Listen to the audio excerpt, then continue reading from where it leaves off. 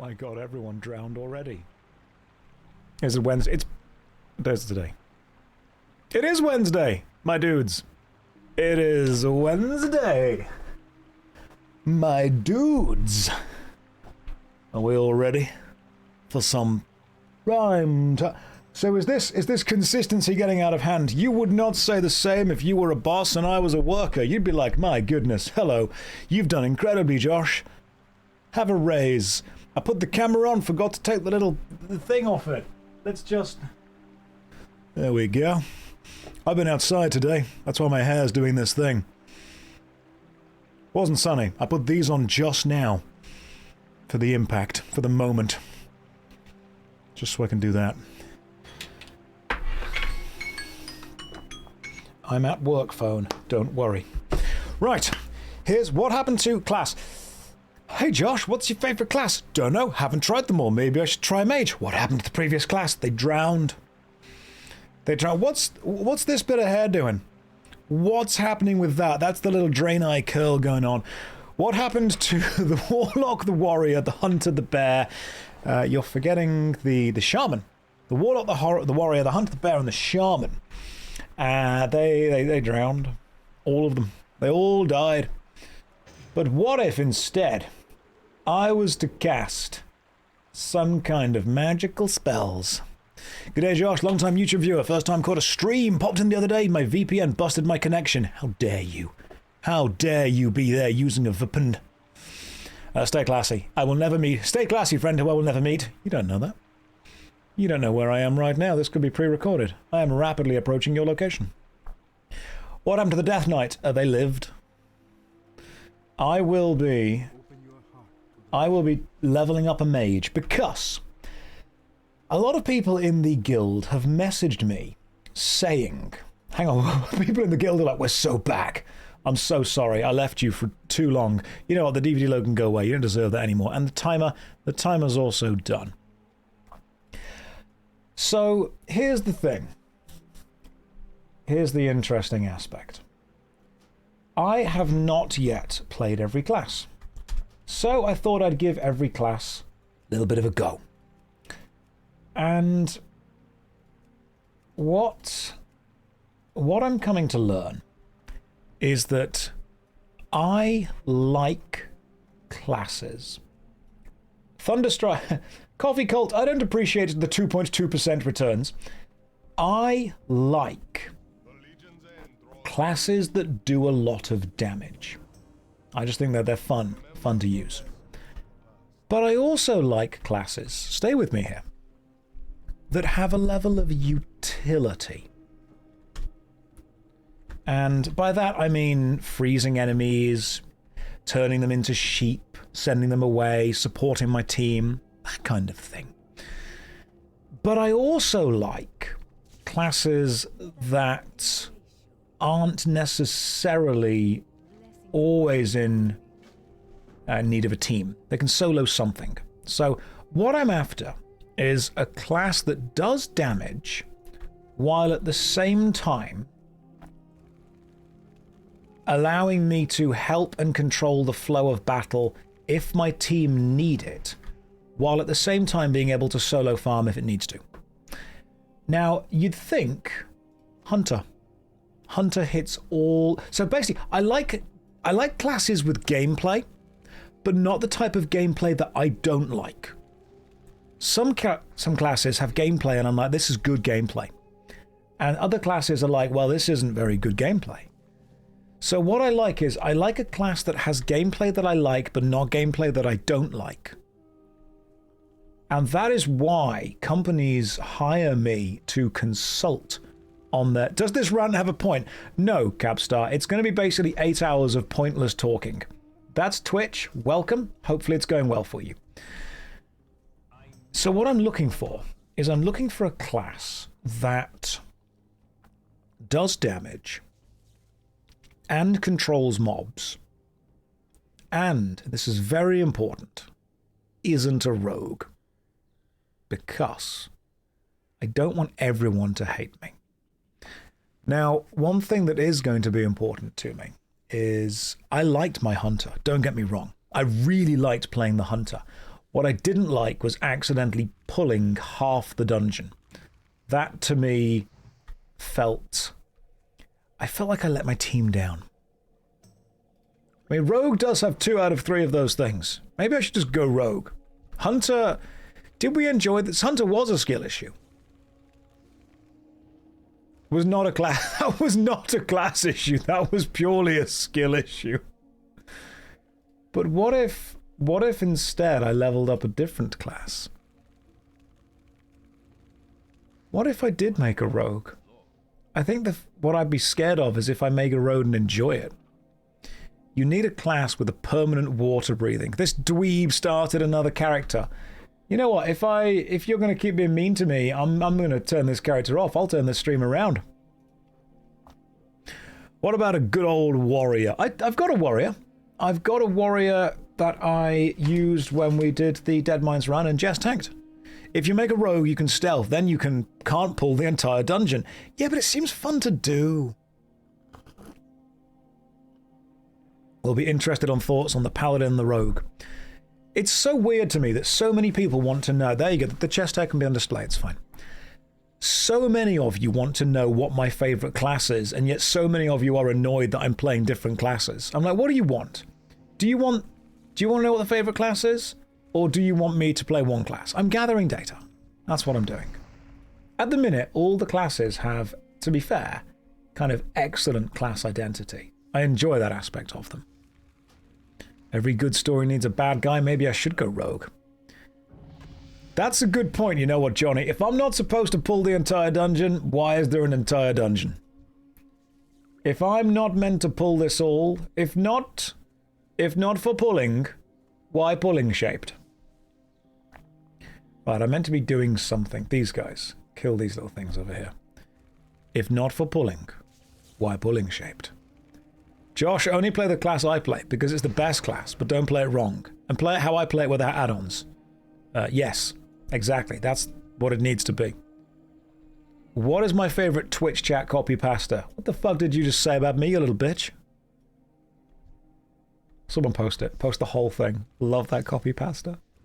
Go for it. I wasn't talking to you. That was the start of the pasta. Someone stick it on. It's a fun one. It's a classic. It's a classic one, isn't it? I'll have you know that I graduated top of my class at the Navy SEALs and have led numerous successful raids on various things, that kind of stuff. Not gonna lie, hang on, it's neat to see playing a new class all over. Just playing a new class. 10 out of 10, this man will never get to 70.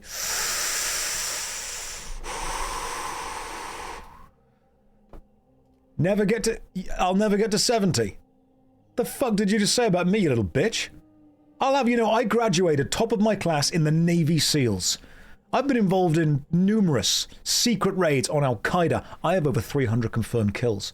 I'm trained in guerrilla warfare. I'm the top sniper in the entire US Armed Forces. You are nothing to me but another target. I will wipe you the fuck out with precision, the likes of which has never been seen on this earth. You mark my fucking words. There we go. Guerrilla warfare, not guerrilla warfare. Full-on guerrilla warfare. Why would you rage war with gorillas? It's easier. I hope you make your rogue a gnome. Just have the worst of all worlds. Just so... It's like, I think everyone should hate me. In many ways. Can I get a guild invite? The guild is nearly full, but yeah, sure, we'll sort it out tomorrow. I mean, in a minute. We'll deal with it in a minute. Just let me kill some stuff here first. The full version can't be posted. It's too long. Nothing wrong with being an alcoholic. Thank you. I'm glad that you've said that to me. I enjoyed the hunter. I just didn't really enjoy the having to also control the pet. I'm not a big fan of micromanaging stuff in games. I kind of like to have one character and be like, this is what I'm doing. I suppose warrior would go well for me with that, wouldn't it? Is a warrior tank like one of the best tanks? You know, I don't like... I suppose I could tank. I do enjoy tanking. Josh, you have to stop this. I have other things I need to watch on my backlog. What's the best tank in TBC? The Burning Crusade. All tanks are viable. I mean, anything is ultimately viable if you've got a good enough team. With a Paladin is the best tank.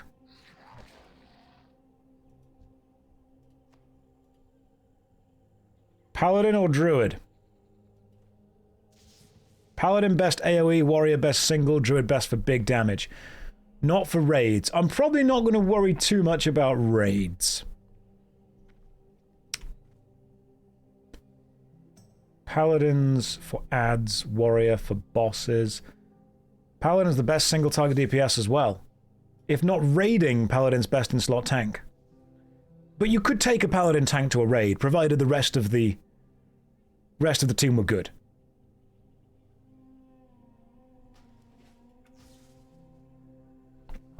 I mean, if not tank, why tank-shaped? Now, I hope you all enjoyed the 8 minutes we had with the mage. But what if, bear with me here, what if Paladin? Now, Dwarven Paladin, could be a choice. Night Elf can't be a Paladin, not Paladin-shaped. Gnome can't be Paladin because gnome-shaped. Hang on. Draenei Paladin. Now that's looking pretty cool there. Now you're all saying Blood Elf, but that seems to be the wrong choice. Lore-accurate Draenei Paladin. Blood Elf period, no. No, we're not doing that. Blood Elf is bad. Evil team. Bad side. Not doing Horde. Alliance Guild best. Hear me out, Gnome Rogue. I don't want everyone to hate me. I think female Draenei. Alright, I'm on board. I'm listening. I'm suddenly interested. I'm considering. There's an idea. However, big bulky bad man. Or do we go with Draenei Pala Mummy? They're cuties. Looking respectfully. I mean, let's just have a look. Yeah, that's fine. Attractive. Same as a guy. On board, but can't be a paladin. Looks like Meg from Family Guy. Very much on board. We go with Paladin, obviously. Do the Draenei start? Wait until you hear the female Draenei accent. Am I going to like it or not like it? Am I on board with this or not on board with this? Okay. Let's just see what we've got going on. Don't say no immediately. I like how the different facial features on guys are different levels of anger, and on girls it's just different levels of lipstick. Let's go with dark blue. We've got the whole goth thing going on. Hairstyle. This is the choice. Okay. We've got different choices going on here. The first one was best, to be honest.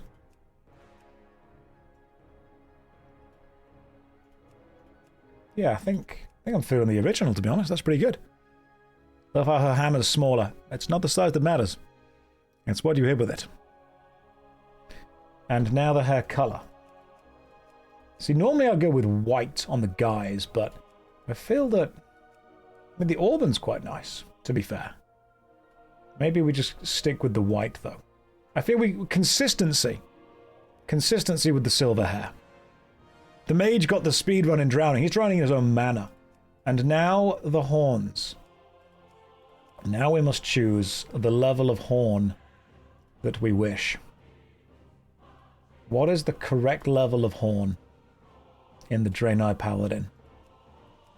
And then I can just, you know, stand in the middle and not die. The biggest horn.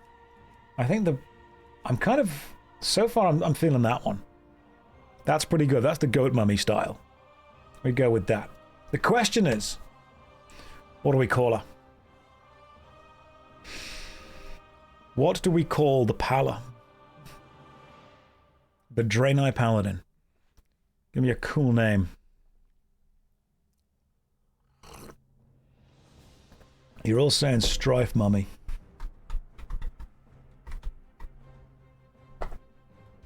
It's a name. It's a name and it's there. 1 month ago, a terrible explosion tore up. It's happening. I'm on board. I need to target something first. Okay, I'm liking the accent. I'm liking the accent. X-Crow's like, get in here. Get in here, you horny Draenei. Why a female, though? Well, again, it's the classic answer. If I'm going to stare at an ass for 8 hours a day, it may as well be a hot one. Right, what we got? I like the fact the gift of the Naru heals the target for 50 damage over 15. That's good, because I can just use that on myself. Holy Light heals a friendly target. Sounds good. Seal of Righteousness. Fill the Paladin with the Holy Spirit, granting each melee attack an additional holy damage. So we Seal of Righteousness and then smack things with a hammer. What happened to the mage? He drowned. In fact, we'll go and find him right where he is. But male Draenei equals Chad. That's why my shaman is a male Draenei. Hang on, Quirklington's like, you're straight? I'm sorry, but was it my sense in jumpers that made you think this man is definitely gay? I mean, like, okay, so I think the best way to describe it is that I am straight, but I did go to drama school. So, you know, there's wiggle room. That's the fairest way to put it. Yeah, that'll do it. That's what it is. Is Josh straight? Technically, although he is an actor. So, it's the classic saying, I'm straight. Well, so's spaghetti until it gets wet. That, I think, is the fairest way that I can put this. Right, let's go and smack things with this massive hammer. Let's see how she goes.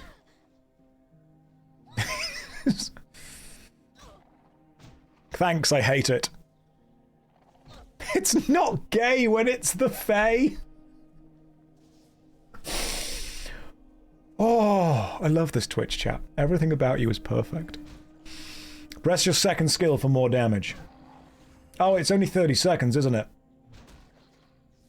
I mean, it's not long. I can only last for 30 seconds with this Draenei, but we'll just keep doing it again and again and again.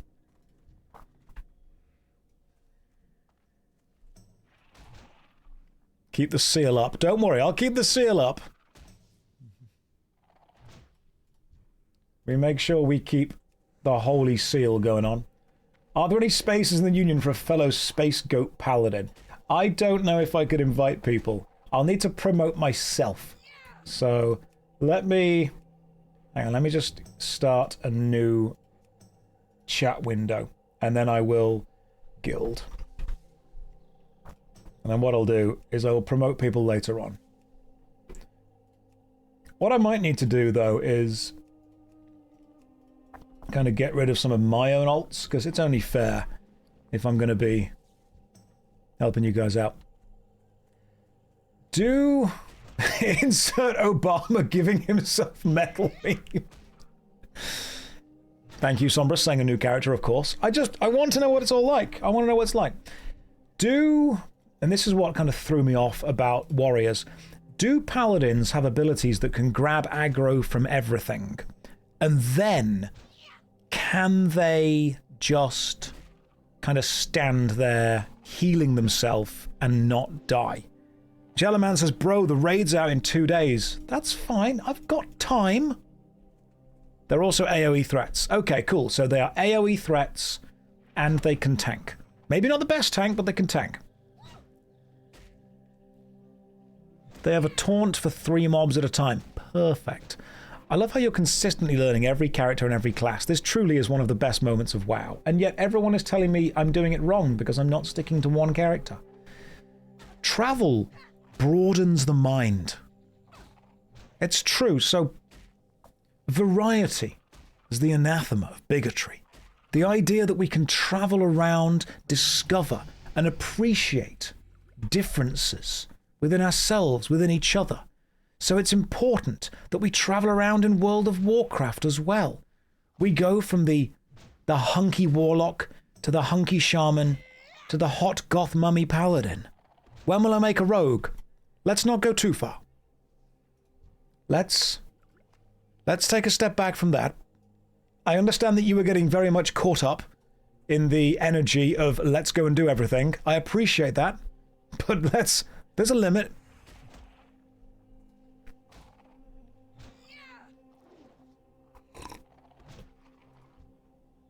Josh, you were starting to sound like a Nepo baby who travels the world with generational wealth.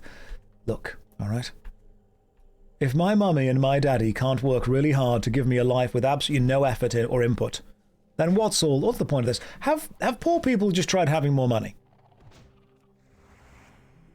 Like, just go to the bank and tell them who your mummy and daddy are. I don't get why you don't do that. Super easy. I've noticed a lot of complaints about paladins lately with regard to their low DPS and limited combat options. Hang on. But just so you guys know, I am being incredibly facetious with that, obviously. We can say it's all good in the hood, but we know there's actually a lot of socioeconomic problems within the hood. Paladins were designed to be played while downloading pornography. Excellent. Paladins have zero combat interaction, thus making them the perfect character to play. Perfect. Sounds excellent. I'll do it this way. So basically, Strife Mummy gave birth to a Nepo baby. If you want to make up the Strife Mummy background story already, I ain't going to stop you. Paladins are fun to tank on. We're about to find out. How can I keep answering the same question? You just hang around. I'll give you a full answer for that soon, don't you worry. I'll tell you what, though, she's doing some damage. She is doing some serious damage. Is this a two-handed hammer? Do paladins normally do two-handed hammers, or do they normally do hammer and shield?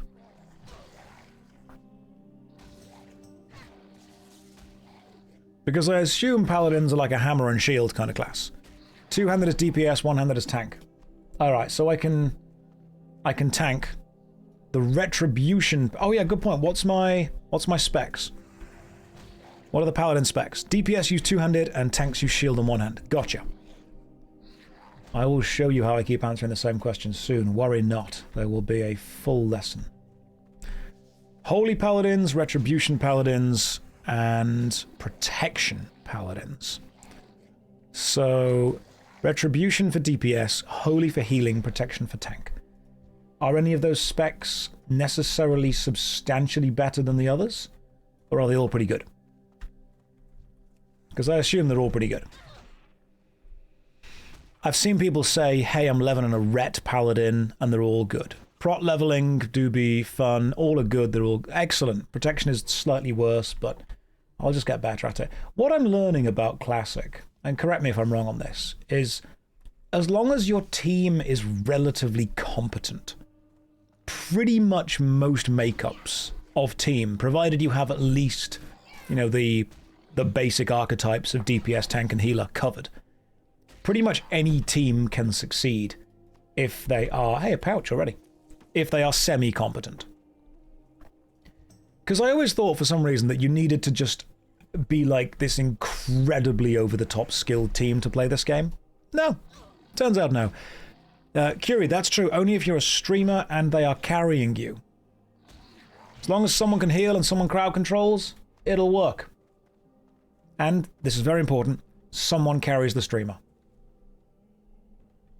Bring the player, not the class. That's what we've always said. Bring the player, not the class. Someone should say that. Someone within Blizzard should say that. Class synergy is still important. Of course. Of course, the harder you make the challenge, the more specific you need to bring the puzzle piece to solve the puzzle. But it's very nice to know that basically we can just... You can just bring whatever you find fun. Bundle of vials. Thanks. Let's just equip those. That's even better. Make sure you don't run out of mana. It causes a lot of drama. If that happens, that's a healer problem. Okay, Mr. 2.2% contribution.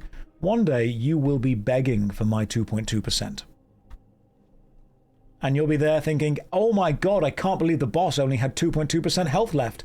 If only someone were here that could do 2.2% damage. And then you'll feel foolish. The music's on, by the way. It's nice for me. It's cool. The Paladin has like half a dozen abilities which are just oh shit situations. Well, we're going to be in those a lot. Let's be real. That's going to be a thing that happens quite often. So I'm going to be handing in all these quests. That's on me for doing 2.2 and not 4.4. I can't do everything. It's so nice to see Josh playing the game and enjoying it. No brain rot, no DVD logo, no treadmill, no jeans. Just a man in a game.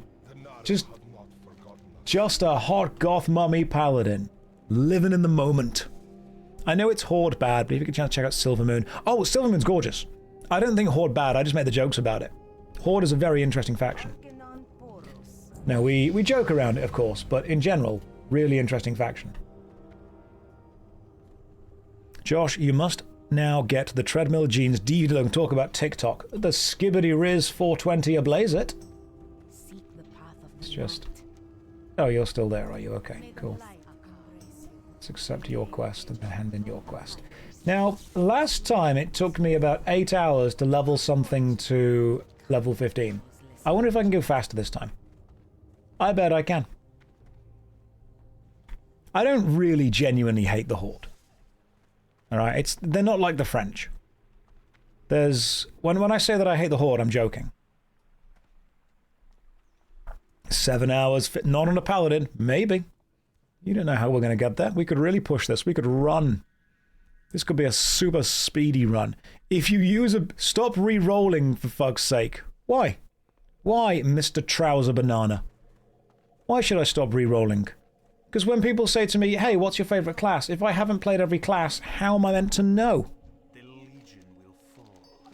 How on earth am I meant to know what my favourite class is if I haven't played them all? I'm not meant to know that, am I? If you want me to know what my favourite class is, I need to have played every class. We'll see if he likes Pally. Auto attack for the win. Oh, don't. Don't. The alliance is humans, shorter humans, midget humans, sleepy elves, and goats from space. I'm already sold. You don't need to sell it to me again. This is probably how most people play a game. It is. They try a class until they sit with something. If I heal when I've got the enemy targeted, does it heal me? Yes. I'm learning.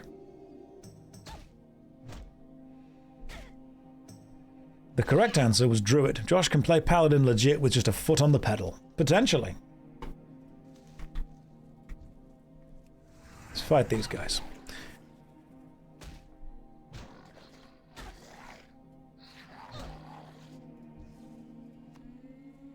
So I will be... I mean, these things right now, I'm killing them faster than the Shaman did, to be fair. 4 is your racial heal. Sounds good.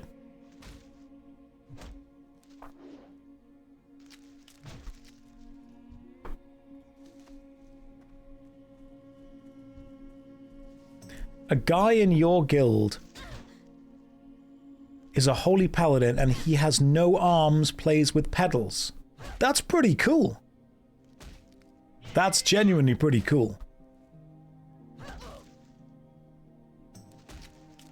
The music here is gorgeous. Why have I quit the men? Mafusi, who have you been talking to? Who told you these secrets? Do I plan on knowing every class, race, combo in the game? I probably won't do Rogue. The men drowned. Tells us everything you know about classic difficulty. Is that, what, the fact that I think it's cool that he can do that?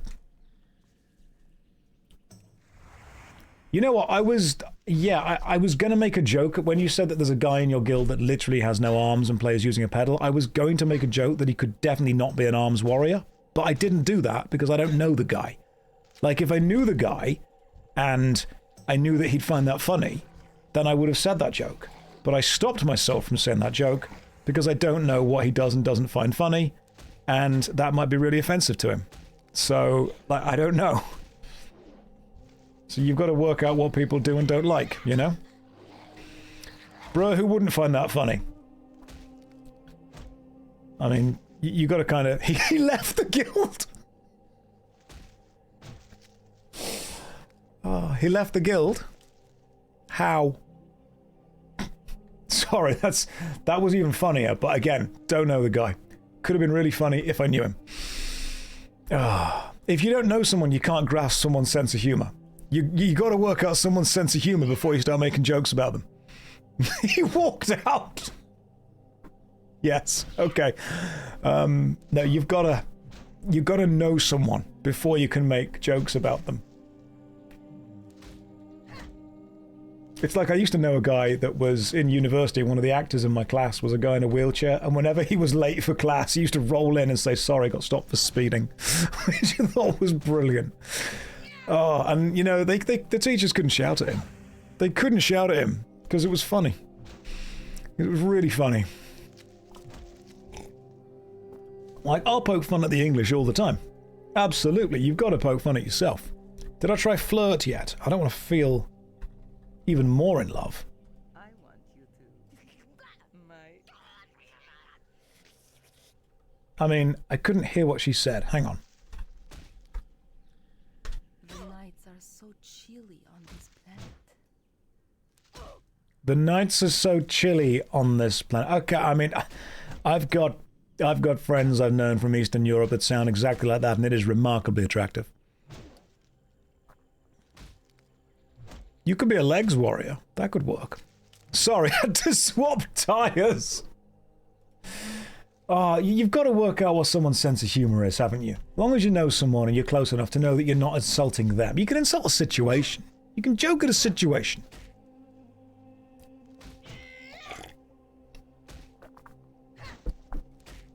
You would flirt with the root lashers. They seem to be into spanking. It's all the tentacles, isn't it? It's nice to know that Japan's in the chat with us.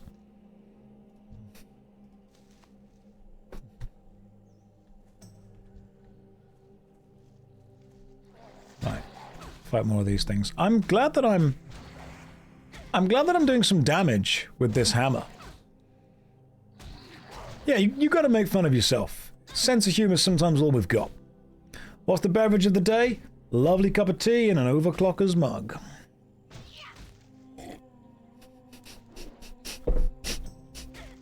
You had a guy at work called Ian, but he had one eye. You just called him Anne. Oh, this... You've gotta find the funny, haven't you? You've gotta find the funny. It's a classic way of doing it. Right, you're dead. What are we picking up from here? Corrupted flowers. How do we get... I bet a corrupted flowers I've got to use an item on you or something. Inoculating crystal. I bet I've got to use that on you. Right, hang on. Corrupted flowers. What am I doing with this quest? Botanical legwork. Fight you. Come on. Gather 3 corrupted flowers. Right. Where are they? If I were a corrupted flower. There we go. Alright, cool. Oh, they're just regular flowers. I see.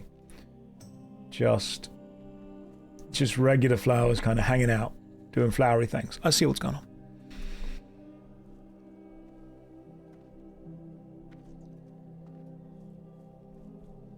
Now, humor is a very subjective thing. It's a very personal thing. What you find funny, somebody else might not. You know, what you are able and comfortable to joke about, somebody else might not. It might be something that's genuinely insecure for someone. So it's very important that any level of comedy is kind of established. I hate it when someone says, oh, you know, it's just a joke. It's just a joke. Because a good joke makes you laugh and them laugh. If a good joke makes you laugh at the expense of them, that's not a good joke, that's a selfish joke. You can't excuse poor behavior with, it's a joke. That's not how that's going to work. If you're going to excuse poor behavior, you know, you need to make sure that we're all laughing at the joke. We all need to find it funny.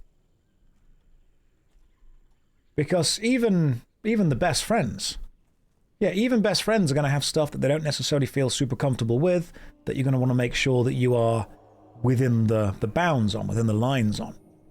So I've had to, you know, pull friends aside and be like, hey man, I know you said that with jest, but that is something that actually genuinely gets to me, and I'm still trying to process through that. And they've been like, hey, I understand, sorry, I didn't mean to offend. I'm like, I know you didn't mean to offend.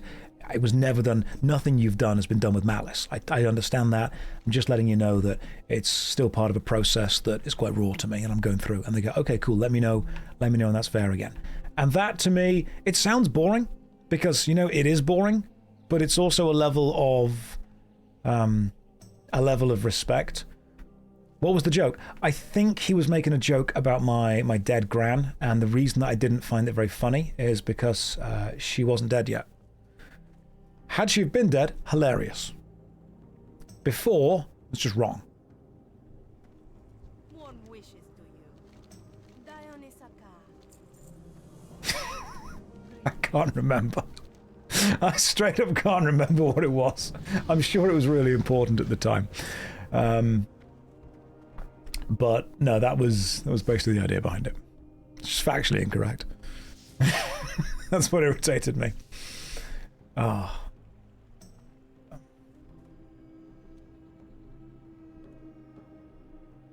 I think it was when my really tall friend made a joke about me being slightly shorter, and I said, look, we don't see eye to eye on that. And he's like, I know.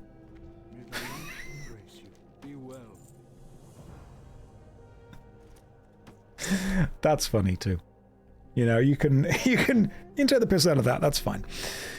Oh, goodness. Oh, we like to have a laugh, don't we? We like to joke. Little jape. How tall am I in meters? Just shy of 2. Right, devotion aura. 55 additional armor to party members within 30 yards. Oh, cool, okay. Players may only have 1 aura on them at any time, along with... So is the seal of righteous... So a seal and an aura are different. Right. So you can have a seal active and you can have an aura active. Placing a blessing increasing power by 20 for 10 minutes. Only 1 blessing on them per paladin. Judgment. What does that do? Okay, there we go. Unleash the enemy of a seal spell upon an enemy. Refer to individual seals for judgment effect. Oh, so you put the seal on them and then you judge them. So you seal, kind of weave them, if you will. Right. So a seal is a self buff, aura is a permanent group buff, and blessing is a single target buff on anyone. Got it. Got it. So, Holy Light, Seal of Righteousness, already got it. Holy Light heals myself. 4 is my, effectively, racial heal. Devotion Aura, 55 armor to party within 30 yards. Players may only have 1 aura on them at a time. So I can activate the aura on myself. I can have a seal on myself. But then I can also have a blessing on myself. So, and the blessing lasts 10 minutes. So blessing, seal, aura. And then just smack with a hammer. So our paladin's mostly about stacking up a huge amount of static buffs and then just using auto attack and not dying.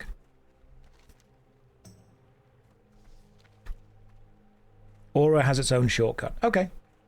So sort of. And then judgment. Judgment, you put a seal onto yourself.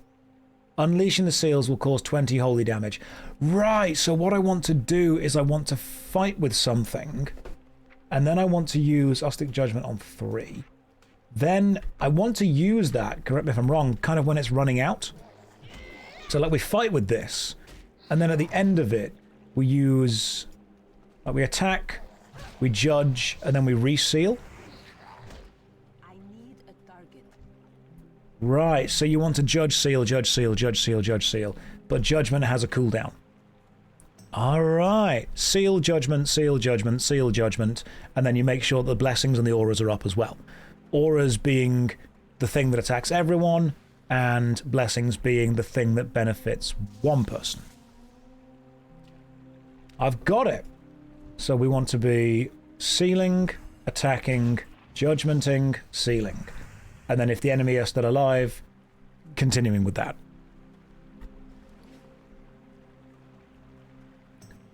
So we've got auras are static buffs that affect everyone close to me.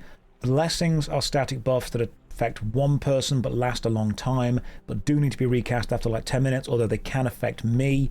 And seals are things that give me a static boost for a short time, which can be consumed by judgment, which then I reapply to myself afterwards.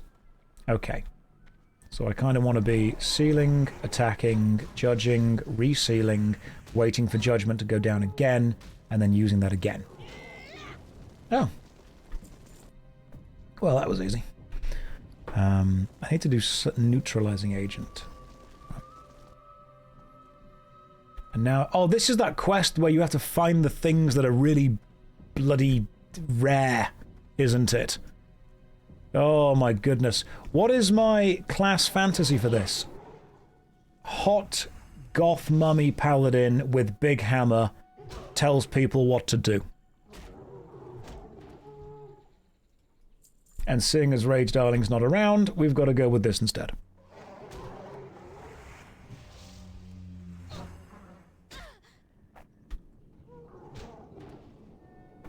You seal your emotions inside and then just unleash them. Got a chain vest already. Sweet. Sister of Battle Goth Goat version. That'll work. Recast seal after judgment. I've been doing that. So judgment was 3. Okay, so you want judge, seal. Cool. Oh yeah, chainmail bikini already. God damn, they knew what we wanted 22 years ago, didn't they? They weren't messing around. Right, so I need to use this on... Hang on. The Nestlewood Owlkin. Right. Target the Owlkin and then, like, neutralize them? Those things. Okay, they're the things that need inoculation. I'm going to pull one of these guys, so I'd rather pull this one. Right, you inoculate that. Maybe I should wear a chainmail bikini in honor. This is the quest that I remember doing with the shaman that took absolutely bloody ages to do. Because these guys don't respawn very quickly.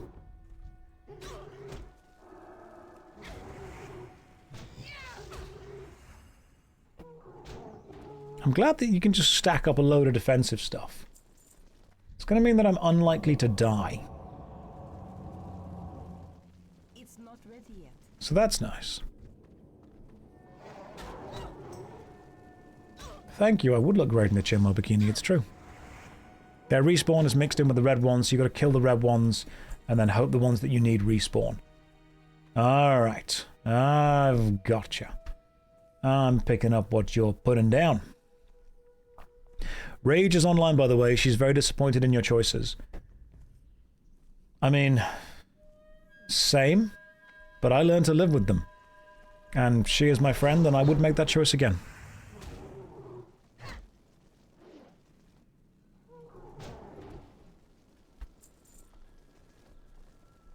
Josh is an alcoholic. I feel very seen by the fact that I'm playing a new character all the time.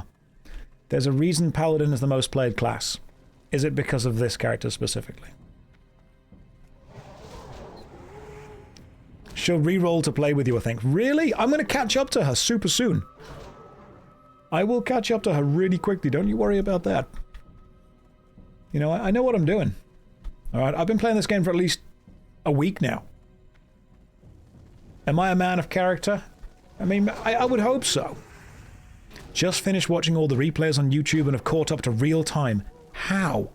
I've been playing for like 8 hours a day. How have you managed to catch up? I mean, well done. That's incredible. First time watching your Twitch. Love your MMO series. Oh, thank you very much. I really do enjoy making them. I'm glad so many people have resonated with them. It's a really fun experience for me to be able to share my love of the genre with people. Tell me, do I know of any good powdered drinks? That is such a specific question. And I'm so glad that you've asked it. You know, I am not a hot goth mummy paladin. But if I were, and I needed to get a hit of caffeine with some lovely tasty water, I feel that I would drink gamer subs. And I think that one of the best ways that I would drink gamer subs is by getting 10% off using code JOSH.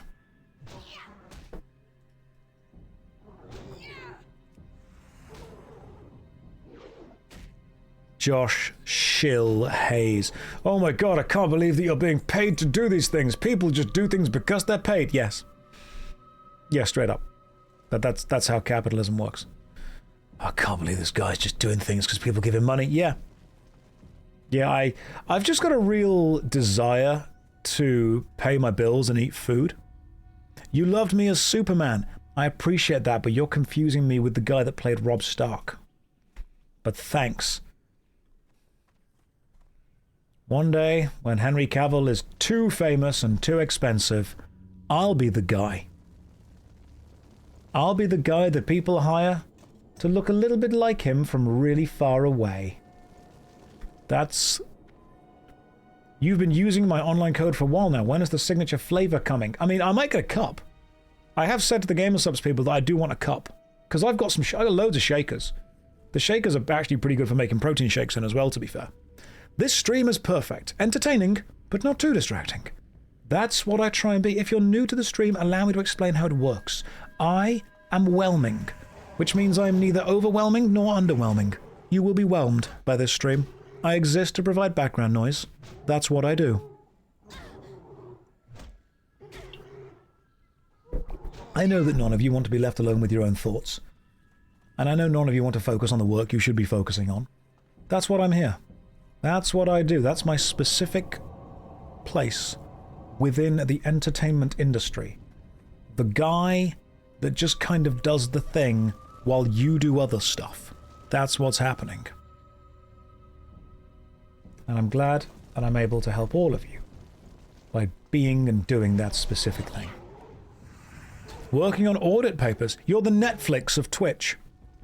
I'll take that. You don't care. You just want something on in the background, and I happen to be here, and also easy to listen to. I am the Radio 2 of Twitch. We're not as exciting as Radio 1, and we've not got the music of Heart. We've not got the class of Classic. We've not got the anger of any kind of metal station.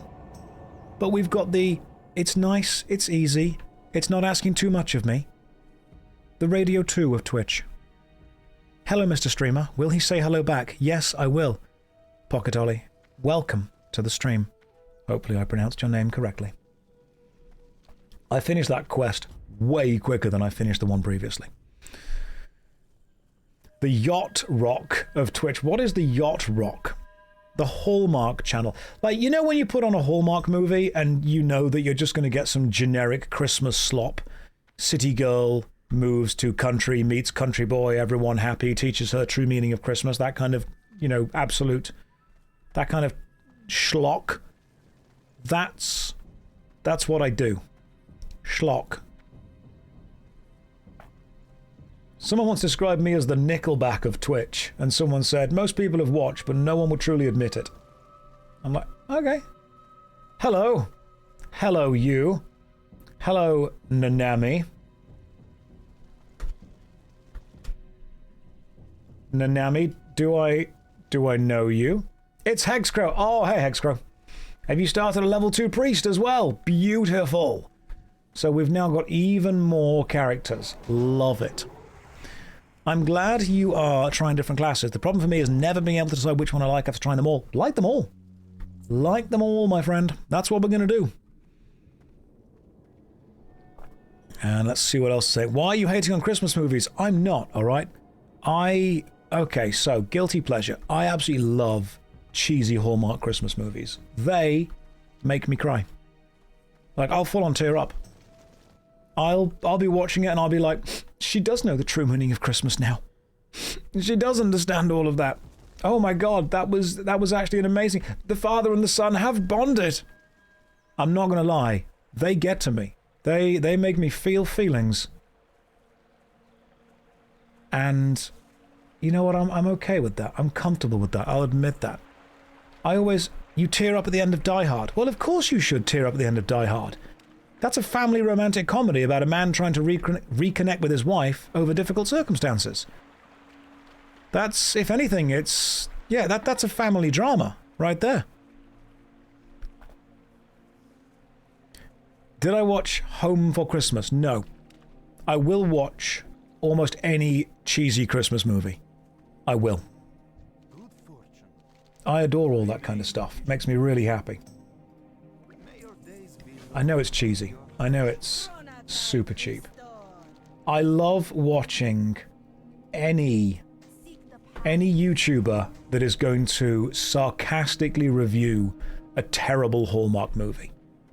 There's a YouTuber called Andy. Andy does a lot of... Drew Gooden does a lot of this as well. Drew Gooden, you've got Andy, you've got the Curtis Connor, you've got Eddie Burback, all these guys that review like super cheesy classic Christmas movies. 100% into that. Love all those lads. Incredible content all around. Hang on, we've cleared out the guild just for me to fill it back up with alts. I could belong in one of those. If we had this discussion a few days ago, if I was in a Hallmark Christmas movie, would I be the big city girl that is leaving the big city and learning the true meaning of Christmas? Or would I be the country boy that she meets and teaches her the true meaning of Christmas, who runs a small bakery? Or, get this, both. Because I think I could do both. You'd be the city girl's partner at the start of the movie that she leaves for the main character. I'd be the guy and I'm like, listen, I know I'm at work all the time, but I'm doing it for us. I'm about to close the big deal on the special hedge fund case, and I know that I've missed Christmas, and I know I've missed your birthday, and I know I got our son a car that said happy birthday daughter because I'm not around much, but I do truly, really like all of you. You're spiffing, you're great, you're fantastic. I'm about to make Parker, I'm about to make partner at the law firm that I work at, Law and Lawsons. We specialize in all of the law. That's what I would be. We specialize in being generalist. And okay, look, maybe you've just found my bank account, and yes, maybe I did buy myself a Lamborghini with the money that I was saving up to get your grandma face surgery, but we need the Lamborghini so the clients take me seriously. What do you mean you're leaving? You can't leave now. You need to reheat the dinner that you cooked for me that I didn't eat because I was late home from the office. That Netflix is my audition. But the face surgery, she's got to learn to live without one. Why would your girlfriend's grandma need grandma face surgery? No, she's not having her grandma's face put onto her. The grandma's having a new face. Grandma watched Face Off and got a few ideas. Inju, are you all of my ex-boyfriends? I'm sorry, did they all prevent your grandma from having face surgery? Sounds oddly specific. Yeah, that was all far too... that was far too specific to be improvised. I've had some practice there. Face Off might be one of the greatest films ever made. Just saying. Face Off 2, the grandma-ing. Oh. I'm convinced Face Off didn't have a script. I'm convinced they just gave Nicolas Cage and John Travolta drugs, guns, and said, go. Like, they found themselves in some zany hijinks, some wacky situations, and they were like, there's a plane about to crash into the building. Film it. Film it. Get some doves. Give it to John Woo. Let's see what's happening. Oh, I know, I love that kind of film. Geriatric Face Off. Wait, another one. So many, look, they've all drowned. But no, I think if I was in a Hallmark movie, I would be the handsome but slightly less handsome, generic, annoying boyfriend at the start of the movie that the big city girl doesn't deserve and leaves when she hangs out with the slightly more muscular, slightly nicer actual country boy who treats people with respect. And there would be a scene at the end of the movie where I turn up and go and try and win her back by entering the big rodeo, and the country boy wins the rodeo because he's got a bond with the horse and the bull, and I get bucked off because I don't have that bond, and then I get thrown into hospital, jail. You know, like that kind of genre. You can see it. Thank you. I'm glad that you're all envisioning. Are you seeing what I'm seeing? Are we envisioning the same thing? Is there a scene with a boombox? Yeah, I think that's the scene where I play... There's a scene in the film where... There should be a scene in the film where I play basketball with a couple of, you know, crazy kids who are currently playing basketball on the countryside basketball court. But when I'm playing it with them, I'm like shoulder checking them out of the way and I'm pushing them over and then I'm attacking them and then I injure a few of them because to me it's all about the winning. But then my ex-partner sees that and she's like, oh my god, he's so competitive and he's such a douche. And then the good guy, he comes over and helps the kid who is hurt and then teaches him martial arts. And then later in the film, it's a B plot, the kid beats me in a martial arts competition. Netflix, if you are watching, hire me. Are you a streamer in the movie? I actually own Google in the movie. Is this before or after you're sent to hospital jail? It's a flashback that happens while I'm in hospital jail. The movie it's multi-layered. Josh, this is oddly specific. Do you need to tell us something? Yeah, you guys might not see too much of me over the next couple of months while I get sent to hospital jail for shoulder checking a child in a pickup basketball game. Yeah, it's basically the movie Big Fish. Be the hero of the story if you can. Be the champion in the fight, not just the man. Which is the Big Fish musical soundtrack that you should all watch. Look, why not write a Hallmark special that's based off an MMO? We've already just discussed this. We've called it Looking for Group. And it's the Hallmark story about a man and a woman who play different MMORPGs, who both meet other people within the MMOs they play and learn that they actually aren't in love with each other anymore. They are in love with the person that they've met online. And then they go and meet up with the person that they've been playing with online. And guess what? Shocking twist, shocking reveal. Can you guess? So like one's playing one game A, one's playing game B, but then they play other games, but they meet each other. They both go and meet up, and guess who it is? Guess who it is? It's a bot.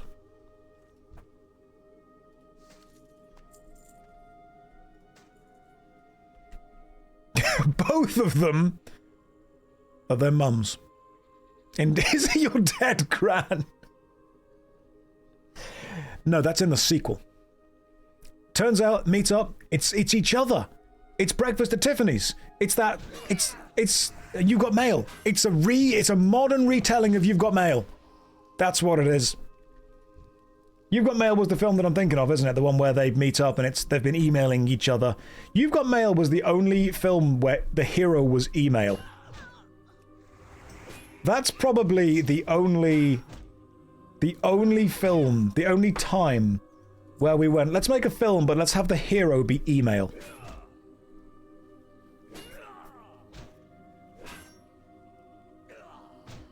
Mail armor, they could call it that. We could call it lots of things. There's a big choice here that we could go with.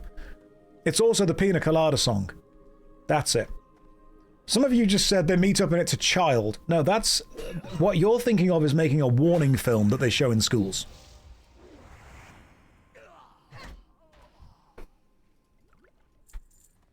Why not E-Girl? E-Girl not real. The hero is just ChatGPT. It's just a bot that someone's... The hero ends up being some kind of bot made to play the game as well as possible. They meet up and it's just Code Bullet.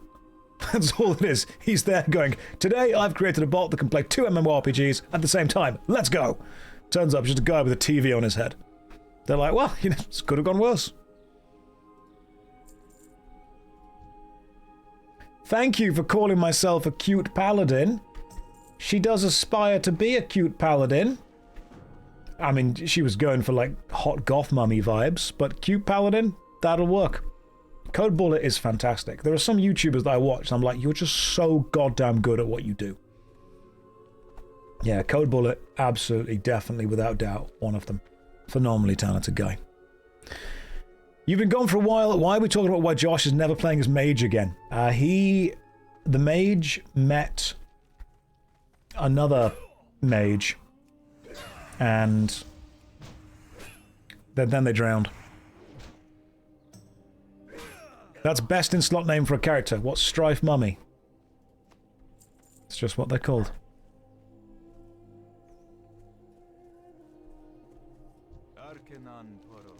Oh, hang on. Weathered mail tunic. Tell you what though, this Paladin already has more damage than... already got more armor, sorry, than my Warlock. This is insane. Paladins get so much. Okay, Surveyor Candress. Gotta go and kill her. Reason number 105, you don't want to be isekai'd into an MMO world. Insects bigger than you. Yeah, but allow me to present a counter-argument.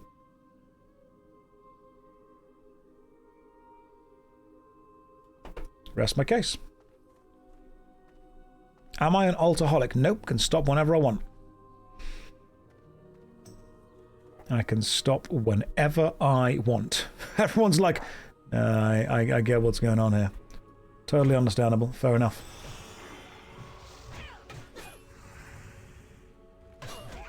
What I am liking is the whole not dying thing. That's pretty good. There's a limit to the number of ults you can have, so it is inevitable. Yeah, but you know, when we get there, when we get to that limit... This zone is crazy. Already fighting the Blood Elves who live in another continent on another part of the world. And we're already at level 5. So my favourite ult so far is the Paladin, just because of the simplicity of choosing auto-attack, weaving the seals together, and then giving myself static boosts. I like setting up a tactic and then kind of playing through it, instead of necessarily reacting super fast to a moment in the game.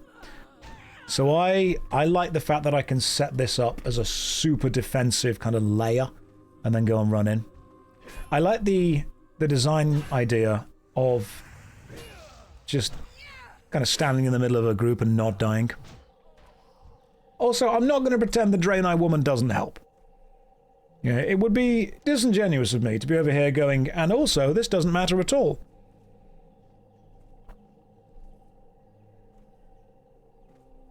Plus, I think... I mean, am I a paladin in real life? I feel that I'm a rogue that thinks they're a paladin. What class fantasy do I like the best so far? I like the Warlock in general. That's pretty cool. The Warlock is fun. The Warrior is pretty basic and standard. It's all cool. The Warlock being like an evil dark mage. Like a mage that listens to the Rasmus. I'm an IRL priest. Do you think I could heal people? If I wanted to be a priest? You're more like a quest giver IRL. All rogues think they're paladins. All paladins think they're rogues. That's probably how it works. The cleric of gamer sops. I'll take that. Am I in the shadows? Yes. So I don't go to school every Monday. I've got my reasons to sleep. Don't you tell me how I should be. Because I've made up my mind about the music. And I have made up my mind about the style. And I know that I am stable and able to carry on. But I keep falling down with this song. I will not apologize for being a little bit of an emo.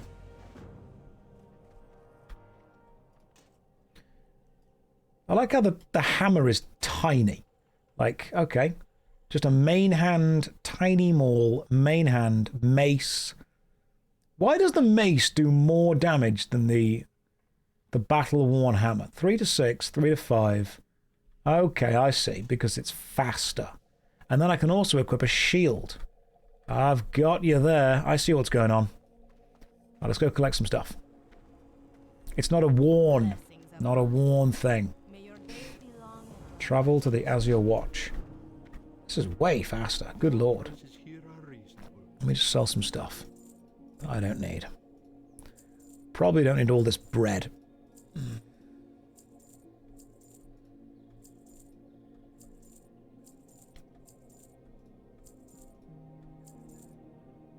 Okay, cool.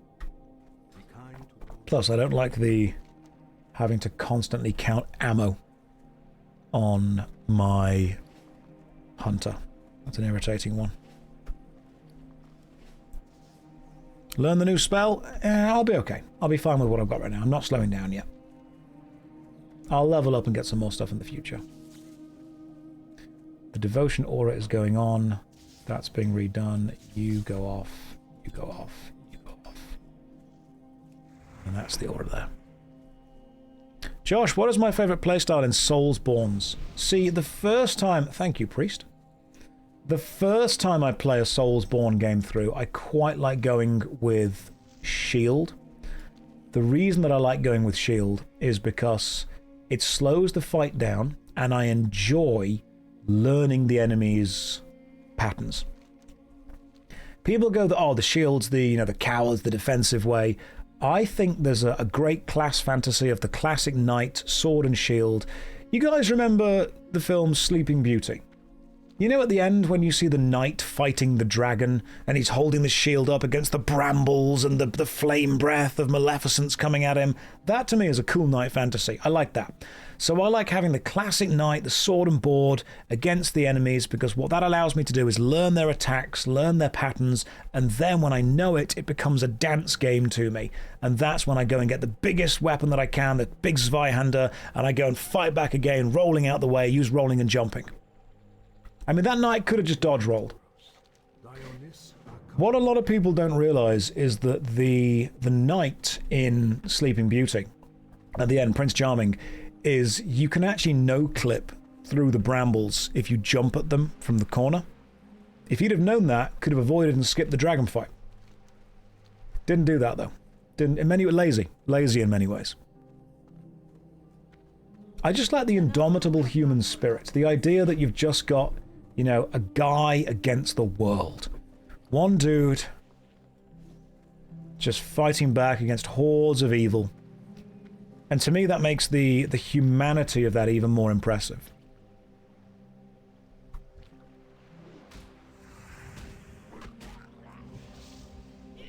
It's why I think I've ended up preferring the Imperial Guard in Warhammer over the Space Marines.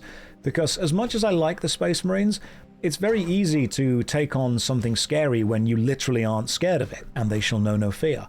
It's personally much more impressive when you're terrified of something, but you're holding the line anyway. As we all know, bravery is not the absence of fear. Bravery is the conscious decision that something is more important than fear. That is what I like. The class fantasy of that kind of does it for me. The overcoming of the difficulty, of the fear. When am I changing my profile picture? So that profile picture was actually drawn for me by a professional artist, a fan of the channel, called Manuel Castanon. And Manuel Castanon is an official Magic the Gathering artist. You can go and check this out. His work is incredible. In fact, he's done some of the cards that I use the most in my decks. He's done, I think it was Jarad Carthlion, and he did the Bodyguard card, the Noble Bodyguard kind of thing. It's incredible stuff. So he messaged me and said, hey Josh, taking a bit of a break from official work. Just thought I really like your videos, and I also do artwork for Warhammer and Magic. Here's you as an Ultramarine, which is super cool. And we had a bit of a chat. Really nice guy. I think it's Jared the Lion. It's the 5-color mana Planeswalker that was in one of the Commander Planeswalker decks. That was the dude that he drew. So yeah, had a chat, really nice guy. And was very, very appreciative of that. A lot of people have reached out to me and messaged because either they've seen my videos and they enjoy them, or they've reached out because they've seen one of my guide videos. I think one of my favorite was a guy called, his name's Gavin. Gavin reached out and said, hey Josh, just so you know, I've just got into playing the Elder Scrolls Online. This was years ago. And I used your video, a new player's guide to the Elder Scrolls Online to start out. So I said thank you to Gavin. We had a conversation. Turns out Gavin is the YouTuber Miracle of Sound. And I love Miracle of Sound. So that was super cool to know that Miracle of Sound reached out and said that my guide helped him. And then I think one of my favorite ones was, yeah, Gav's great. He's a lovely dude. I made a guide for killing the Zoc Jad in old school RuneScape, and a lot of people have reached out because of my Zoc Jad guide.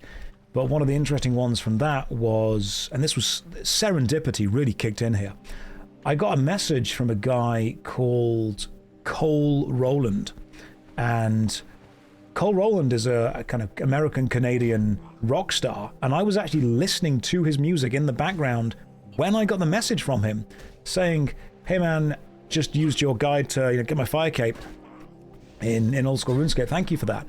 And a big fan of Cole's music, and Cole and I since kind of became friends for that. We chatted, it was a lovely thing. He's a really nice dude. And when RuneFest, Cole Rowland, R-O-L-L-A-N-D, you can Google him, it does amazing stuff. And Cole is a huge RuneScape fan, and when RuneFest happened last year, I reached out to the RuneFest team and I said, hey guys, Cole is a massive RuneScape fan. I think we should get him to play the opening ceremony. And that ended up happening. You can Google, RuneFest Cole Rowland. He rewrote most of the music to use an electric guitar, and he walked on stage and just shredded. He was wearing a 99 Slayer shirt as well. It was super cool. The guy was really friendly to hang out with. But that to me just kind of reinforces the fact. It's really sick. He's such a cool guy. I'd go and Google it. Songs are amazing. I like the...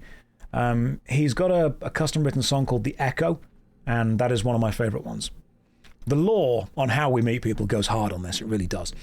But what this story is meant to kind of explain is I've been very lucky in my life. I've met so many people whom I have such a great deal of respect for, such a level of admiration for their artistic integrity, for their abilities, for their creative mindset. And what has connected all of us is video games. And I think there's a level of humility. So there's a level of humbleness to that. You can meet so many people that you see as... I met you at PreachCon. Oh, that was really good fun. PreachCon was super good fun. And yeah, Preach was lovely. And I think what's the name drop power hour, that's what's going to happen. And I'm going to also meet Ross Scott when I pop to Brussels in a couple of days' time. But what's really important is when people say, oh, it's just name dropping, we often forget that the people that we admire are at their core often just people, and they have, hobbies and enjoying things just the same.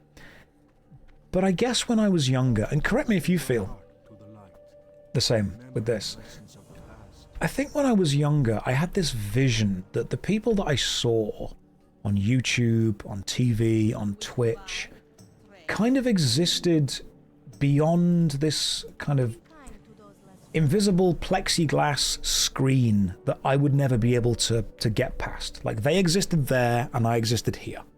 I watched them, I was here. They were the ones that were doing the successful entertainment, I was the one that was consuming the successful entertainment. There were different worlds, unapproachable different worlds. That's how it felt to me. And then when I started meeting people from this world, and when people started to say, oh, you're in that world now, I'm like, oh, okay. That was an interesting kind of crossing of the Rubicon, where it all becomes much more comfortable. I met you at PreachCon, you helped me win an argument about McDonald's. Was that when we all had breakfast at McDonald's at PreachCon? Because that was great. There was a McDonald's close to where PreachCon was being held, and everyone was having breakfast there. You guys were super welcoming, which I really appreciated. Like, it's always nervous to turn up to any kind of, convention where you don't know people, you haven't met people before. How about never meet your heroes? I have been, I think, remarkably lucky in meeting people that have been very kind and have spent a long time ingratiating me into kind of their circles and their ideals. I think I've only met one or two people that I didn't vibe with. And I'm not going to start drama by running their names through anything. But I try and always give people the benefit of the doubt in general and say, you know, hey, maybe they had a bad day. Maybe something was going wrong. Maybe they've got family problems. Maybe home problems are happening. Maybe it's been an annoying travel thing for them. Maybe the hotel's not very nice. Maybe people are being super, dickish to them. Who knows? But if I meet someone and they're not what I expect, or they're rude, or they're not, putting a huge amount of effort into being kind, it's very often not something that you've done. It's something that they're going through.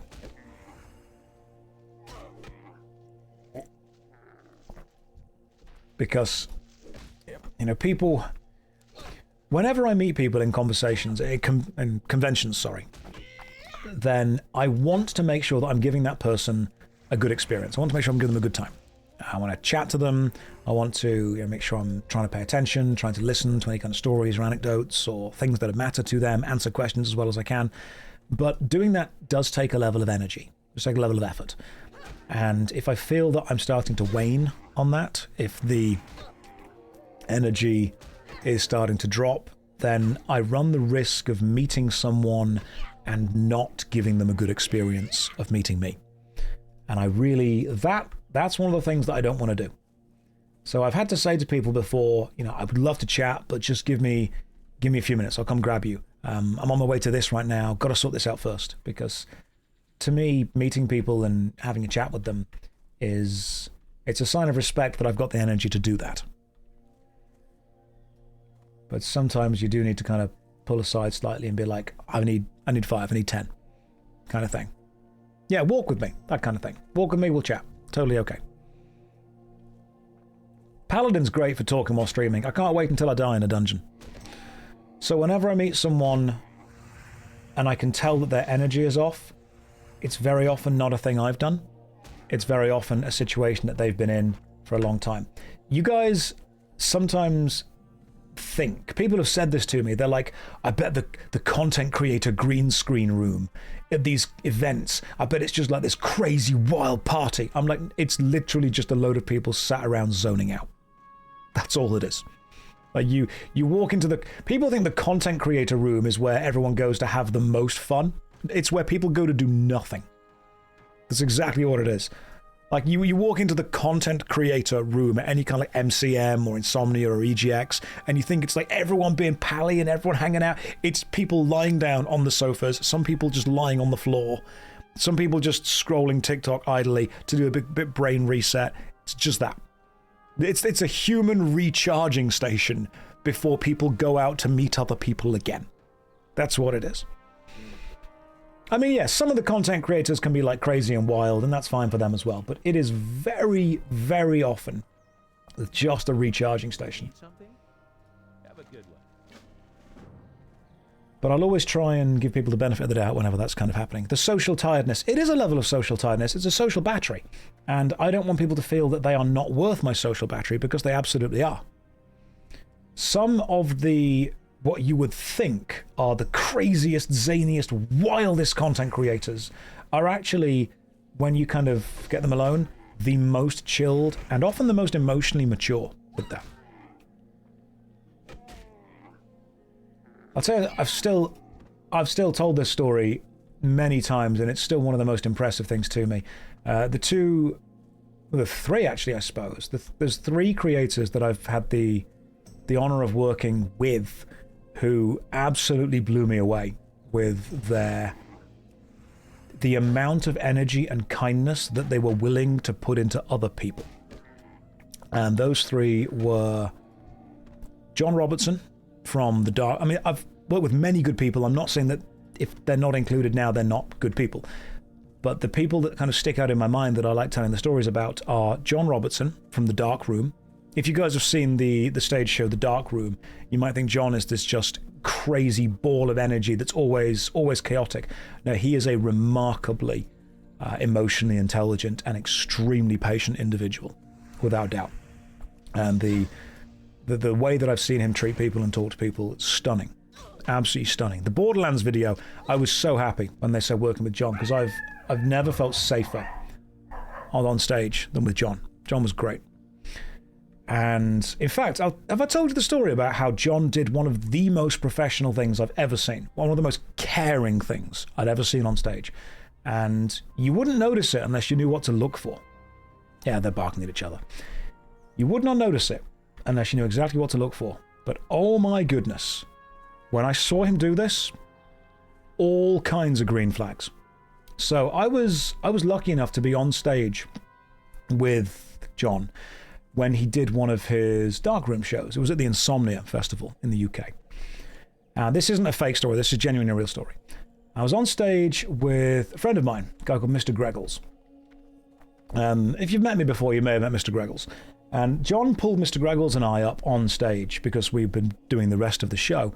And what was quite funny was he went, and get on stage, YouTuber JoshStrifeHayes and drummer Mr. Greggles. And we all came up and he went, right, it's my show. Sit down there, lads. Don't do fuck all. You've had your time. And he pulled a table up for us on stage and put a jigsaw on the table. And he went, sit down, shut up. It's not your show anymore. Do a jigsaw.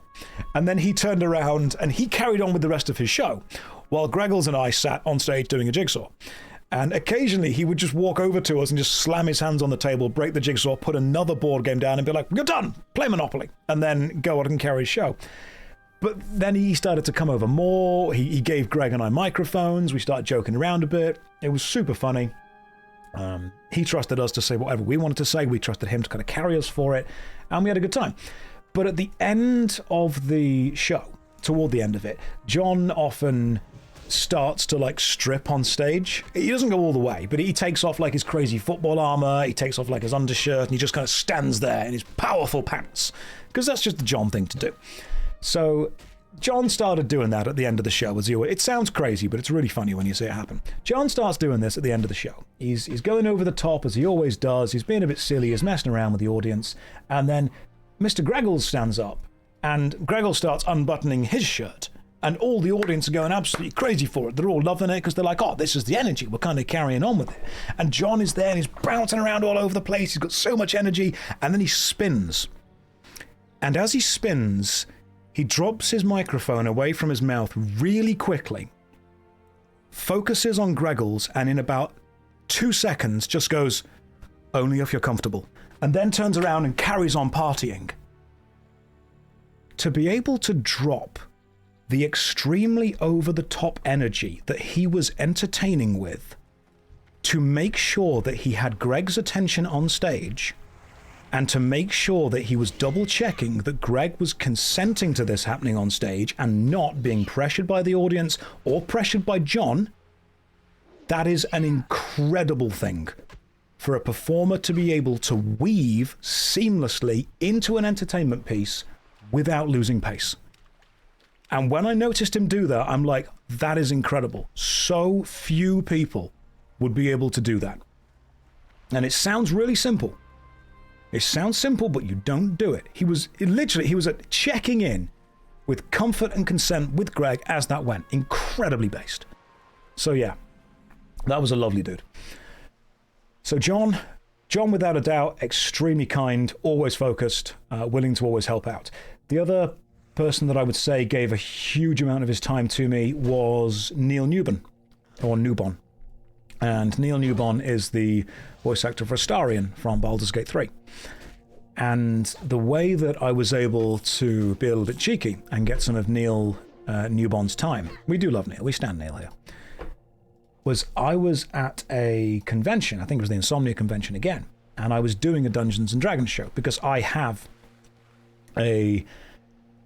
run before, I have dungeon mastered a live Dungeons & Dragons comedy improv show called Session Zero, which also stars Rage Darling, Billy Tricks.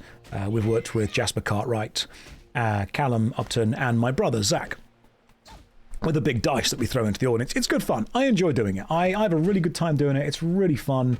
It's silly for everyone, and I think we have some good energy. The audience always gives a lot of stuff. But I was doing a show at one of the Insomnias, and Neil was at the show doing, whatever he was doing. He was doing some kind of signing for Baldur's Gate 3. And when he'd finished signing, I was able to kind of catch him just as he was leaving the booth. And I said, Neil, sorry to jump on you, disturb you, but just so you know, I've got a Dungeons & Dragons show. It's on stage in about an hour's time. It'd be really cool if you're around, if you could just jump on for a cameo, because people love your Dungeons & Dragons work. And he went, I'll see what I can do, no promises. And then just kind of walked off. And I thought, okay, nothing's going to come of that because he is a busy guy.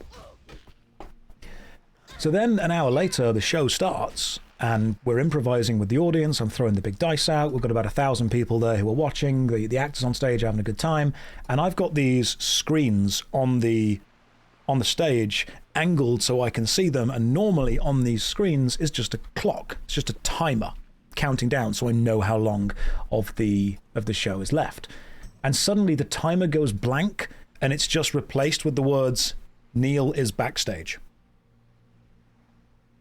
All right, and then I say, okay, and then you board the pirate ship, and suddenly a flamboyant vampire captain appears.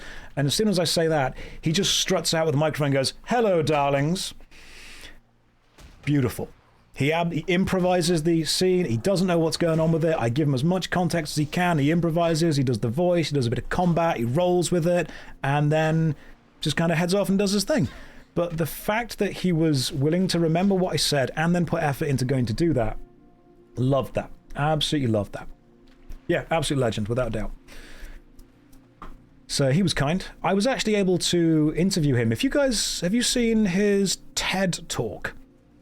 Neil Newbon's TED Talk. If you go and double check with that. So I hosted that TED event. I'm doing a TED Talk this year, actually. I've been discussing what I'm going to be doing with my kind of speech helper. I hosted the TED event that Neil presented at. Kadikarus presented at the same event as well. And after that event happened, I sat on stage with Neil and did like a one-on-one interview. And he was very candid with his answers. He was very direct. A lot of respect for that guy. He was lovely. The other person that has been very kind and generous with their time was actually Ben Starr. When I sent the messages and Rich Keeble from, to be honest, the whole Expedition 33 guys were fantastic. Because when I did my Expedition 33 review on the JoshStrifePlays channel, I reached out to all of the cast via various contacts that I had and asked if they would do little cameo appearances in the video. And everyone that got the message sent me a little cameo back, which was great. He was lovely. Rich Keeble was great. He did so many takes of a line to make sure that I had the correct one. And the actress for CL also did that. And Sophie, Billy, the actress that played Sophie, she's lovely. I am currently on Paladin, playing a Paladin instead. I tried to get Andy Serkis, but honestly, getting in contact with Andy Serkis that's a whole thing. You've got to go through the big agents to be able to get in contact with Andy Serkis. I feel lied to when I hear VO stories because it all sounds too wholesome and nice. Greg, I think what ends up happening is there is absolutely a level of success that being an arsehole will get you to. There is a level of success that you can reach by just barreling through everyone, demanding things, forcing things. Because, yeah, people mistake genius for confidence. And there's absolutely, undeniably, a level of success that just being super confident will get you to, without a doubt. But I think what people forget is that the industry itself is relatively small. A lot of people end up knowing a lot of people. A lot of people end up having stories about lots of other people, and you end up asking, hey, I'm working with this person, what are they like? And those stories, it's when you hear oh yeah, that person's lovely. That's when they get invited back. What you'll find is there are many times whenever you are trying to solve a problem in the entertainment industry, such as you need a voice actor to do this, or you need an artist to do this, or you need you need someone to do the thing. There is a massive amount of value in knowing that the person you get is going to be polite and reliable. People forget this. Like, if you're given a choice between someone who is 100% perfect but an arsehole to work with, and 95% perfect, but an absolute delight to work with, I guarantee you after enough time working in the industry, you're going to go with a person that's delightful.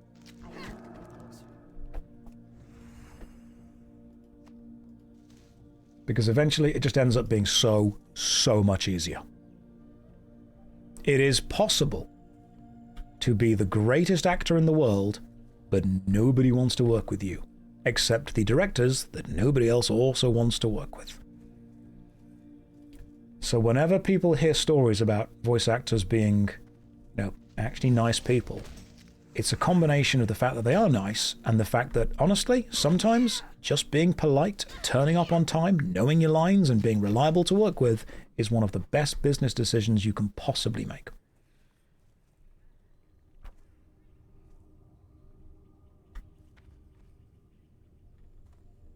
That can be any job. I mean, how many of you, in whatever job you have, know someone who maybe isn't the best at what they do, but you would choose them 10 times out of 10 over working with someone who's a complete arsehole? I know so many people like that. I've worked with so many people like that. I'm like, you aren't the best at what you do, but I'm choosing you because I want you here. That's what happens. That's what it ends up being like. Injute's me, isn't it? Yeah. Yeah, I mean, Injute's useless, but they are reliable. Kidding, you're not useless. You know you're not. That depends on the job. Yeah, of course it depends on the job. Like, if you need someone where the output is like the most important thing, then totally okay. I mean, that's why, thank you, Annex, that's why you guys watch this stream. I'm not the greatest streamer in the world, but you know what I am? Reliable. There we go. Straight up reliable. Sometimes it's nice to deal with someone or something who is reliable over someone or something who is an unknown quantity. And that is the majority of the online work stuff. Right, this is the Blood Elf Bandits quest? Right, hang on. There's a Blood Elf Bandits quest here that's got like a mark on the... It's a rare quest, isn't it? It's a rare spawn. That's what it is. That's why I can't see it. Yeah, I'm dedicated. You're not reliable. You came on Monday and Tuesday despite saying you wouldn't. That's how reliable I am. I'm so reliable, I'm doing things you don't even know about. Yeah, same with WoW Dungeons. I'm going to say something controversial. I think trying to turn every game into a competitive esport was probably a bad idea. I think that gaming is universal, but esports are not. It is possible for a game just to be a fun game. It's possible for it not to need to be turned into like a super competitive professional career. I'm sure there are people who are going to make professional careers out of everything, but the idea of just being really good at a game and making the game complicated enough to become an esport, that sucks to me. I think the people that play esports overestimate how many people watch esports compared to how many people just play video games. I can see the value in them. I just don't think they appeal to me personally. And if anything, if something doesn't appeal to me personally, why does it exist?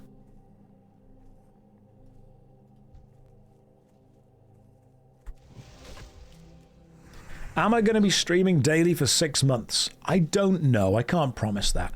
I'm going to have to take at least 1 or 2 days off a week to make YouTube videos. That's going to be a thing that has to happen at some point. Because, you know, I've still got to do that. It's like, I've got lots of games that I think don't necessarily need to be a super competitive sport. I think one of the worst things to happen to Warhammer was trying to make it super competitive, because it's not meant to be competitive, it's a narrative thing. It is a totally narrative thing. When they go, okay, we're going to balance everything. Balance is fine, but it's totally okay to have things that are unbalanced if you have something else that's unbalanced that deals with it. Rock, paper, scissors is not balanced. There are just things that deal with the other things.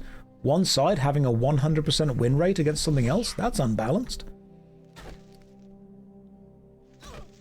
I'm not saying there should be a Warhammer army that constantly beats every, the other army specifically. But it would also be nice to know that there is a little bit of variation within it. I think, correct me if I'm wrong with this. Correct me if you think I'm wrong. This is about Warhammer specifically. I think sometimes the balance of a game should be found by the people playing the game talking to each other about what kind of game they want and what they think is fair, instead of trying to outsource that to a numerical formula where both people bring something that they've tried to min-max to be the best it can possibly be within that formula. Because what you're doing is, I think you're skipping a conversation. It's not necessarily a community survey that you have to abide by. I think it's, if you want to play a game with someone, it's a really important thing to have a conversation with the person that you're playing the game with and say, hey, what kind of game do we want? Because competitive 40k existing means they needed to balance the armies to all work within competitive. What this often ends up meaning is when people are trying to play casual gaming, they try and fit their casual army list into those competitive lists by removing what's weak and adding what's strong. And what then ends up happening is you have people trying to enjoy a casual game by approaching it in a competitive way.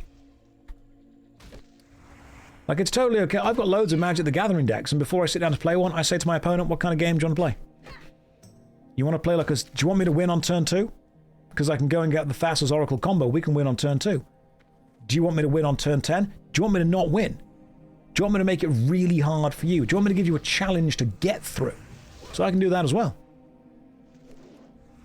I think I prefer the casual nature of almost anything, unless I know that I'm playing with someone who wants to play in a competitive way.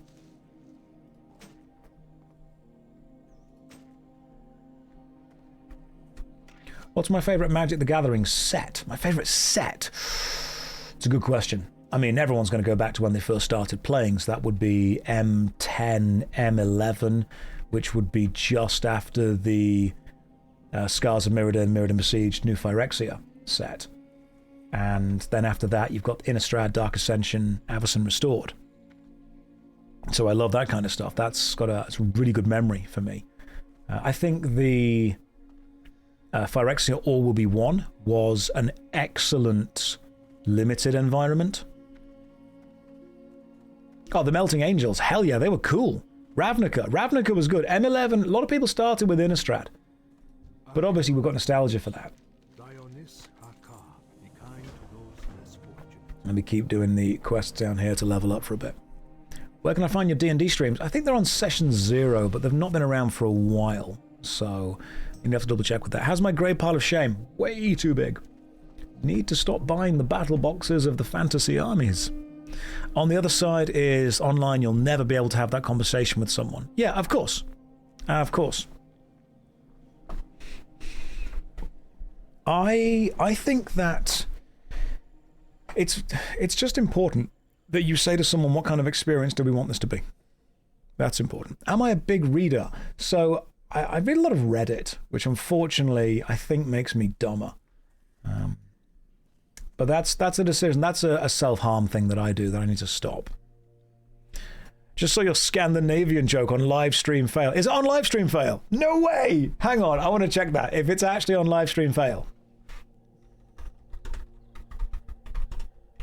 Have I made it? Have I actually finally made it to Livestream Fail? I best have done. Be so happy if I'm on there. When you say LSF, is that what you mean?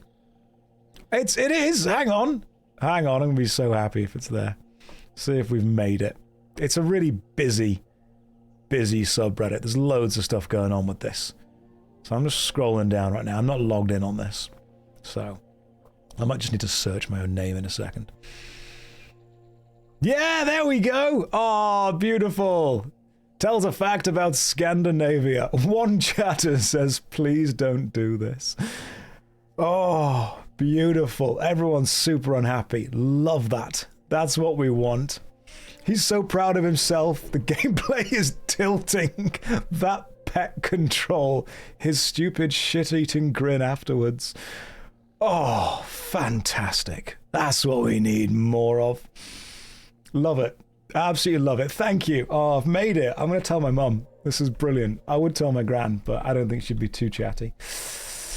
Oh, beautiful. That's made my day, that has. That's really made my day. Oh, I'm a real streamer. I've made it.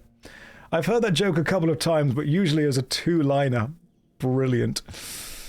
Ever since the hunter drowned, the vibes have been off. It's more wholesome and less degenerate. Yeah, I've felt that. It's like, I feel like a weight has been lifted off my shoulder. I feel like playing the hunter turned me into a hunter, which I don't like. Yeah, that's changed me. I'm changed to who I was. Oh, watching your content every evening after work is my new comfy treat. Beautiful. That's what I want this to be. Just like a bunch of people playing WoW. Give it 6 months and I'll just be an absolute toxic degenerate. Screaming at people about DKP. Telling everyone to get to the raid. Telling everyone big heals on me. Looking forward to shouting that. Oh, I love this.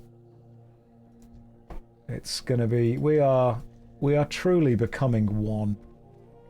If Hunter did that to me that quickly, how long do you think until WoW just fully corrupts me? How long? Blaming hunters for pets. Yeah, that was my kind of fault. I fully blame myself on that one.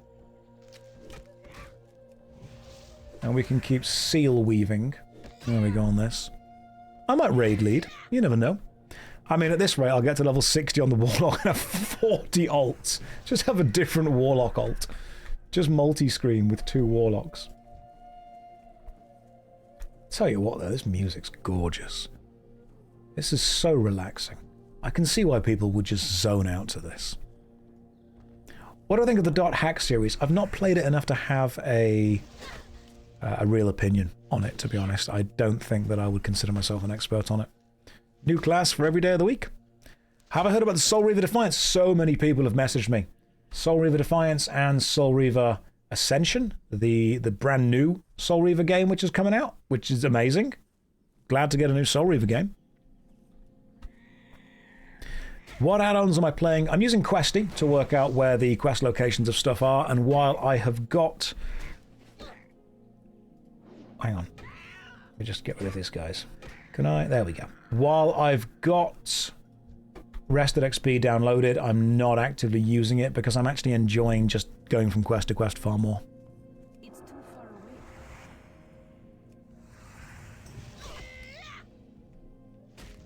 Have I tried Guild Wars Reforged? Not yet. And I haven't heard of Erenshaw. Heard of it, not played it. So, don't know too much about that. Soul Reaver 1, well, I say Soul Reaver 1, Legacy of Kain Soul Reaver 1 is one of my favourite video games of all time. Love that game. Of course, it's not the first in the Legacy of Kain series. You've got a few more of those, and it's not even the first canonically because of how that works. Soul Reaver is a PlayStation 1 game. You can get it on PC. I would encourage you to get the Good Old Games remaster of it. They're not paying me to say that. I've just got a really good relationship with Good Old Games. I would get Soul Reaver 1 and 2 remastered. Phenomenal remasters. Excellent games to play. Not even that long. I think when I kind of really interrogate and evaluate what I do and don't like about games, I think I like games that are well-paced. That's like the main thing for me. I don't necessarily care about the mechanics as much as the pacing. If a game is well-paced, I am on board. Like, if a game is 50 hours long, but it's bloody... Are they remastered on PC? Yes, they are. Good Old Games. I think I've got to a point in my life where I value the pacing more than I value the mechanics.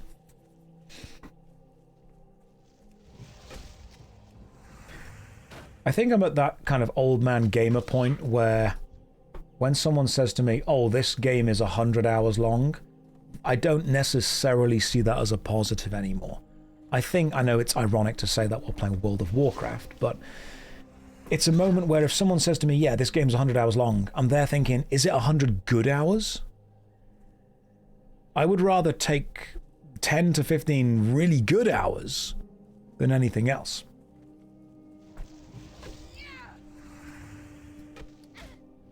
Oh, Nightmare Creatures was a great game.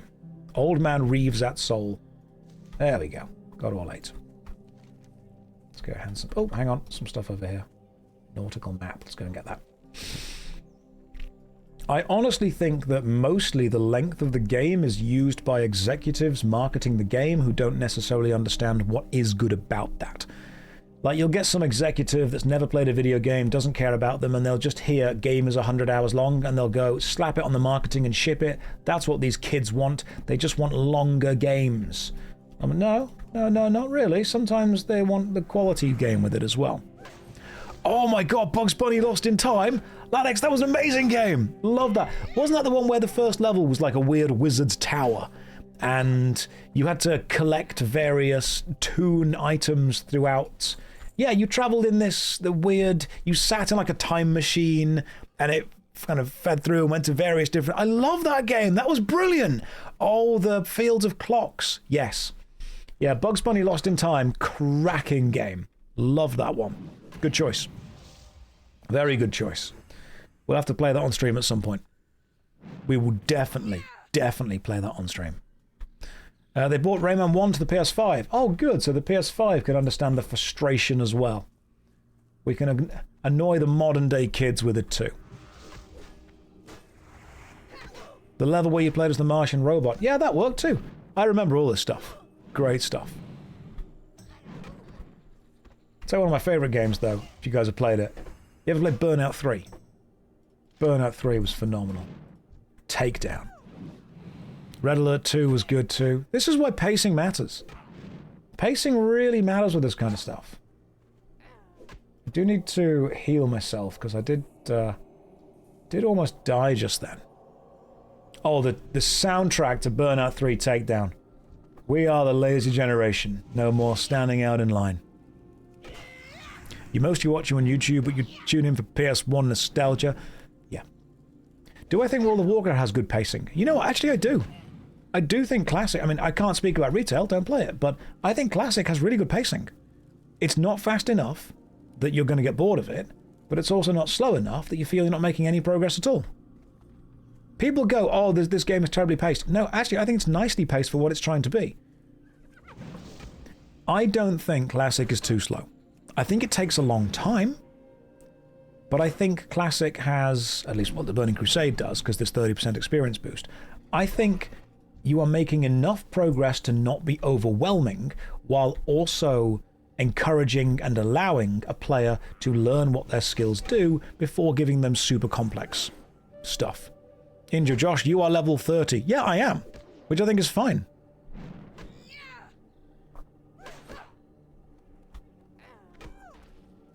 There is, at least to me, there is a level of beauty in the fact that it is a slower experience. I think the 30% boost that the Burning Crusade has got has put it in a really nice place. I mean, obviously you guys are all welcome to disagree with me. You've got way more experience with it than I have. But to me, personally, it feels nice. You'll be surprised by what Wrath leveling becomes. It feels nice when leveling is part of the game. I agree that. I absolutely agree. Do you know there's a weird genre of game that I missed. It's not really a genre. I suppose it's more of an archetype. Have you ever gone to a video game store back when they were a thing, or a bargain store, and seen like the bargain buckets of all the games?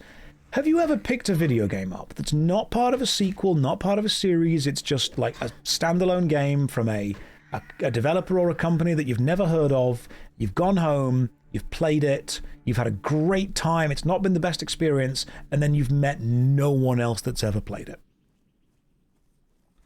Like, it's just an absolutely unknown game. I love those types of games.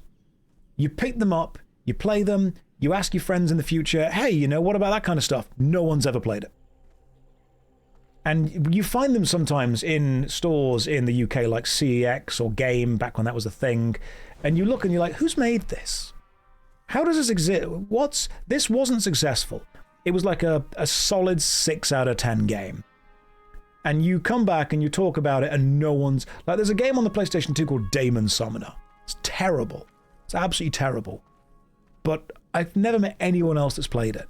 So it's got a weird a weird kind of nostalgia thing for me that you feel like you've discovered a weird hidden gem. And we need a name for that kind of archetype. Monster Seed, Armies of Exegol. Armed and Dangerous I've heard of but never played. Oh my god, I played a game called, what was it? Urban Chaos on the PS2? And it was like a weird first-person shooter where you played as like a riot policeman. That was super strange.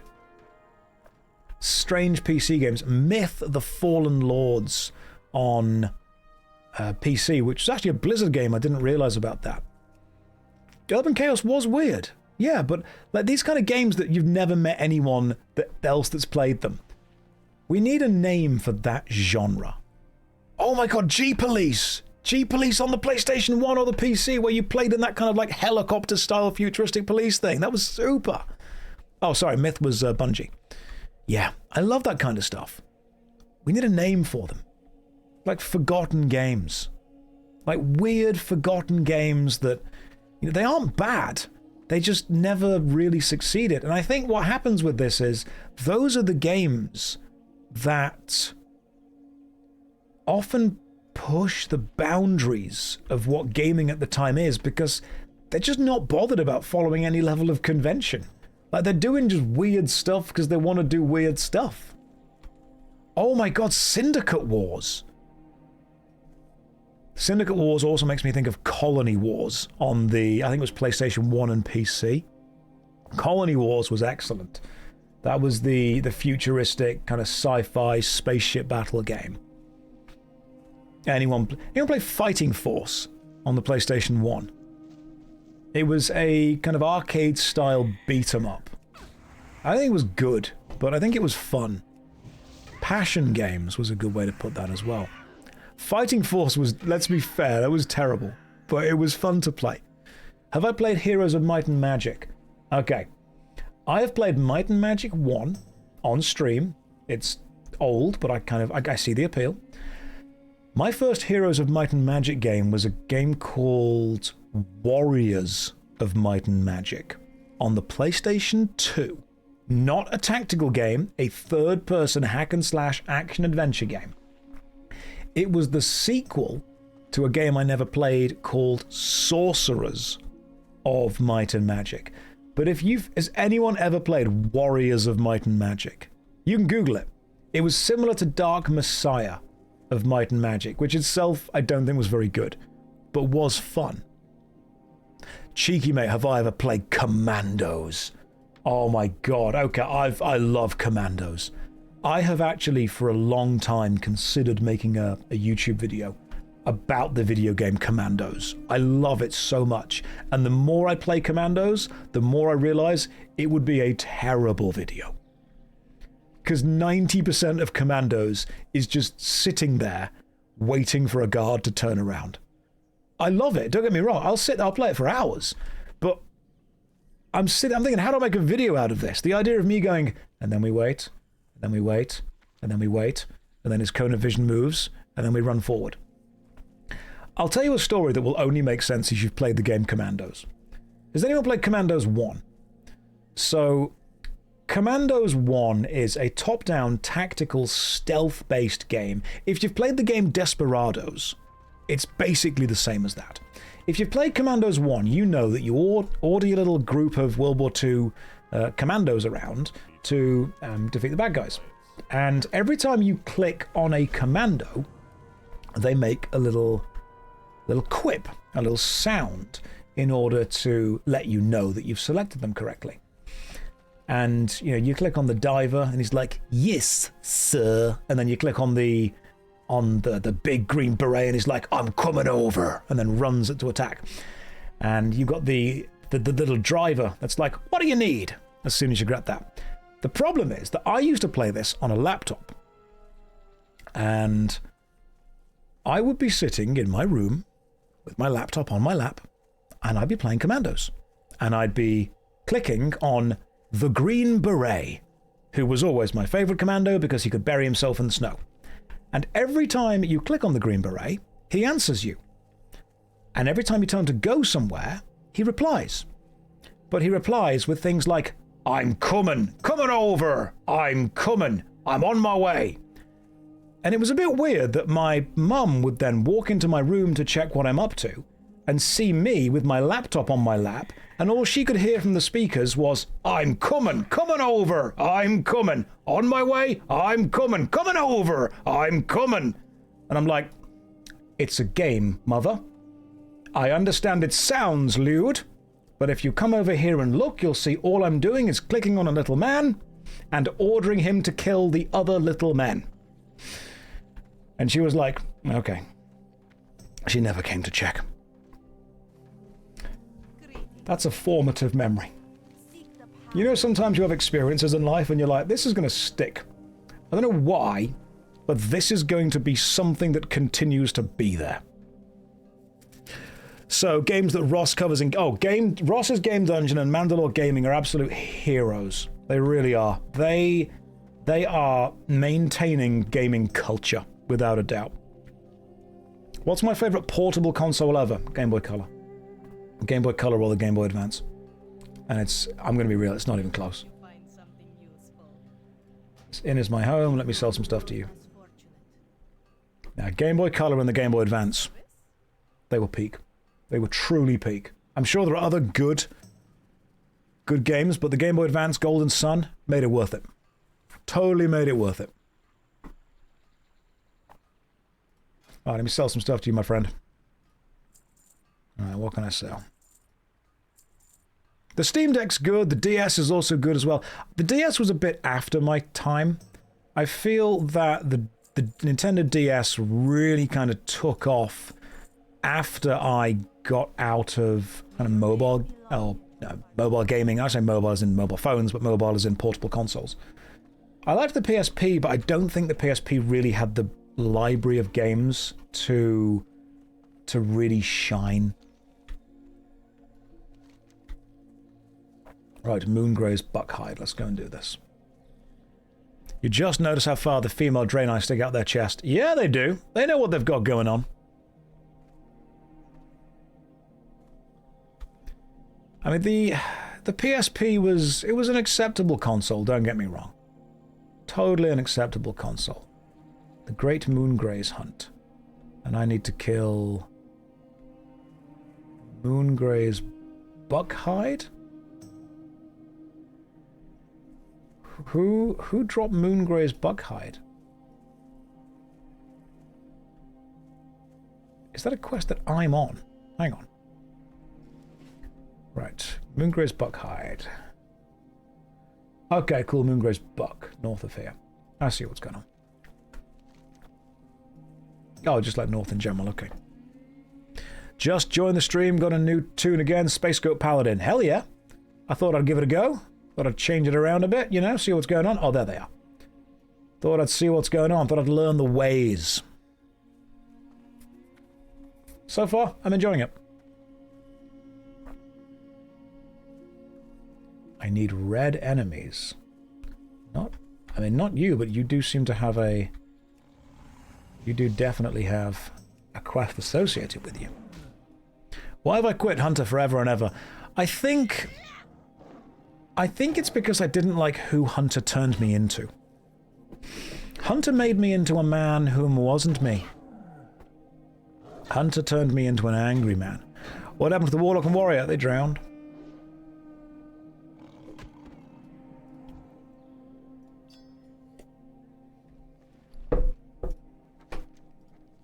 Faintly glowing crystal. Collected. Buck. Ah, perfect. There we go. There's the buck. Crisis Core was great. Crisis Core was on the PSP. Do you guys want to know a cool fact about the Final Fantasy VII spin-off games? I don't know if they've continued with this, but I'll tell you an interesting fact about all the Final Fantasy spin-off games. They actually followed an alphabetical order, which is really weird. I think they did this on purpose, but you know, the Final Fantasy spin-off games, like first of all, you've got the film Advent Children, A. Then you've got Before Crisis on the mobile phone, which was B. Then you've got Crisis Core for C. You've got Dirge of Cerberus on the PS2. You've got Ever Crisis on, I think it was a PlayStation 1 game. Then you've got the F Racer, which was something else like that. There was an F1 that it started with F and it was a racing game specifically. And then there was one that came out with G just now as well. But yeah, it was Advent Children, Before Crisis, Crisis Core, Dirge of Cerberus, Ever Crisis, F something. But they went with all the letters. First Soldier, that was the one, thank you. First Soldier. So yeah, you go and look, and it's just a really weird thing they've done. I never noticed until someone pointed it out to me, and I'm like, is that on purpose? Oh, no, turns out, yeah, it kind of was. Am I green today? You know what? I'm enjoying playing the Paladin. Yes, I am. I will admit that I really liked Dirge of Cerberus, or I think it's Dirge of Cerberus or Cerberus. But when I went back to replay Dirge of Cerberus, it's bad. Like, it's absolute jank. I like it, but I wouldn't recommend somebody to play it. Like, if someone said to me, hey, what's a really good PlayStation 2 game? I wouldn't say Dirge of Cerberus.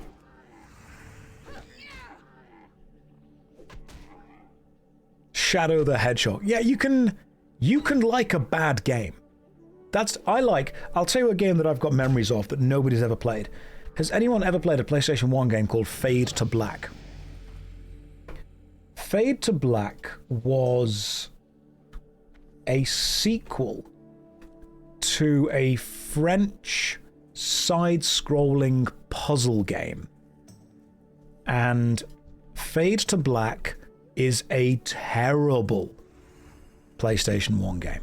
The controls are janky, the shooting's awful, the plot's bad. Flashback was the original game. That was the one. It's a sequel to Flashback.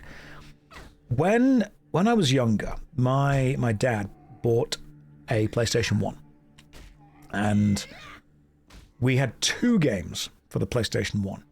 We had Fade to Black and we had Worms. And they were the only games that I played. And after playing Fade to Black, I thought, wow, maybe the PlayStation 1 isn't all it cracked up to be. Flashback was a great game, never had a sequel, don't play it. Worms, I thought, okay, we're redeeming something here. This is okay.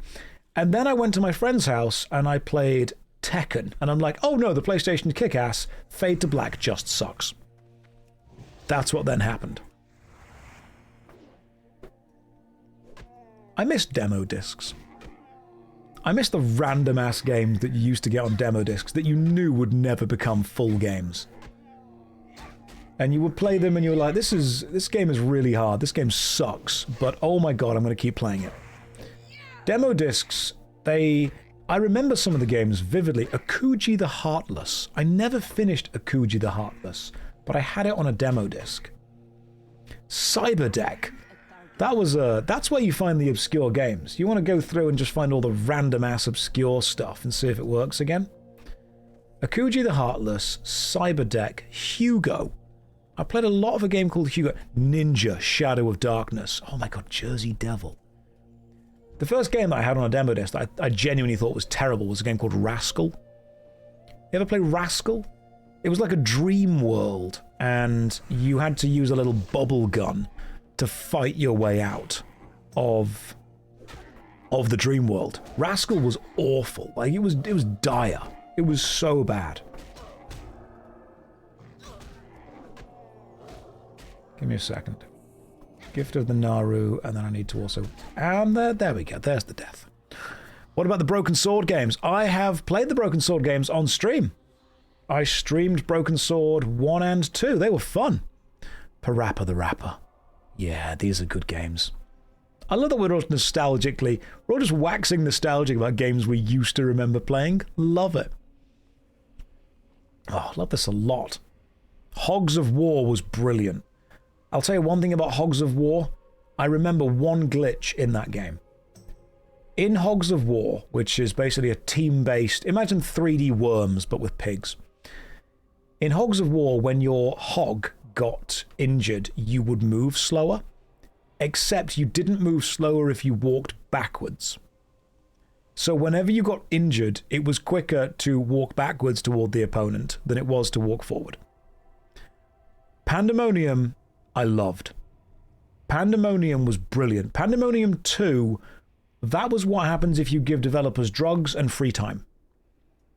Alright, Pandemonium 1, absolute cracking platformer. Pandemonium 2, what the hell was going on there?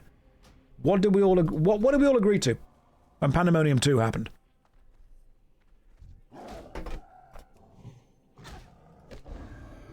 Because I think we all got a little bit too... I think we got a little bit too silly with Pandemonium 2.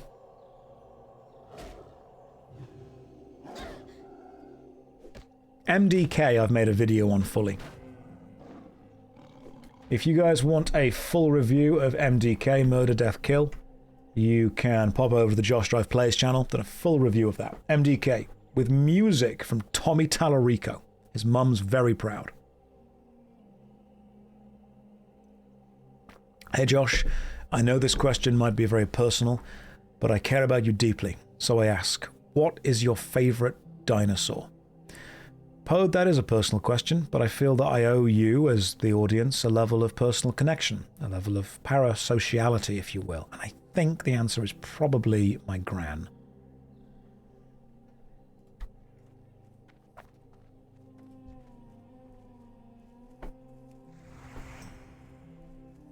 Right, let's go and kill this bug. Shots fired at old Gran. Trust me, they wouldn't do much. Yeah, I think I'd have to say that my... Oh, you love dinosaurs? Name all their albums.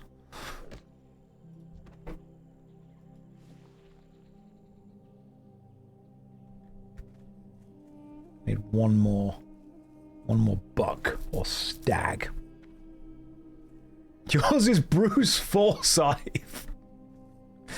Oh, I love the fact we can all just have a laugh together. It makes me happy.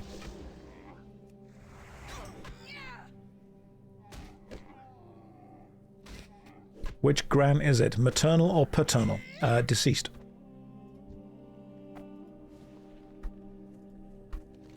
Right. Oh, what's that? Oh, it's the Youngling. I've never managed to find the Youngling quest.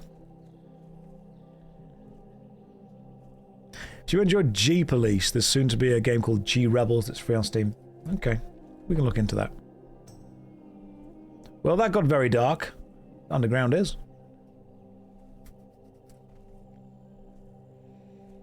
At this point, I don't know if he even had a nan. Oh, love it. You say I'm rocking the dad look. Thank you very much. That's all I ever wanted to do. This is my focus. Just enjoying the nice, comfy jumper. Oh, Desert Strike. Wasn't Desert Strike that game with the helicopter? It was, wasn't it?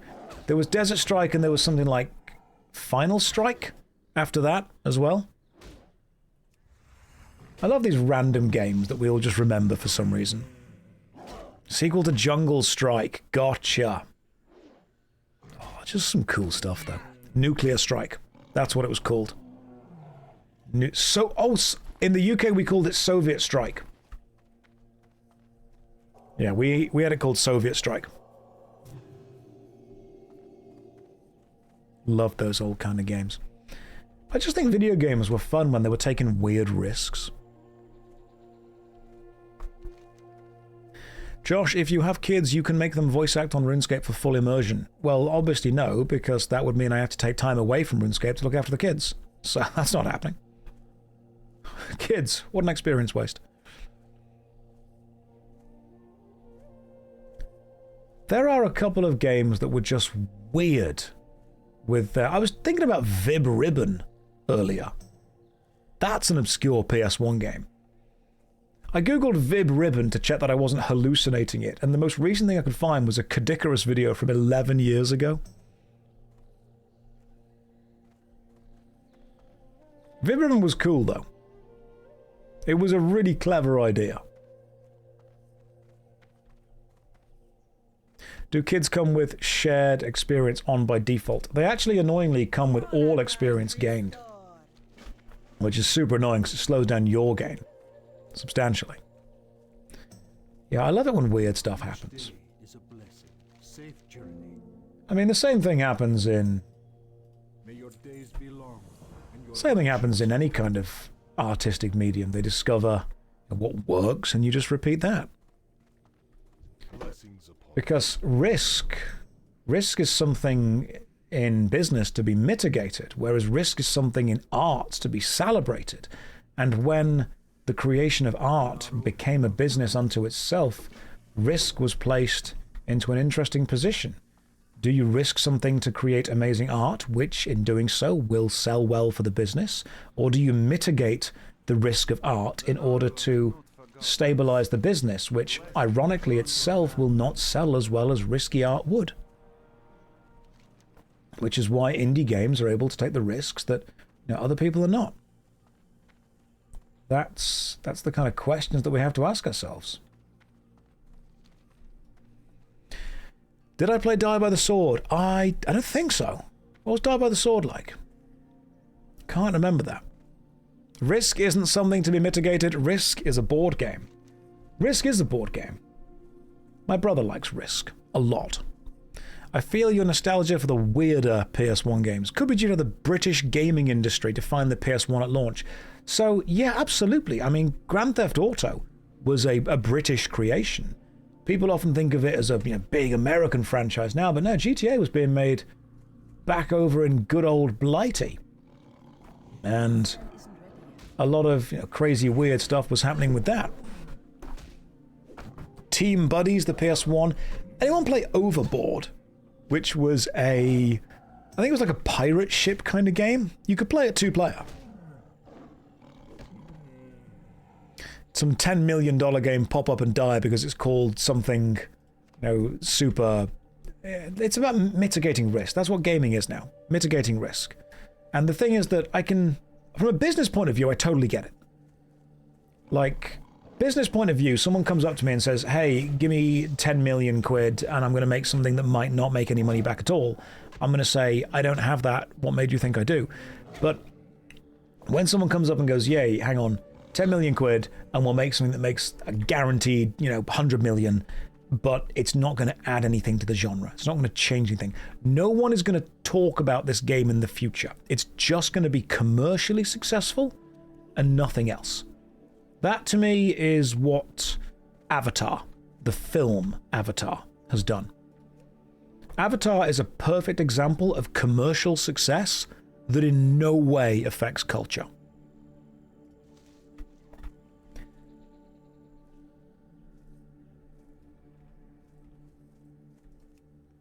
But if you were running a business, I love the game Future Cop LAPD. I think that's a brilliant game. I could play Future Cop LAPD.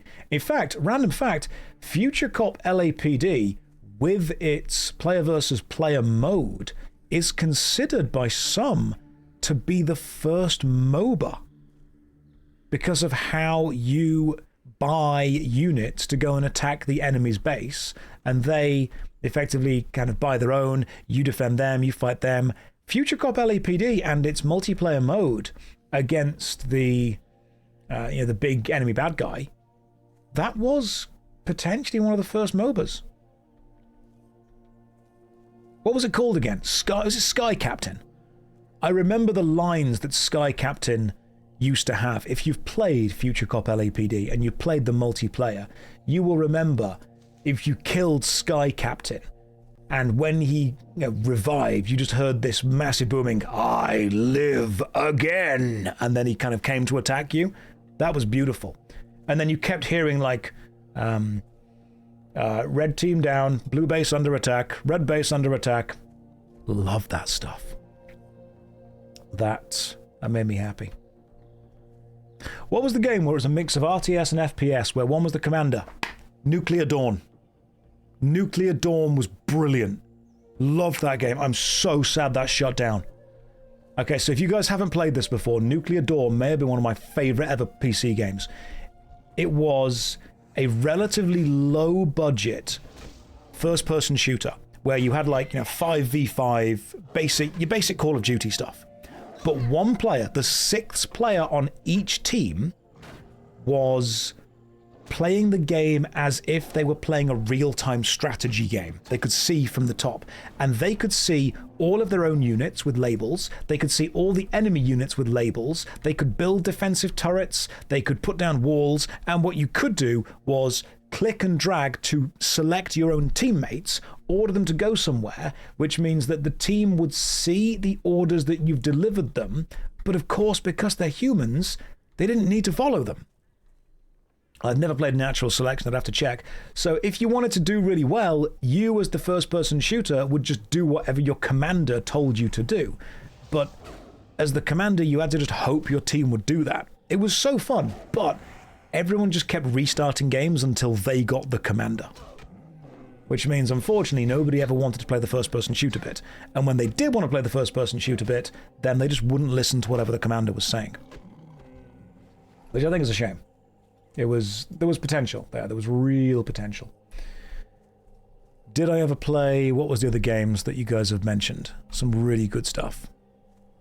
There was someone wrote a specific game name that I thought was really good. Yeah, there was some super cool old weird games. Stronghold was fun. That was it. Command & Conquer Renegade. Remember the first-person shooter with Renegade? Oh, that was a Havoc, I believe was the guy's name in that. Command & Conquer Renegade, that was my jam. It was not a good game. I've gone back, I've played it recently. We need to be real. It was not a good game. But with friends, excellent game. Right? With friends, so much fun.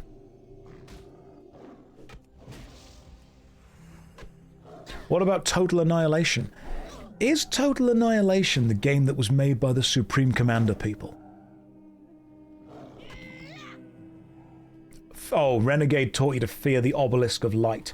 I have, in all of my years playing real-time strategy games, I don't think I've ever been as scared of a defensive structure as the Nod obelisk of light scared me.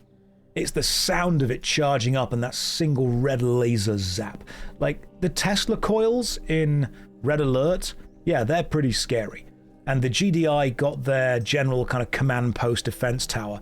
But Nod was... That's the only way to say it. Nod's coming in there with aura. Nod was cool. When that thing powers up, something's dying. Unholy Wars. I never played Unholy Wars. Don't say that you need a new Command & Conquer, because what'll happen is the monkey's paw will curl and you'll get a new Command & Conquer and it will be a mobile trash cash grab.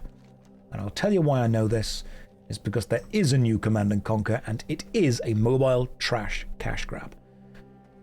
I think that if I ever get a chance to talk to EA, I will say, hey, before you kill all of these studios, just let me have like a month with them. Let's just spitball some ideas. Yeah, let's just see what's going on with this. Oh, mate, Tiberian Sun. The vibes of Tiberian Sun. Because you got Tiberian Dawn, which is within your kind of Command & Conquer Tiberian timeline. Tiberian Sun, it always felt like this kind of super depressing, futuristic, mech walker, almost Warhammer style thing. But I think Tiberian Sun had some of the most interesting units. Especially the amount of walkers and the Titans. Was it called the Titan unit that the good guys have? That vibe. Also, Tiberian Sun, the music, that hit the spot.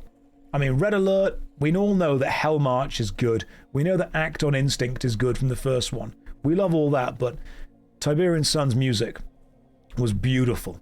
It was really cool. Tiberian Sun, you could also, correct me if I'm wrong on this, that was the one where you could build walls that had gates that actually opened.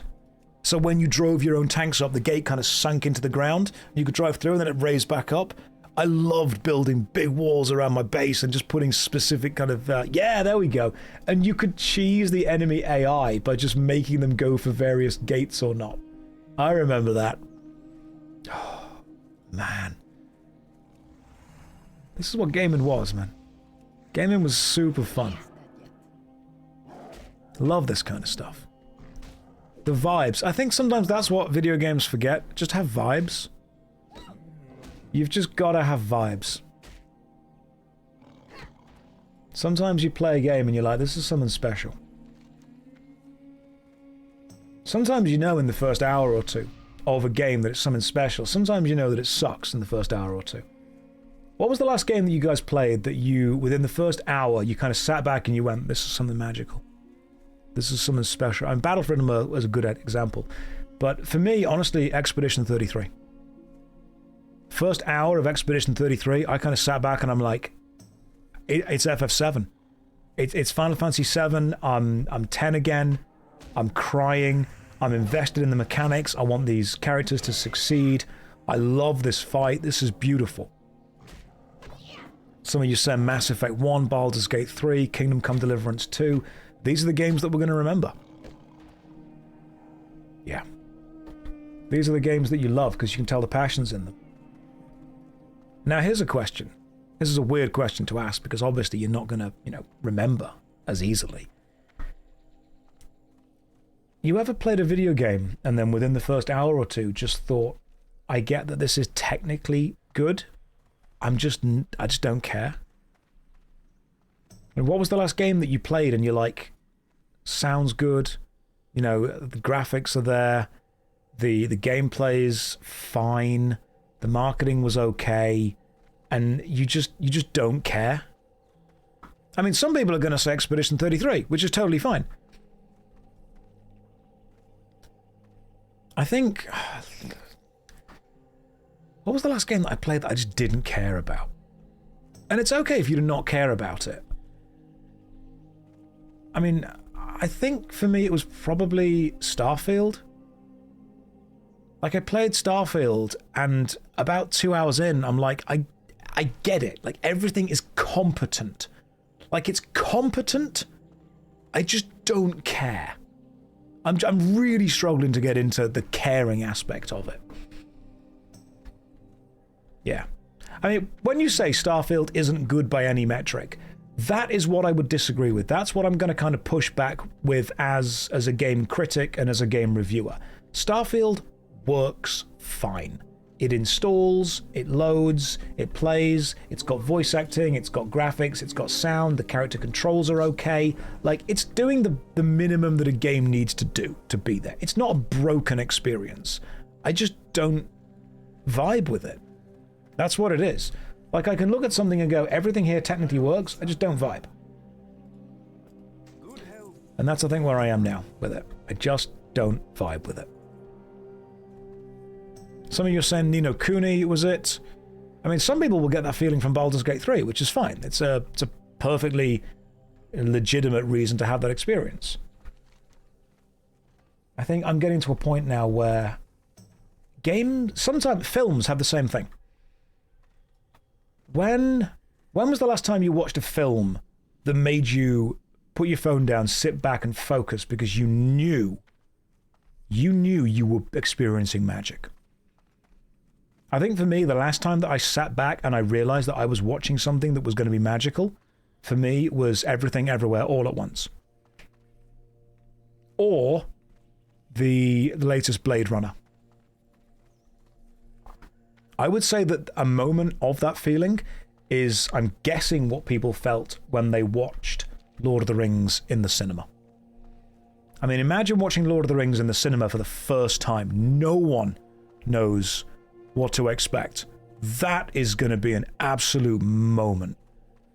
But for me, when I was watching Everything Everywhere All at Once, when I realized what it was doing with the time loop and what it was doing with the characterization, I'm like, this is magical. This is incredible. Some people are saying Dune. It doesn't even need to be like a blockbuster film.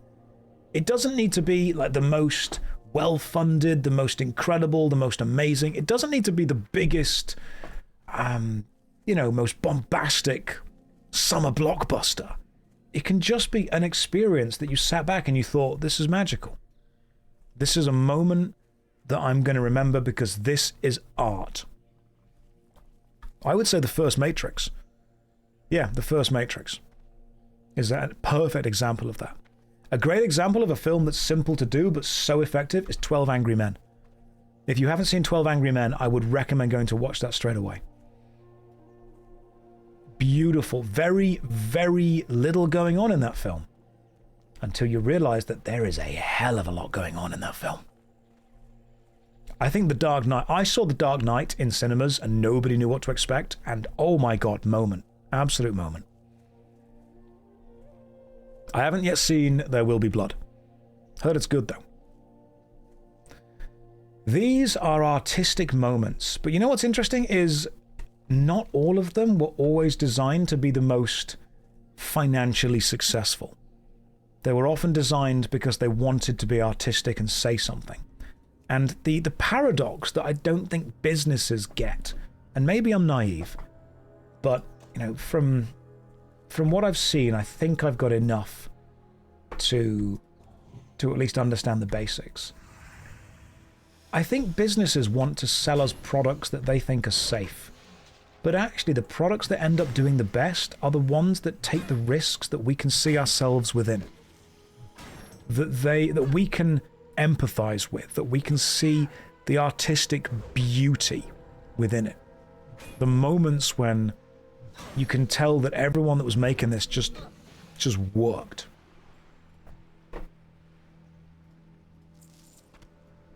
Ooh, rune-colored tablet. Is that a quest I can accept? Yes, it is. Fantastic. Plus, it's also fine just to have a movie that's just fun. I think an example of a movie that's just fun because it wanted to be fun is the first John Wick film. John Wick is just a fun film. It's got a plot, but it's just man goes on revenge. Like, if you walked up to pretty much any studio and said, hey, we want to make a man goes on revenge film for an hour and a half. Basically paper-thin plot, but Keanu Reeves is in it. They'd go, oh, it's not what the demographics want. No, it's just fun.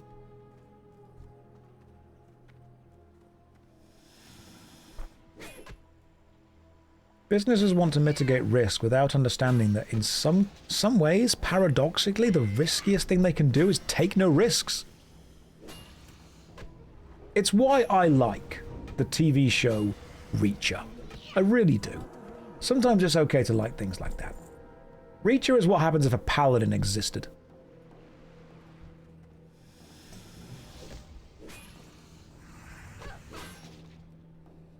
But, oh, the TAM, the total address... Right. Here is something that I try and explain to people. TAM, total address... Oh, Season 1 of Reacher, phenomenal. Funny, well-acted, enjoyable. I didn't see the twist coming. Season 2, not really for me. Didn't really feel it. Reacher is just so... It's too cool. He's too cool for school, and we all know that, and we love it for it. Taking no risks is a risk, but on a longer time scale, modern structure can't think more than a few years. Sometimes it can't think more than the next quarter into the year. Because if you work at a company, your job is to make profits go up for the next quarter. And sometimes if you can do something that make profits go up for the next quarter, but you're going to pay for it 5 years down the line, who cares? You won't be there. Profit go up now. But this is the thing that I've had to... Whenever I've spoken to business people, I've had to explain two things. Because normally, and again, I'm not trying to sound elitist here, normally, people that start businesses, whom have no idea about business, tend to come from either families that are wealthy enough to fail, or they've just never experienced the failure themselves, and they believe everything they've read in any business book ever. If you want to maximize your profit at the end of the year, you could, if you wanted to, let's say you own a shop, you could just sell every fitting in that shop. You could sell the tills, you could sell the shelves, you could sell the chairs, you could do all that. And at the end of the year, your profit, it's pretty high. But then you realize that that wasn't really profit, was it? Because what you've done is you've sold essential infrastructure that your business relies on. You have focused entirely on the short term, and in doing so, sold things that you will need to buy back in the future in order to actually continue to make money. And I'm going to be honest, I think RuneScape did this with RuneScape 3 and putting all the Squeal of Fortune Treasure Hunter, something they've recently gone back on. And the reason I think RuneScape did this is because what they're doing was they are increasing short-term profits at the cost of long-term longevity. It's not actually a good business move. And they did that, and they made, let's be fair, a hell of a lot of money in a very short time. Because what they did was they cashed in all of the audience goodwill, they cashed in all of the trust, and in doing that, made a ton of profit in the short term, but they had to pay the piper down the line. They absolutely did. And they've damaged themselves in the long term by doing that, which I think is why it's a really good thing they're finally getting around for that. Yeah, like company lays off half staff at the end of the year. Record profits. It's only record profits because you laid off half the staff, which isn't a sustainable model, and it's adding insult to injury by laying off staff and then bragging about the fact that you've made loads of money. You haven't made money. You've just stolen it from the people that you were going to give it to because they made the thing that made you profitable in the first place. That's not how it works. But unfortunately for investors, it kind of is. So, that's what I have to explain to business people first of all. I have to explain, look, sometimes you will see things that short term look like the best possible solution because it makes you the most money right now. But what I need you to understand is that doing that, you are not making money. You are effectively taking a loan from your own company from the future, and you'll need to pay it back with interest. But of course, if you're the investor, you're very happy because you see that number go up and up and up and up and up and up and up. And as soon as the company starts to go down, you just invest in something else. Because let's be real, you never really cared about the company. You care about the money. That's fine. It's a business thing. I totally get that. The second thing I have to explain to business people, and for some reason I'm doing this way more often than I should be for someone who's not a business graduate. And if you think I'm wrong on this, please correct me. But I feel very passionately about this. There is a weird paradox where the smaller audience you focus on, the bigger the audience is you will get. There is a thing in business called TAM, Total Addressable Market. Total Addressable Market is basically everyone. And if you want to go outside and make a YouTube channel and say, hey, this is a YouTube channel, it appeals to everyone, your total addressable market is really high. Because that's just how that works. You know, everyone's going to play this game. Everyone's going to enjoy this. It's for everyone. Okay. No. Because a thing for everyone is a thing for no one. Let's take the YouTube channel that I've got, the MMORPG one, the JoshStrifeHayes channel. That is not just a gaming channel. That is a channel about MMORPGs.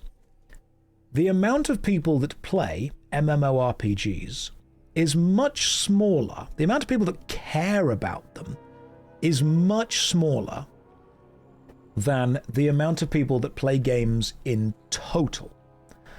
So if I wanted to maximize my total addressable market, I would not make videos on MMORPGs. I would make them on every video game type ever. I would cover Fortnite and Roblox and mobile games and FIFA and Call of Duty and then also Warcraft and other things. And in doing so, I would maximize my total addressable market and paradoxically appeal to no one. Because people that want content about Warcraft don't want content about everything else. And so they would see the channel, they would see that actually the thing they want is a tiny percentage of what I'm doing, and say actually the majority of this doesn't appeal to me, therefore I will go and find a channel that has niched down, reduced its total market, however actually now appeals directly to me because that is the market that I'm part of. So I explain to people, if you want to start a shop that has the total possible market, you are going to want to sell literally everything. You're going to want to sell shoes, you're going to want to sell food, you're going to want to sell books, you're going to want to sell ideas, you're going to sell cars, you're going to want to sell houses. However, nobody is going to come to this shop because you aren't a specialist in anything. And while you do technically cover everything, You don't do the one thing that someone that needs that one thing at any time actually wants. So instead, choose something that you're going to be really bloody good at, and then go for that instead. Hang on. Magisters, yawn. Why did this turn into that one economy course you were forced to take as an elective? Magisters, I've never taken an economy course as an elective. I've just ran several businesses and worked that out from that. If this is boring you, I am sorry, but I am leveling up another character again, so at some point we are going to have to talk about stuff that matters to a lot of people. So I have to explain to businesses in general that increasing your total addressable market doesn't actually increase your customer base.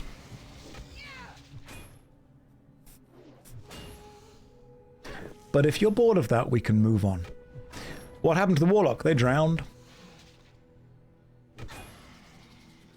Why another character? Because I want to be able to experience how all of the classes play and understand how they all work. Another reason that I'm trying to play all of the characters and all the classes is, what's the pin message? What happened to? He drowned. That's perfect, didn't you? Let me explain why I play as many classes as I do. I want to understand what my team are doing. If I don't understand how to play a hunter, or how to play a paladin, or how to play a rogue, then if I'm in a team with those people and I see them doing something, I have no idea if that thing is right or not. I also don't know if any of the advice I offer is going to be applicable in any way. So what I want to do is I want to be able to play all the characters, so when I'm put into a situation with people playing other characters, I understand them. Monkey, sure, but do you really understand that if you stopped at level 20? No, I don't, Monkey, which is why I'm still leveling them. Of course I don't understand if I stop at 20, but if I got one of them to 70, I wouldn't have played any of the others, would I? There's a limited amount of time in the day. You don't understand the characters because you stopped at 20. Because if I'd have just stuck with the Warlock, I would kind of got to what, like level 50-ish by now?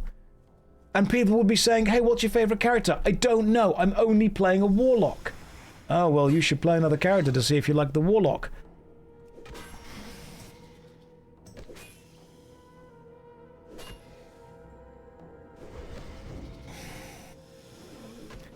When people ask me what my favourite character is, and I say, I don't know, I'm playing all of them to get a feel for them, and then people message me, why have you started a new character? And I explain, because people keep asking what my favourite character is, so I'm trying to get a feel for them, and then people message me saying, well, you should make more characters and see what you like, and I'm like, I'm trying. I'm really trying, guys. Is this a loop? It's a loop. This is the one loop that I want to break out of. Level 50 gets you access to Felguard, completely changes the leveling. It probably does. But I am going slowly to try and learn things. I want to learn how different characters play. It's important to me that I understand their early game and then their mid game. So I'm trying to get lots of characters through the early game before I get them to the mid game, before I get them to the end game. Why am I not playing the game the way you do? That's a good question. I specifically dislike you. That's why. Okay, but have you played all the characters in another game to work out if they play the same as that game? Good question. I don't know. Why do I hate the end game? Oh, I'll join you in a group in a minute. I'm just needing to... Just give me a moment. Streamer hates the chat. I don't hate all of you. Is WoW the worst MMO? Objectively, no. Why is there a hype train? Some of you have gone, we're breaking him! Quick! Sub! Stop making Josh crash out. I like these streams. Oh, don't worry. It's only a little mini crash out. As a treat. I like to just occasionally crash. Nothing too much. Just a little treat. Thank you for the subs. That's remarkably kind of you. For those of you unaware, Twitch's hype trains are basically their inbuilt FOMO, where they encourage all of you to sub and donate and cheer and all that kind of stuff, because it keeps a little bar going across the top. And if you don't do that, then you feel bad. I'm not going to force you to do it either way. What happened to the character you're playing now? They were forced to engage with Twitch chat.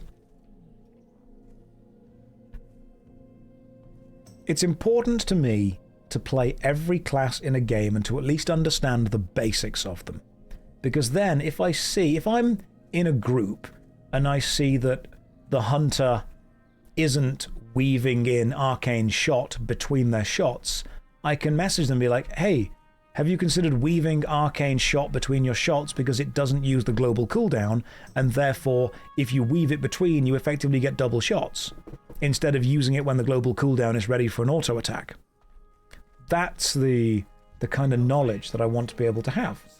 It's important for me to have that knowledge. So you want to backseat the whole player base. I want to understand what the player base's challenges are so I can see if I'm able to help out. It's important for me to know what the processes the characters go through are. So then I can also say well done to people. Like if I see a Paladin do an incredible pull, weave some moves together, heal at the right time, go low health, go high health, I can know that they've done really well. It's important to be able to say to them, that was an incredible move because I understand how you had to do it. We're going to expect a gnome mage called Tiny Strife. Potentially. I have no idea. I'm not going to tell someone how to play. I want to understand how and why they are playing. That's my main plan. Also, here are all of your quests I've handed in. You want to play to help out in a cooperative game, you sicko. I know. I also want to be able to know that if I'm playing in a dungeon and I see that there are 2 characters and 2 classes that need me to come and defend them at any time, I need to know which of them has the toolkit able to stabilize and defend themselves for longer so I can prioritize helping the other one. It's basically me kind of theory crafting as I play through it, understanding the roles within it. What if I see a rogue, though? They can die. I can't think of everyone. All right, I can't help everyone out, all right? If you've made that choice, I think you've pretty much made the choice to be selfish.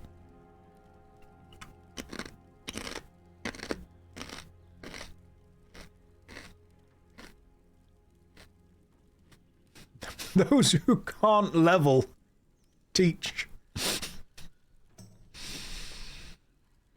Did you enjoy that crisp? I thought you all had a little bit of a... You all deserved a crisp for a moment. Right. Warlord thing to go and kill. Over there, and then that quest. Oh, I know where I am now. Alright, let's go kill this warlord. You saw a ton of groups not wipe because of rogues taking care of mobs. Ah, no. You're mistaken. That was actually mages and warlocks doing it from a distance. Jack of all trades and master of none, but better than a rogue. Oh, you found the bandit? Yeah, in that case, drop me an invite. I just didn't know what the... specific invite was for.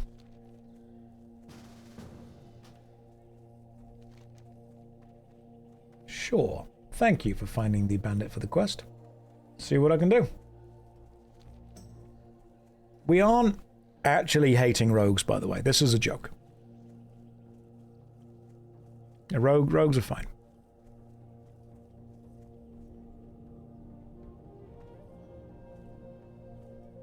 No, we're being nice. Rogues are totally okay. And you are here. Yo! Right. Speaking of rogues, kill this one. Which one am I attacking? I legit don't see one. Is this like on just your layer? Oh! You cheeky little chap. Didn't even see this one. That's clever. And that is the Blood Elf communication. Thank you very much. And that... Oh, cool, it starts a quest and we get some good gauntlets. Thank you very much. That is lovely. Oh, you... Night Elf Hunter. Hunters are lovely. I've always said hunters are great. Thank you, Driz. That's very kind of you. Is it lovely if it's a glove, or can it be glovely? I still need to find the Draenei Youngling as well.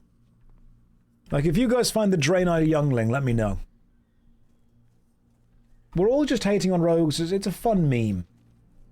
Nobody actually hates the rogues, don't worry. Yes, this is Strife Mummy. This is the Draenei Paladin goth chick. Let's hear the Scandinavian Navy story. You can go on... I think you can actually go now onto Livestream Fail and see that live. Well, not live, but recorded. That's there for that one. I'm so glad we've made it onto Livestream Fail. I feel so good about myself. Does Strife Mummy have an OnlyFans? She's been alive for 2 hours and 51 minutes. Goodness gracious me, give her time. Thank you for finding the Livestream Fail section of that. Makes me feel happy that's there. Visa, I'm editing it up to clips as quick as I can. Beautiful. Visa, I feel like I've given you a lot to work with over the last couple of weeks. What's her age in the lore? She's actually a 1,000-year-old dragon princess, so it's fine.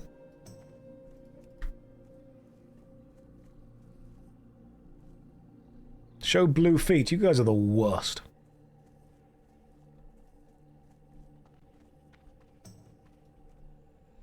There's tens of videos in the queue. My family misses me. Visa, you've got to keep working. All right? You've got to keep going. You've got to tell your family that you're providing for them by cutting up clips of an Englishman online. I've given Visa plenty of opportunity to eat. The mods don't have to smuggle mayonnaise jars to the basement. I knew that was you. I knew someone was smuggling something. Have I done silly? How exactly do you crash into a planet? That's what I want to know. Love it. The Legion will fall. Remain vigilant. I will take these battle-worn gauntlets, please. Then I will equip them. And then I will go... I want to say, like, over there to kill the warlord. Then a cry for help, and then the missing fisherman. And then I think we're going to the... I want to say north? Yeah, I think north.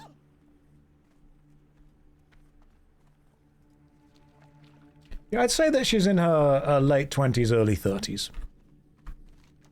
That's the vibe of this character.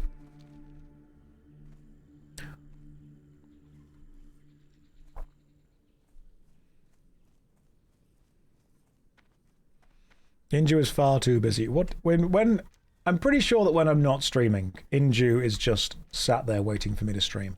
I'm 90% sure that's their day.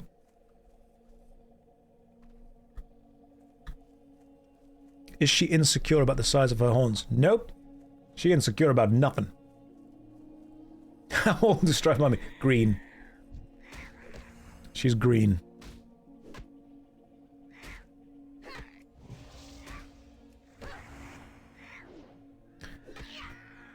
Right, well, there's going to be fan art at some point, isn't there? Some of you are sorting out the fan art, so we will provide views and pictures at some point. Some of you are going to be fan arting this, I know. So there we go. If this ends up being the class that I stick with for a while, there's going to be too much fan art, if anything. Her and cute gumdrop.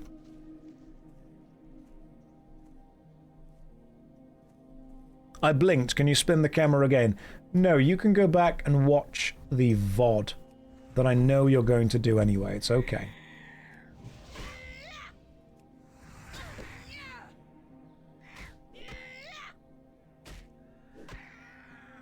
Don't click ALZ to hide UI. It will give them more material.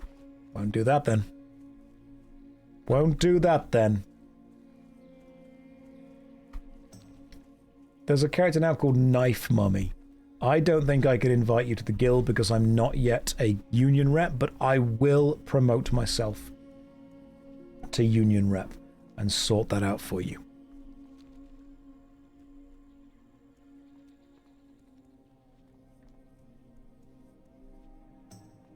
I often forget that she's a goat until running this way.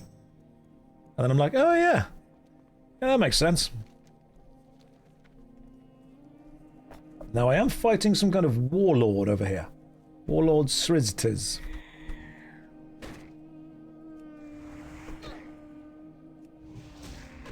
Is it you or do more MMOs feel more empty than they used to? That depends how they expand the game. One of the weirdest things that I've had to discuss with people is that an expansion pack, if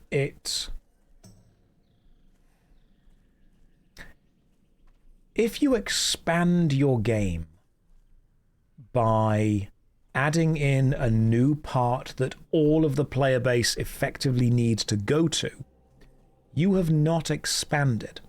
You have actually shrunk your game. Because now the world that was wide and vast has now been congealed into just one small place, condensed into that. I feel that lots of MMOs, WoW especially, has suffered from doing that. They have, in an attempt to expand the game, ironically, removed more of the relevance of the world instead of adding relevance to new bits. I think you can expand a game, and one of the most important things to do this, what fix do I offer? I think that it is very important to give players new experiences within the game, but I think it's also important to have an element or an area of the game that acts as the heart of the game. I mean, for example, a great way to look at it is with RuneScape having the Grand Exchange. If you're playing RuneScape, you can go to the Grand Exchange and there will be people there from every level. And that's a really important thing to have. Because having a central city, Stormwind and Orgrimmar do it to a degree. You want a place where characters of all levels effectively are brought together. Having a place within the game where characters of all levels and all skill levels and, all power levels can see each other. What you do is you give new players the ability to see the older, more powerful players who they aspire to be, and you give the older, more powerful players the reassurance that the new players are still coming into the game. And if you divide players up by level zones, if you divide players up by all endgame players go here, then suddenly all of the new players don't get to see the endgame powerful players anymore, and they don't know what that's going to mean for them. And all of the endgame powerful players, if people drop off slowly, just see a slowly shrinking area. It's very important that you have a shared communal space within an MMORPG that allows players, regardless of anything else they've got going on, to just be.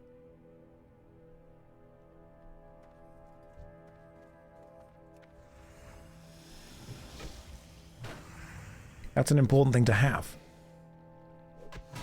It's why EverQuest does it quite well with the tunnel in the early game. It's why WoW has all levels meet at Stormwind or Orgrimmar. It's why I sometimes dislike it whenever a game adds in a, hey, this new expansion pack comes with a new kind of chill out zone or area or new hub zone, because then you're basically forcing everyone that's played the expansion ends up going to that hub zone. Which means everyone within the expansion sees the hub zone and everyone not in the expansion thinks that it's dying. But it's a balance. The GE is a hub. Yeah, Varrock Grand Exchange is one of the hub zones.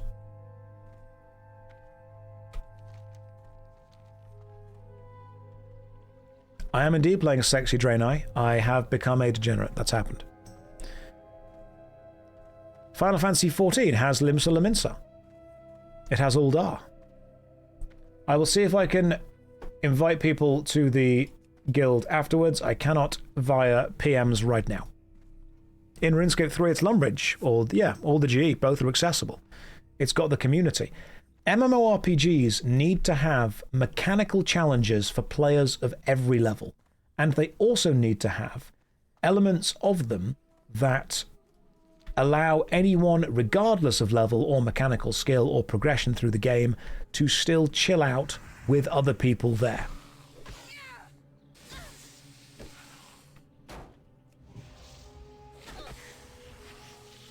Because that's the element of community. When you divide not just the mechanical complexity and challenge, but also the community of a game by level range, by power level, by skill level, by, numbers, you are vastly reducing the amount of people who are going to just randomly bump into each other.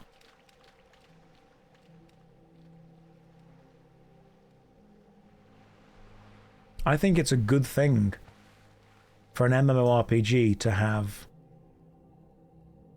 mechanical challenges for every level, and at the same time, going this way, and at the same time, community aspects that allow people to hang out together. I think that is an important thing to have.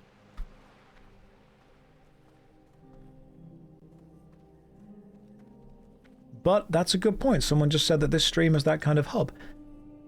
Content creation has, at least on some level, taken off as the hub that brings people together. The thing that people crowd around. There's probably people in this chat that are level 70. There's probably people that have never played WoW. There's probably people that will be playing other games. Oh yeah, this is the bit where you become a tree, isn't it? I remember this bit. And what I also like, and this is a really good point Partner has made, you don't out-level an element of the world within RuneScape. If you are playing RuneScape, there will be parts of it that you come back to at high level, low level, mid level. In fact, RuneScape Old School has just done something really interesting with this, and I love this design. I've spoken to them about this idea before. I don't think they're doing exactly what I said, but I think that they're doing something that's very heavily related to it, and that makes me very happy. Old School RuneScape has just put out a new boss, the Cow Boss.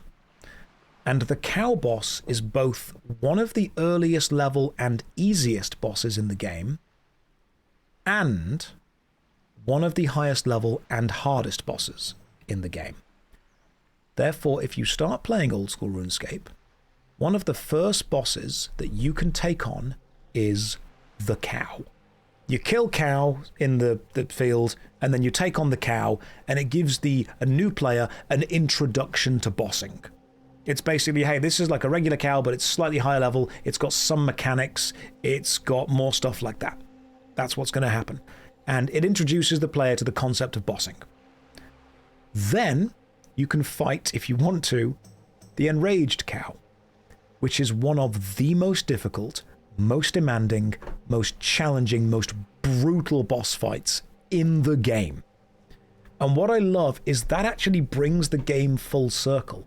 That puts low-level players and high-level players killing effectively the same boss, but different versions of that boss. And I love that. That's really nice. It's both an introduction and an ending to the bossing idea. That's cool. That's a lovely touch. But it also does something I like, which is introduce players to the bossing mechanic far earlier. Have I beat the Enraged Cow? No. I remember when we went to Jagex for the 25th kind of content creator meetup. Okay, this is really interesting. When I was at the Jagex offices, I don't know how much I am allowed to talk about specifically, but I can tell you this. The Old School RuneScape players were given the chance to try some new content on the Jagex PCs. I think some of them, it was high-level stuff. Everyone just went to kill the cow.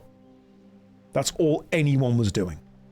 Like, the Jagex staff walked up and they were like, hey, so what do you think of all the new content? And like, no one could tell them anything beyond the cow boss. Everyone was trying to kill the cow. No one could do it. It was brilliant. Like, I think after about half an hour, they gave up trying to make anyone do anything else. And they were like, all right, cool. So this is now a cow boss feedback session, which was phenomenal. They really wanted information on literally anything other than the cow. Even Boaty was there just doing like, guys, I'm just killing the cow. That's all I'm going to try and do. They very, very quickly gave up and just let the guys do whatever the hell they wanted. Which was cow. Right. How quickly am I going to get the remains of this man's family? There's a guy over there on the dock. His family have been killed. His family are currently... The remains are being held by one of these enemies. It's a really rare drop chance. Not yet. Right, we're going to find the man's family. OSRS doesn't suffer from power creep like other MMOs. That's true. I think, Barrows is still really important. We actually spoke about this at the event. There was a really interesting kind of discussion. Power creep in old school RuneScape, of course it's a thing, but it's not as egregious as many other MMOs because Barrows armor, which came out years ago, is still good. There are so many armor sets in old school RuneScape that are still completely viable today. God Wars Dungeon 1 stuff, that's still good.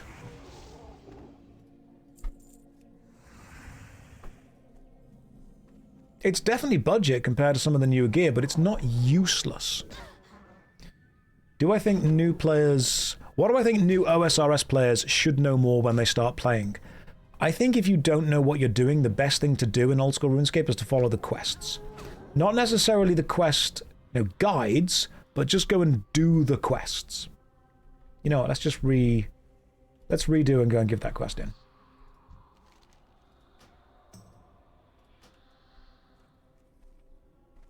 Do the quests. Barrow's gear is still good. It's still great. But it's tempered by the fact that it degrades. And I think that not having the best gear doesn't mean you can't do content. Scroll, that's a really interesting point you've raised there. I was reading some stuff earlier, and I'm sure that there are many groups and guilds and bosses within World of Warcraft that essentially not require, but really encourage people to have the best gear. If you have a good group, do you think it's possible to do some of the high-level endgame content with subpar gear? Like, if you've got good communication, good plans, good situational awareness, good responses, do you think it's possible to do? Because some people will say, no, you need to have the best gear. And some other people will say, as long as you have, decent-ish gear.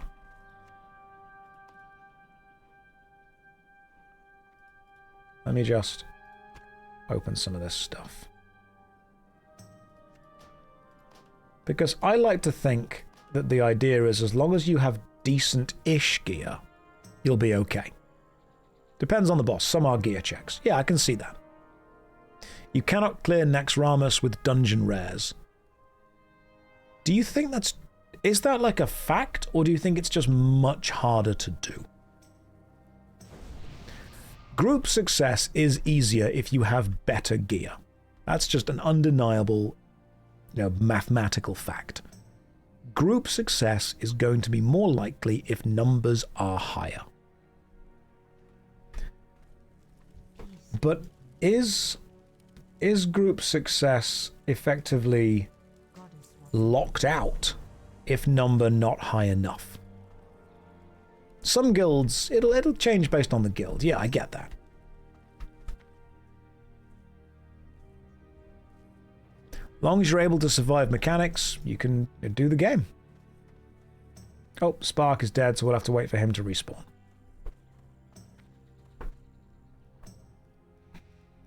Because some enemies, total gear check. I get that. The math needs to work out in your favor. Blood Elf Bandit Mask. Oh, thank you very much. That's really cool. Have a have some linen. That's very kind of you. Thank you. Stick a mask on. There we go. Now she looks like Raziel. That's just a female Raziel from Soul Reaver. Rare drop from the bandit. Well, thank you very much. Badass red and gold bandit mask. That's pretty cool. I do feel very Raziel. There you are, my friend. Yo. It's over, Spark.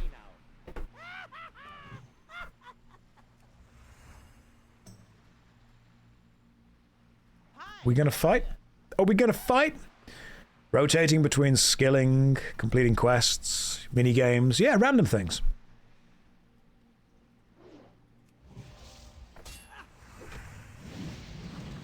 I love that paladins do damage too.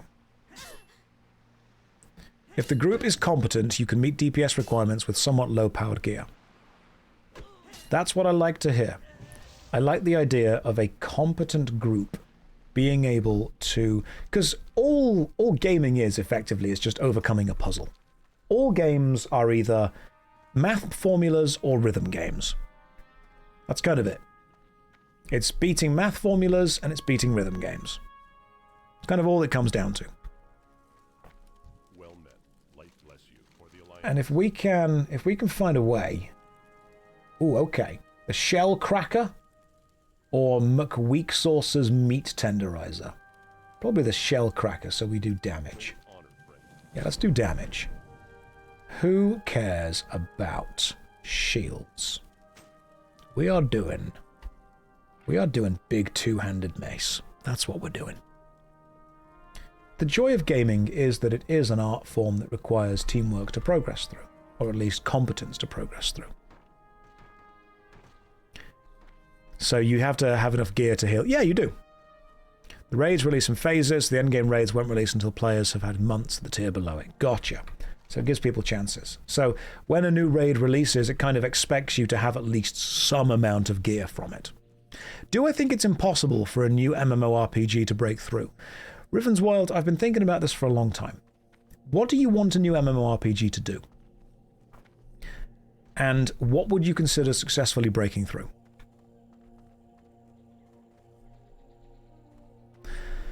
Because when you say not suck, we need to be a bit more specific than that. An MMORPG is not just a game. It's a community of people who play that game. And when a new MMORPG starts, what you're saying is, I want this to create and maintain, let's say 10 plus million. You wouldn't get that.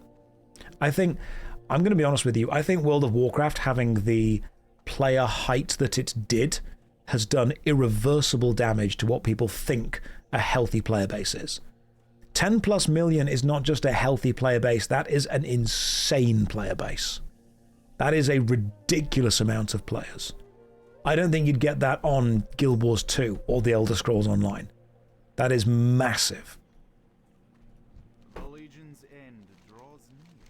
Do not lose. I think World of Warcraft's unparalleled success with the specific amount of players that it was able to achieve has done damage to the player base. If someone says, hey, this game gets, 100,000 players a day, that's a really good player base. And people will go, oh, no, dead game. No, you have to look at, is it popular enough to maintain its running costs? Is it paying its staff? Is it able to add a little bit of growth? That's great. If it can do that, phenomenal. We're into the levels of success. An MMORPG isn't just a game. It's a community of people playing a game. And when that community of people are able to, play the game together, excellent. When you start a new MMO, you're basically trying to start a new community. That's what you're trying to do. But the reason that people don't leave their current MMOs is not just because they're looking for a new game, it's because they're looking for a new community. I've explained this in a video I made before. When a new Call of Duty releases, the reason people will go and play it is because they're not necessarily super connected to the community that play the old Call of Duty game. I'm sure some of them are, but it's because the community tends to move with the game. When a new FIFA releases, people that have played the previous FIFA will go and play the next FIFA. And it's pretty confident to say there's going to be a large amount of people that played the previous game playing the next one. When a new MMO releases, you can't be confident that a huge amount of people that played the previous are going to go and play the next. Hey, I found the bandit.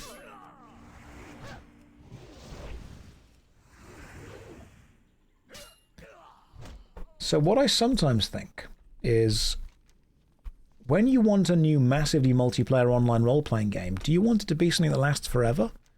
Or would it be more successful if it was kind of league-based? Like Path of Exile 2, when a new league comes out, people are going to go and play that. But not everyone that played Path of Exile 1 is going to go and play Path of Exile 2. People that want what Path of Exile 1 offers will keep playing Path of Exile 1. People that want what 2 offers will keep playing 2. If 2 didn't offer anything new, then people would have no real reason to move from 1 to 2. Therefore, a game has to offer something new if people are going to move to play it. The irony being, if it's going to offer something new, people that already like the old aren't going to go and play the new because they're like the old, they're happy with the old. When people say, will a new MMORPG succeed? You have to do 2 things that seem at odds with each other. You have to offer something brand new that a current game doesn't give. And by doing so, you're not necessarily going to appeal to the current game market. You also have to hope that the people that were playing the current game move over to your game. How weird would that be to say to an investor, hey, we're going to make a game that does everything a successful game currently does. Okay, sounds great. However, in doing so, we're going to give people that are playing that current game no reason to come and play our game. Okay, so why would they? Well, they wouldn't. Okay, so we make a new MMORPG. Yeah, but that means we're not going to be attracting what's currently there. That is a beautiful shot in the game. As someone who has spent a long time, thousands of hours within various MMORPGs, I feel at least slightly qualified to say nobody really has any idea how this genre works, at least from a community point of view. The people that have made some of the biggest games in this genre struggle to make a new game in the genre. The people that had no idea how to make an MMORPG made some of the most successful. Some of the most influential in the world, like EverQuest, aren't able to compete with some of the more modern stuff. I need to target something first.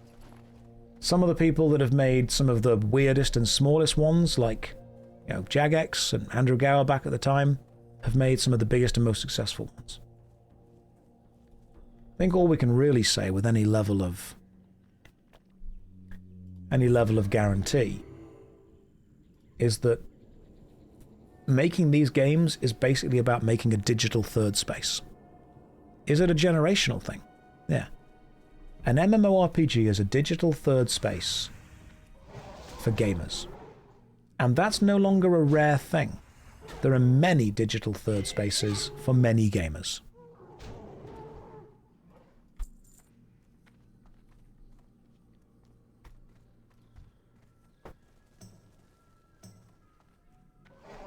And so when someone gets into the market and says, hey, I'm going to make a new digital third space, what problem are you solving? Long-time fan, it's my birthday today. Can I get some wisdom to spare? Spend time hanging out with people way smarter than me. Honestly, wisdom to spare, don't buy the cheapest bin bags you can. I'm going to be real, I also don't think that a VR MMO is going to be the next big thing. And the reason I don't think this is because VR is still somewhat clunky to use.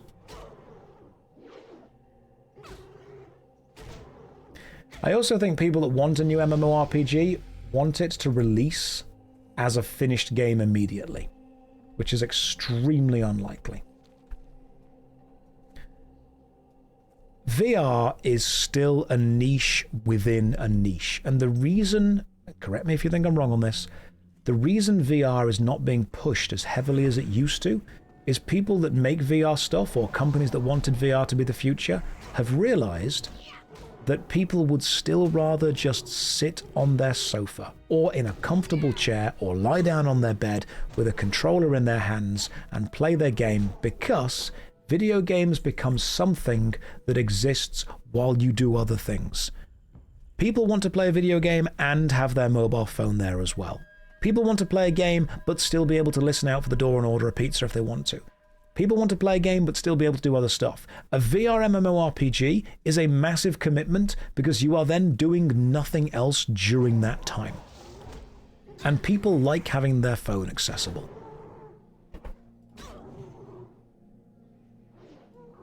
Motion sickness is an issue. The hardware is somewhat expensive to get now. I think that when you make a VR game, you are asking someone to focus on nothing but the game. It becomes, and this is something that people don't get, it becomes a process.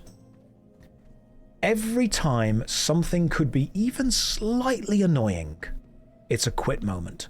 I don't want to do this, therefore I'm going to quit.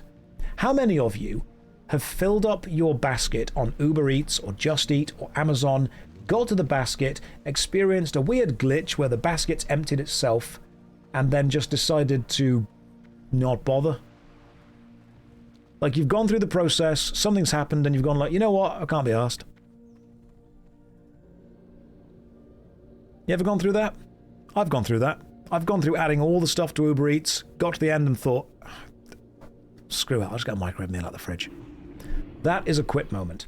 The reason I bring this up is because VR MMORPGs and VR gaming in general is full of quit moments.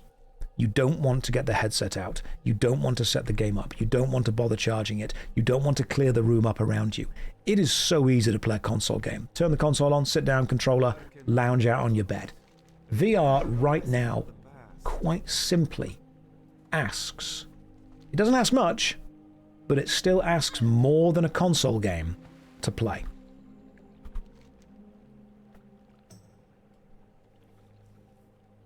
And the more stuff you ask of players to go through and to do before they get to their game, the less likely they are to do it. That's why the Steam Deck did quite well. It's easy.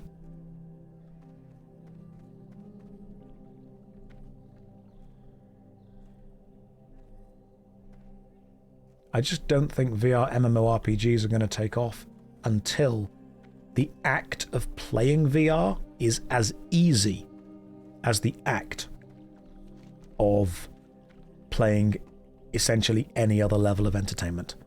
I mean, people will like it. Some people will love it. Some people will totally go for it.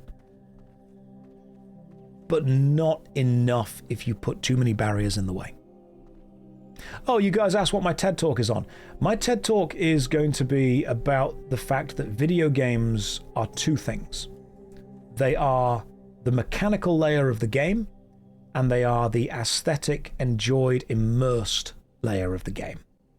All video games essentially could be boiled down to a wireframe model with no graphics where you press buttons at the right time. But what sets them apart is how they present those button presses, how they motivate those button presses, what you replace the wireframe model with. And I think a lot of business executives, because remember, TED Talk is talking to business people.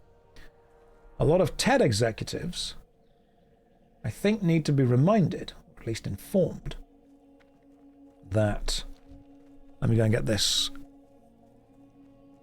griffin. They need to be informed that it's not enough to have a good wireframe model or a good idea. You need to have the aesthetics there as well. And that's where I think a lot of people who have never made a game trying to make a game fall down. They have a good idea, but bad presentation. Is my TED Talk going to be recorded? Yes. The Naru have not forgotten us. Yes, it will be recorded.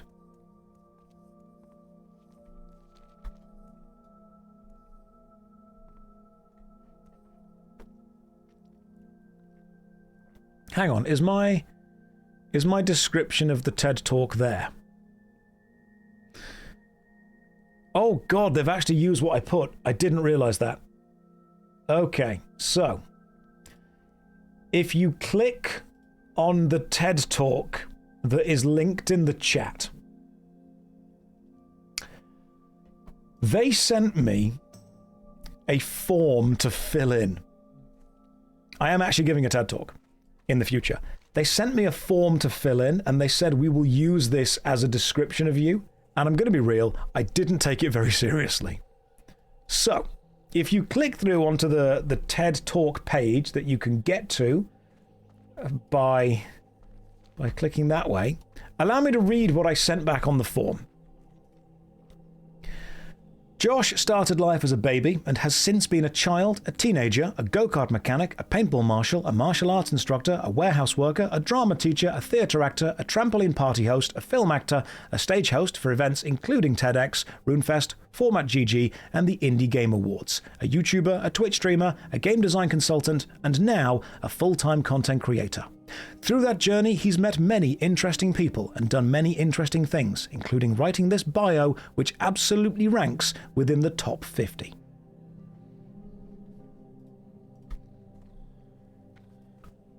Gonna be real, I stand by writing the bio was in the top 50.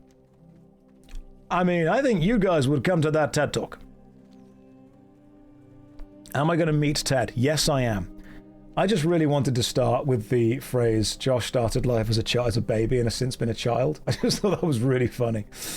I'm sure they maybe won't see it as funny as I did, but I stand by that being really funny. Yes, I am also giving the talk alongside a gentleman called Sir Ian Livingstone. In fact, I'm even using some of Ian Livingstone's work as an example within the thing that I'm doing. Ian Livingstone, for those of you unfamiliar, was the man who founded Games Workshop, and he also wrote the fighting fantasy novels. So if any of you have read Death Trap Dungeon or The Warlock of Firetop Mountain, that kind of stuff, he's going to be there. So I'm going to be able to use his work as an example within the aesthetics versus mechanics debate. The bio is an accurate representation. It is. Yeah, the old school fighting fantasy. I'm going to be using some of his books as examples. Will I roast Ian about Death Trap Dungeon? I'll be like, Ian, what were you thinking when you wrote that? Why is it so difficult? Why does the dragon kill me if I didn't find the weird red dragon sword halfway through the game? Also heard about Ross Scott. Yes, so if any of you are familiar with the Stop Killing Games initiative that was been spearheaded by YouTuber and content creator Ross Scott from the channel Accursed Farms, famous for Freeman's Mind, Ross Scott will be ceremonially presenting the initiative, the Stop Killing Games initiative, to the European Parliament, the European Union, in Brussels on Monday. And I will be joining him. I will be there as well. If there is a press conference, there may be one called where journalists want to ask about it. I will be available to deliver any answers that Ross or the lawyer who is joining us feel would be better delivered in an English accent. So, a lot of respect for Ross Scott. Very excited to be there. I will be... It's just a ceremony, so no stream there. It's a ceremony, but I believe it's symbolic. And the symbolism to me is a level of solidarity within the kind of gaming culture, the gaming sphere. Ross has put a huge amount of effort into it, and I believe that it is the right thing to support. it's a digital thing. It's a digital thing to sign. Like, they've got it. They don't need someone to be there to hand over, but it's important for humans, it's important for people, it's important for our culture to have a level of symbolism. And I think it's always nice to be able to point to a moment and say, that's the moment that it happened. That's the moment that it ticked over and became real. Are we getting everything we asked for but nothing we wanted? From the old comment from Pirate. I believe that comment was said out of frustration. We all say things out of frustration sometimes. We all say things out of attacking. If something that I feel that comment was said with a level of malice that I don't think was deserved. Honestly, I don't think it was deserved. There are many political ideas that will change the course of, gaming history, the course of the future in general. And I think that Pirate Software has a lot of legitimate concerns for what it could mean for the video games industry.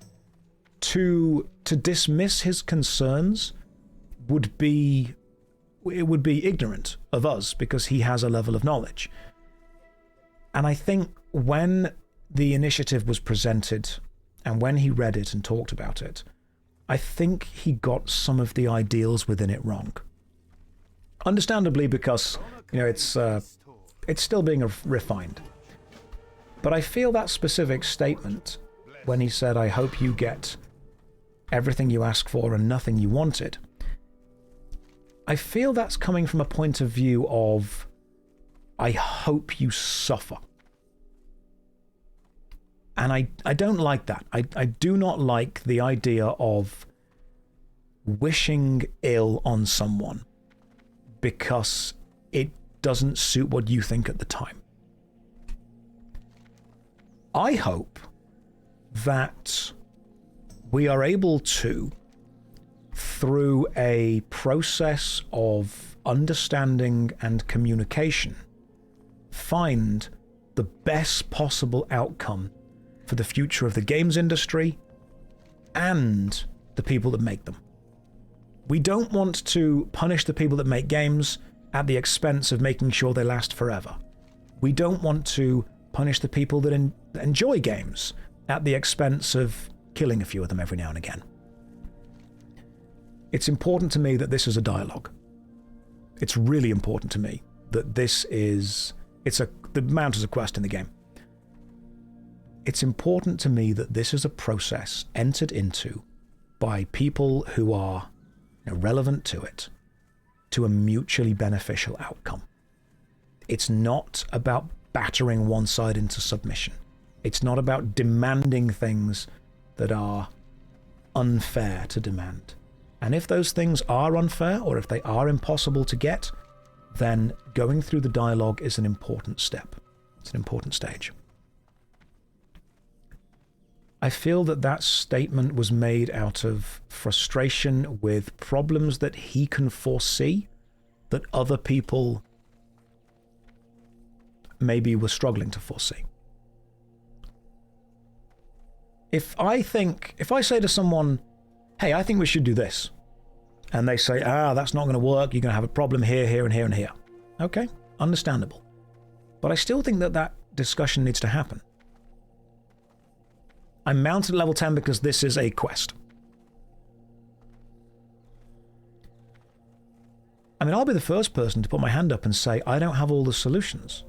I don't have all the answers. Neither does Ross. Neither does any one individual person. But the reason that we are going to the European Parliament and the European Union and presenting an ideal that people want to have happen is to see how much closer we can get to a mutually beneficial agreement. That's it. To link this back to the statement, "I hope you get everything you ask for and nothing you wanted," is basically Pirate Software saying, I hope all of the negatives of this happen and none of the positives happen.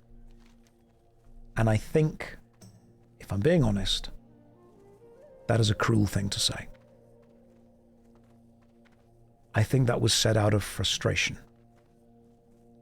And I think when you say things like that, you are placing your desire to win over the desire to engage within mutually beneficial discussions.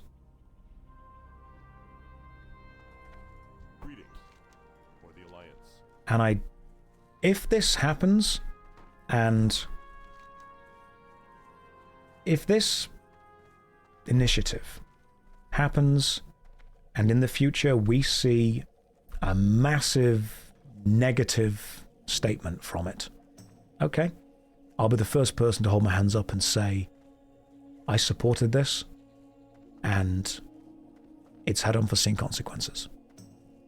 And the reason I'm willing to do that is because I think that the ideology behind this is correct. I'm going to be real with you guys. I think if the games industry was going to fuck you over, they would do it regardless of this. That's how it's going to be. I think if the gaming industry right now is in a position where it can simply put consumers last if they want to. I don't like that. And I think that any small power that we can take back, where the gaming industry is at least made to acknowledge the consumer, both after and before, then that's going to be a positive thing for us.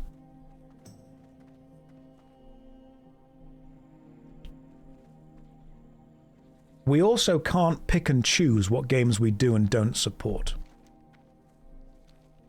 So if it's a video showing the truth, is it hate? I mean, people want to hate on people for whatever reasons. I've had conversations with Jason before, Pirate Software. I don't hate him. I don't know him well enough to hate him. We've never met in real life. If we do one day, great.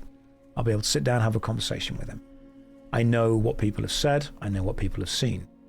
I don't hate the guy. That's not going to be useful. I think, if anything, using... Oh, press the wrong button. Ah, bugger. Press the wrong thing. Do I still have that? No, I don't. I think, if anything, using his knowledge and using his input is going to be a vital and important thing. I can think that his behavior toward people that he disagrees with or that disagree with him can come across as cruel. I think he can be emotional at times, but we can all be emotional at times. You know, we're not a robot. But I think the important thing to me is to support Stop Killing Games, because I think that it's an ideology that if taken respectfully with the people who have the ability to change it, can make a difference.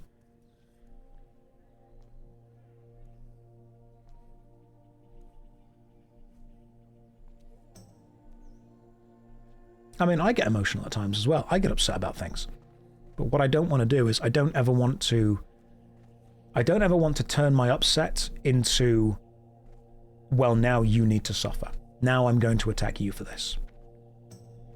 Because God knows I can be a dickhead as well.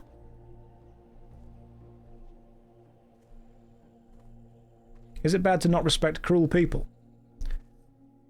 I think it's difficult to condense a human being down to a single thing. I think it's difficult to say this person has done this, these actions were this, and therefore these actions are them entirely. It's possible to do cruel things and to say cruel things without condensing and effectively reducing yourself simply to a cruel person. I don't know the guy. May the light embrace you. Remember the lesson. If I did something that somebody perceived as cruel, in my mind, I may not have wanted to be cruel at all, but their experience of me is then reduced to cruelty. And in their mind, their image of me then becomes hyper condensed into cruel. It's a level of dehumanization. And I can't support that with people that are talking about video games. S-Fan, speak the devil, man. How you doing? S-Fan is another guy that I fucking hate. I can't stand the guy. I just don't like him. I just think he's a dick. I've never met him. We've never spoken that much, but you know when you get that vibe? That's what... Same. Oh, no, this is... We were talking earlier about the difference between being able to poke humour at yourself, and there's a really interesting balance. I think being enemies is when you compliment each other, but you don't really mean it. And being friends is when you insult each other, but you don't really mean it. That's the balance that I see with a lot of stuff going on. How are you, man? Like, I'll insult my friends more than I ever insult my enemies. Like, if I start insulting you generally and gently, as long as it's something that I know that's not like an insecurity in, that's when you start to get comfortable with each other. If I feel that I'm unable to insult someone, even slightly, because I know that they're going to take it badly, that's when you've got to say, right, we're clearly not close enough to be doing this yet. It's a very British thing. It's a massively British thing. It's like if someone says to you, hey, how you doing? And you go, oh, man, times are tough. It means you're doing fine. If someone says to you, how you doing? And you go, oh, living the dream. You're basically suicidal. That's... British Connections has this thing where you basically take the opposite of what someone has said. That's how they're feeling. It's a universal thing. Maybe it is. We're all there together. How are things going? Oh, there's struggles.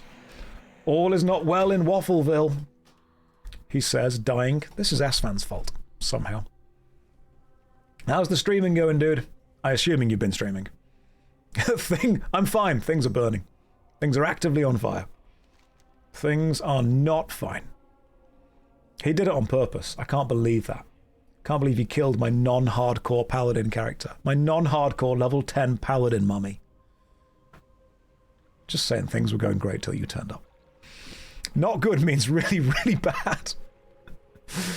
Oh. I lived in the UK for 2 years, came home and made everyone cry because I couldn't stop taking the piss.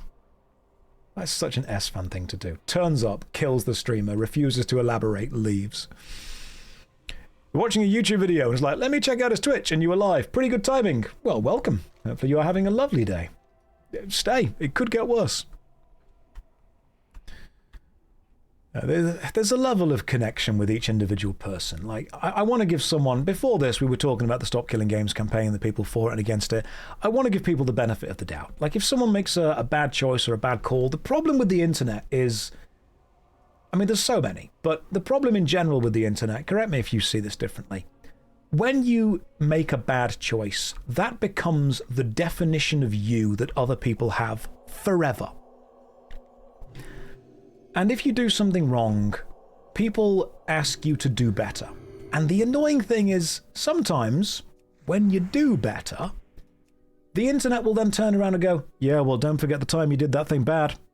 I'm like, oh, okay, so you don't want me to do better, you want me to be punished forever. What do you want? Do you want constant penance, or do you want improvement? Because if you want improvement, you can't turn around and insult someone when they actually do better. Do you want a level of improvement? Do you want a level of responsibility? This is why so many people say, never apologize. The reason they say that is not because they don't think that an apology is the right thing to do. It's because apologizing online has historically been shown to not be the right thing to do, because the people you're often apologizing to turn round and double down with, that's not good enough. Do more. And then you say, what do you want? Do you want improvement? Do you want an apology? Or do you want self-reflection? Or do you want stubbornness? I mean, yeah, you can do 100 things right, do one thing wrong, the internet remembers the thing you've done wrong, and suddenly you become the guy that does the thing wrong. That's it. That's what you get. They're not people that want any of that. They want to hate you. Absolutely. That's what it is. It's the circus. You are the clown. You are the show. Perform. They want to control you. That's why people say don't apologize, because as soon as you apologize to anything, what you're doing is, in a weird way, you're validating their hate originally. I mean, that sucks, but it is what's happening. When you apologize for doing something wrong, you are validating people's hate against you, because they go, I knew it! Knew he did that wrong. Anyway, to loop this back, there are people that I have interacted with that other people would describe as absolute dickheads. And the reason they would describe them as absolute dickheads is because to them, the absolute is boiled down to one or two things. Which I don't think is fair. Because if I did one or two things that were stupid, I would hope they do not define my character.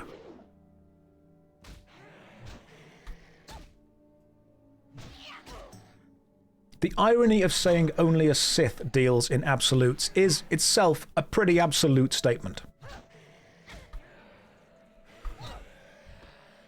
Inventory is full. Instead of saying, yeah, I should have done that, take it as a, yeah, I'm a piece of shit. Let me get a lighter to burn at the stake. Absolutely. I can't believe you'll burn at the stake then, man. Do you not care about the environment? See, that's what happens. You do one thing and you're like, hey, I'm gonna pay my penance for this. I will go and self-flagellate later on, provided you don't keep constantly hating me.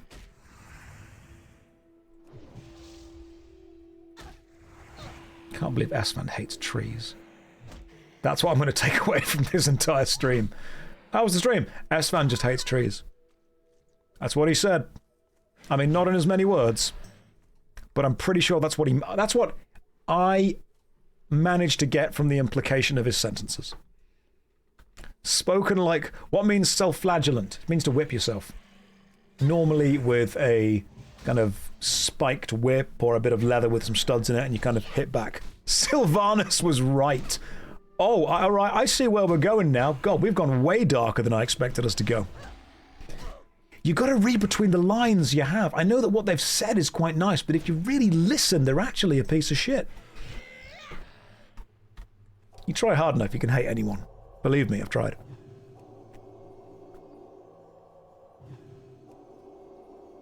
Love that paladins can heal themselves. Love this for me.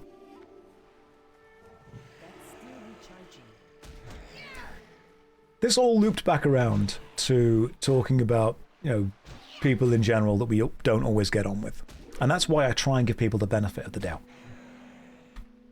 You got to give people the benefit of the doubt sometimes, man.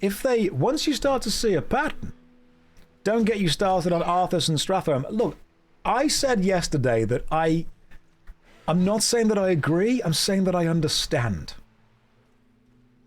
Would I have done the same thing? Well, he killed hundreds to save thousands. So, what happened to the Warlock? Esfand killed him. I can understand him, I get it. From a real point of view, I think that's genuinely why Arthas was such an interesting character. Because, he was doing what he genuinely thought was right. The road to hell is paved with good intentions, and apparently also lots of dead bodies. I'm not caught if I say that Arthas had a point. I'm not saying it was a good point, but I'm saying we have to engage with the point. That spell isn't ready yet. We've got to at least consider.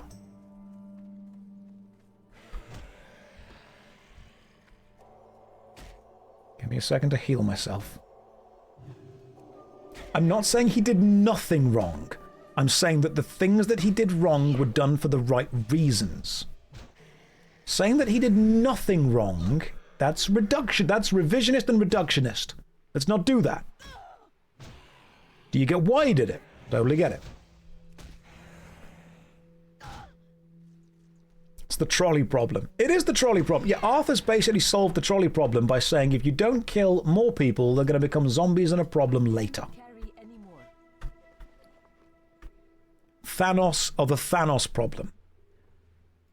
I haven't actually seen Endgame yet. I'm just not really bothered about it. I think to me, the most relatable enemy was Ultron. Because he spent 5 minutes on the internet and decided that everyone needed to die. And having worked on the internet, that is a sentiment that I think a lot of us do at some point feel. That's kind of what happened. Thanos was like, half the people need to die. Pretty sure Ultron spent 5 minutes on 4chan and went, let's just burn it all. Let's just nuke everything and start again. You know what? I'll help. I'll join. Not saying I agree, I'm saying I understand. Yeah. Half of us would have looked at Ultron's plan and been like, fair enough. And that's what made him an interesting villain. I think it was a shame that Ultron decided to take on the form of a robot that had a face, because then we could just effectively punch him in the face. Captain America effectively tried to punch an AI in the face. I'm like, Ultron, you didn't need this robot body. You could have just put yourself into anything. There are data centers that physically exist in the world right now that are basically nuke-proof. I remember reading about this in university. It's fascinating stuff. The internet, and correct me if I'm wrong on this, the internet is effectively held across millions of computers and millions of data centers, but I believe there are about between 7 to 10 data centers that are held in various locations across the world that are nuke-proof, that are virus-proof, that effectively are super secret, that if you had to take out the internet, you'd have to destroy 5 out of 7 of them at the same time, which is incredible. That's so cool that it's so bloody well defended. That's really cool. Because a lot of data is just kept like that. Just turn off the electricity. Pretty sure they've got backup stuff. But I mean, I might be wrong, they might not.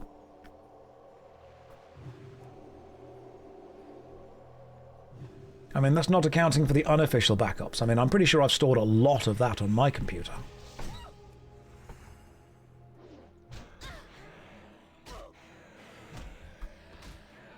Just unplug the router. Just change the hamster that's running constantly.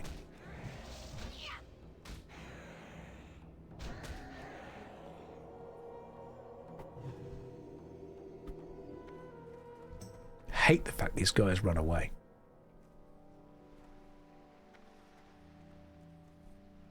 Yeah, the internet is basically run by the Imperial Fists.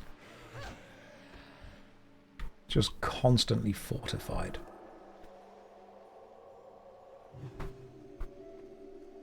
Why did we get onto this? How did the conversation get to here?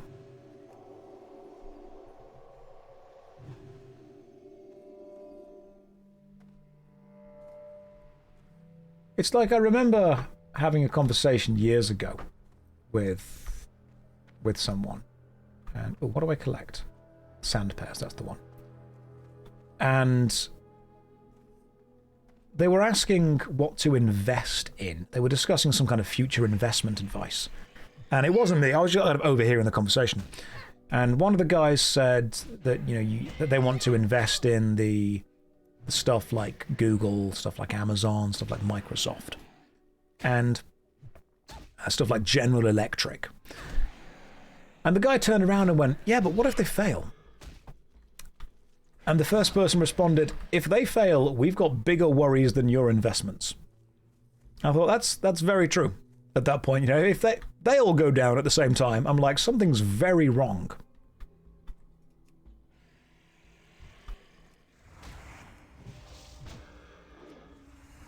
I am loving the Paladin so far, by the way. I'm doing something that I call self-tanking. And self-tanking is the process of taking damage yourself, but then not dying.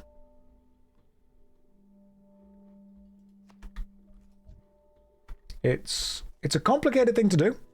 It's a difficult skill.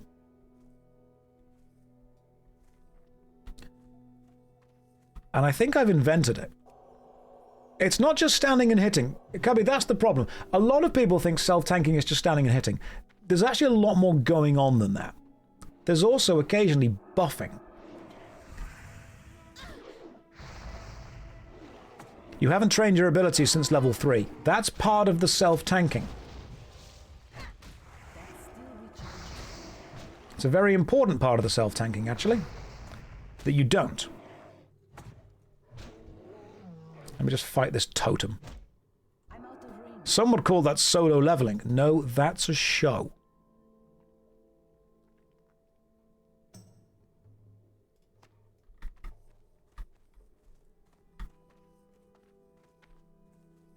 That's a show about Sun Jin Woo being the only person in the world with any level of agency.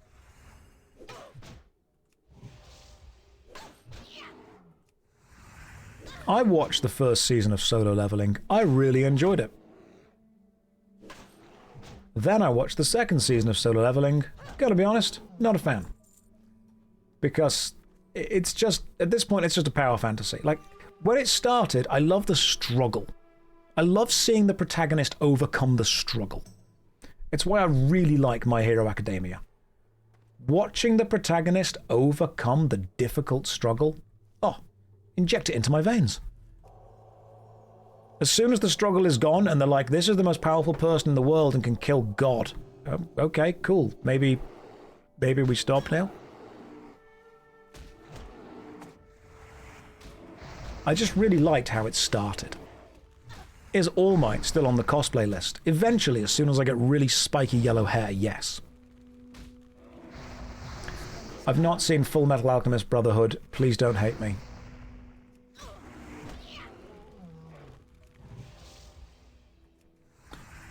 Well, that was close to dying. We survived quite well. Unsubbed. Unsubbed. Subbed again. Resubbed. Unsubbed again. I've also not seen Cowboy Bebop. If you guys can believe that. Is Johnny Bravo on the cosplay list? I don't know if I'm sexy enough for him. Cynical Mind, love you. I love you too. Cool Borderlands logo next to your name. Quit leveling, go and watch Cowboy Bebop right now. Did I play Neverwinter Nights? I have an entire review video on Neverwinter Nights 1 and its expansion packs on my JoshStrifePlays channel. I reviewed the Hordes of the Underdark and the Shadows of Udrentide. I think Shadows of Udrentide was worse, and I think Hordes of the Underdark was great. Neverwinter Nights 1, basically just an advert for the creation kit. Neverwinter Nights, Shadows of Udrentide, just kind of rehashing what had been done before.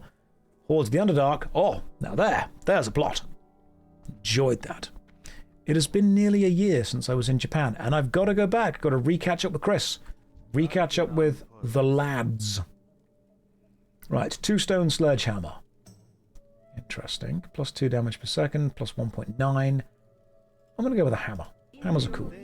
Oh, hang on, got to sell some stuff first. You're a vendor. You sell some stuff to you. Right, let me sell these things.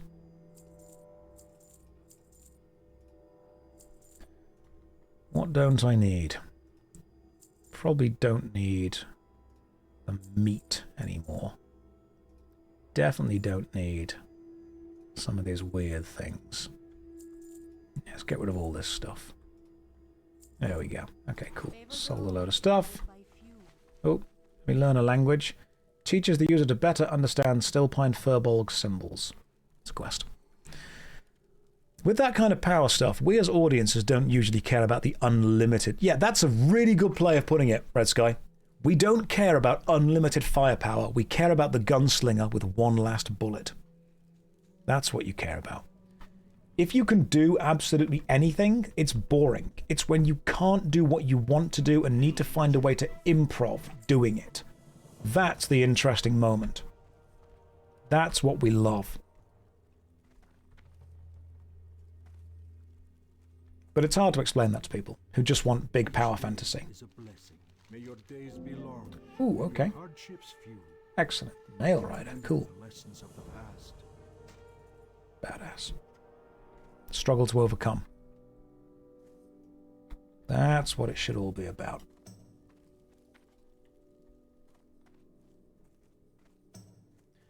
I remember that quest. I'm not quite level 13 yet, though, so I'll give it a minute. I have been streaming for 3 hours and 59 minutes, and I've made it to level 10. That's pretty good. So, played, yep, 3 hours, 37 minutes within this total playtime. And level 10. Level 10 in 3.5 hours ain't bad. It's not terrible. Right. I'm going to take a 5-minute break. I'm going to grab a drink.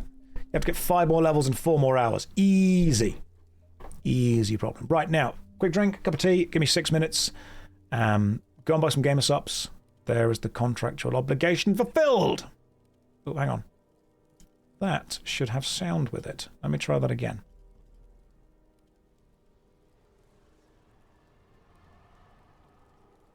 There we go. Okay, cool. Enjoy the DVD logo. I will see you beautiful people in 5 minutes time. That's enough for a cup of tea, a quick bite to eat, and then to continue. I'm enjoying this. I'm enjoying WoW too much. Far too much. Right. Enjoy staring at the Draenei. Let me just... Hang on. There you go. Because I know some of you are going to want fanfiction already. Have fun. Alright, I'm back. And we have ran a quick advert, which means people joining now will not get any... Ideally, not get pre-roll ads, which is... Oh, does your character sit down automatically after a while? I didn't realise that. Hang on. There we go. We're all back. We're all good. Did it hit the corner? Did the you... Oh, well, you've missed it now. Yes, alarm. I'm back at work. My goodness. It hit the corner and you missed it. Fools. All of you. Foolish fools. Every single one of you. Now we... Okay, no more DVD logo. Back to gaming. Back to the power stuff. One last bullet. That's the important thing. It's hard to get power scaling and power balancing right. Hang on. What's going on in the guild? Some raid leaders get such massive egos and start power tripping hard. I am so excited to do that. Yeah.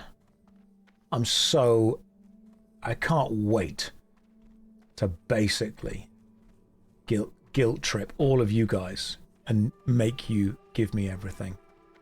I'm excited. Some raid leader kicked a guy and got angry because his appendix burst. That sounds like a skill issue.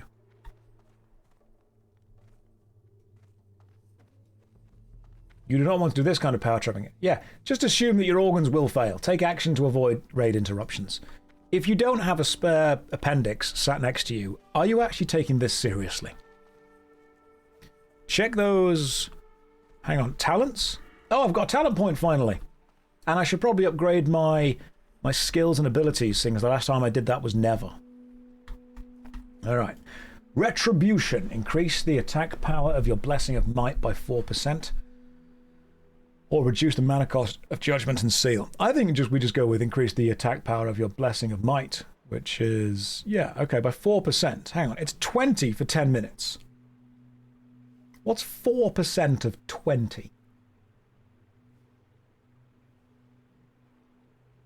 So it'd be 20 divided by 20. No. Divide by 25. Basic, like 1. Just slightly less than 1. Yeah, I mean, you can do that, can't you, Composer? 4% of 20 is the same as 20% of 4, which splits round. Love that. Love that about maths. Protection is other stuff. And then retribution is the punch. Holy is the healing? Yeah, I don't feel like healing. I feel like healing is... That's like a priest thing. I don't want to be doing that.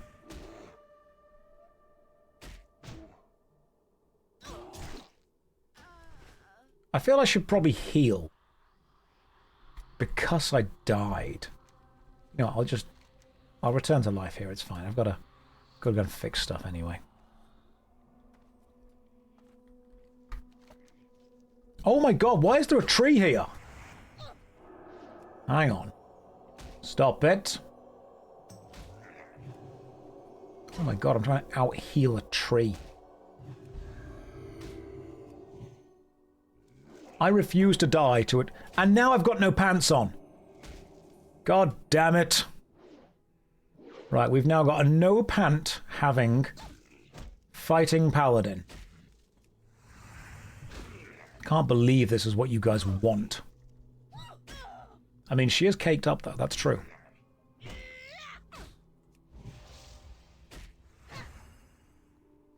Some of you are looking respectfully. She just cut a tree in half with a hammer. Right. Let me go and grab the... Let's go this way. Don't I mean, she do be... That thang be thangin', though. Let's be fair. Alright, those thighs could crush a watermelon. Why no pants? Because they broke. I'm gonna fix them. Stop staring at my pantless Draenei. I don't want this to be the clip that goes on livestream fail. Like, I want like a fun, good, cool clip. Like of me making a joke. Not of me looking like a, well, a WoW player. Welcome. Browse at your leisure. I hope Yo. you find something useful. Make this my home. And then also fix my pants. You don't fix pants, of course you don't. Oh god, you spend 3 hours playing as a Draenei and immediately you're pantsless.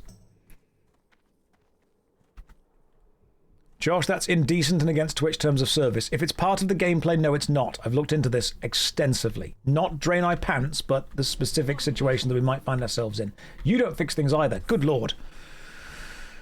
Oh, I'm going to fix my pants. I need to find someone that fixes pants. Like the boa. Yo, you fix pants. Fix. We've got trousers back. We're all good. Also, buy this off me. Right. We're okay. We're all good now. Pants and pant-related things have been restored.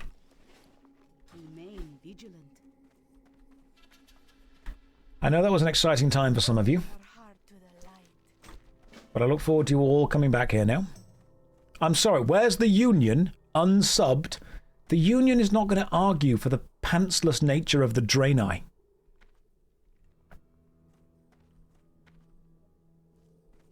Also, where's the trainer? Are you a trainer? I wish to train. Oh, cool, okay. You can learn parrying. Hell yeah, let's parry.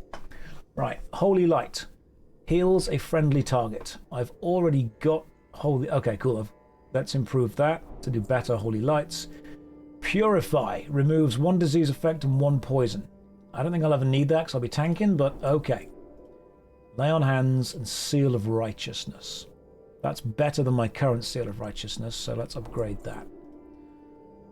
Plate mails at level 40, can't do that. Protection, what have we got? You are protected from all physical damage and spells for 6 seconds, but you can't attack or use physical abilities.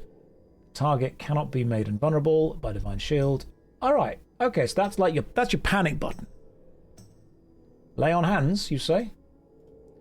Heals a friendly target equal to the Paladin's maximum... Oh, wow! Equal to the Paladin's maximum health. Drains all of the Paladin's remaining mana. So I'm guessing you use that when you've got very little mana left.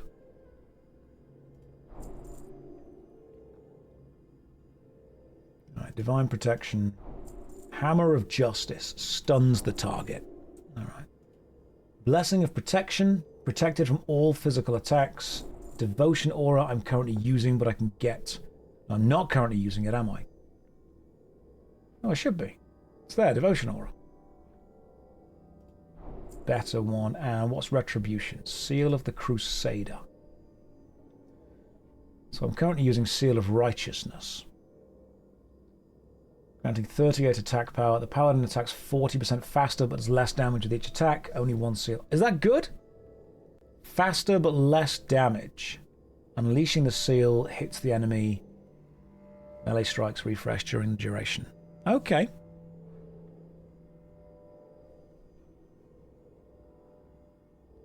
Bop is for warrior DPS in groups. They love... Okay, gotcha. I see.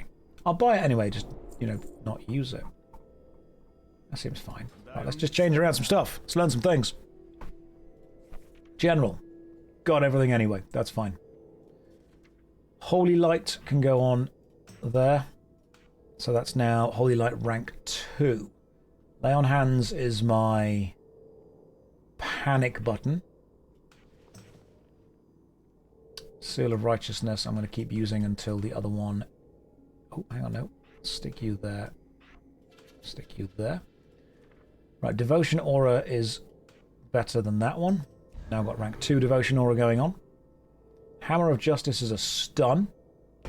I think a stun should be on 5. 5's a good stun button. Divine Protection, that's my panic button. Blessing seems protected from all physical damage for 6 seconds. They can't attack and can't use physical abilities. Warriors would hate that. I mean, it keeps them alive, but they would hate it. And, right, Blessing and Might, rank 1, Judgment, Seal of the Crusader. What does more damage, Seal of Righteousness or Seal of the Crusader?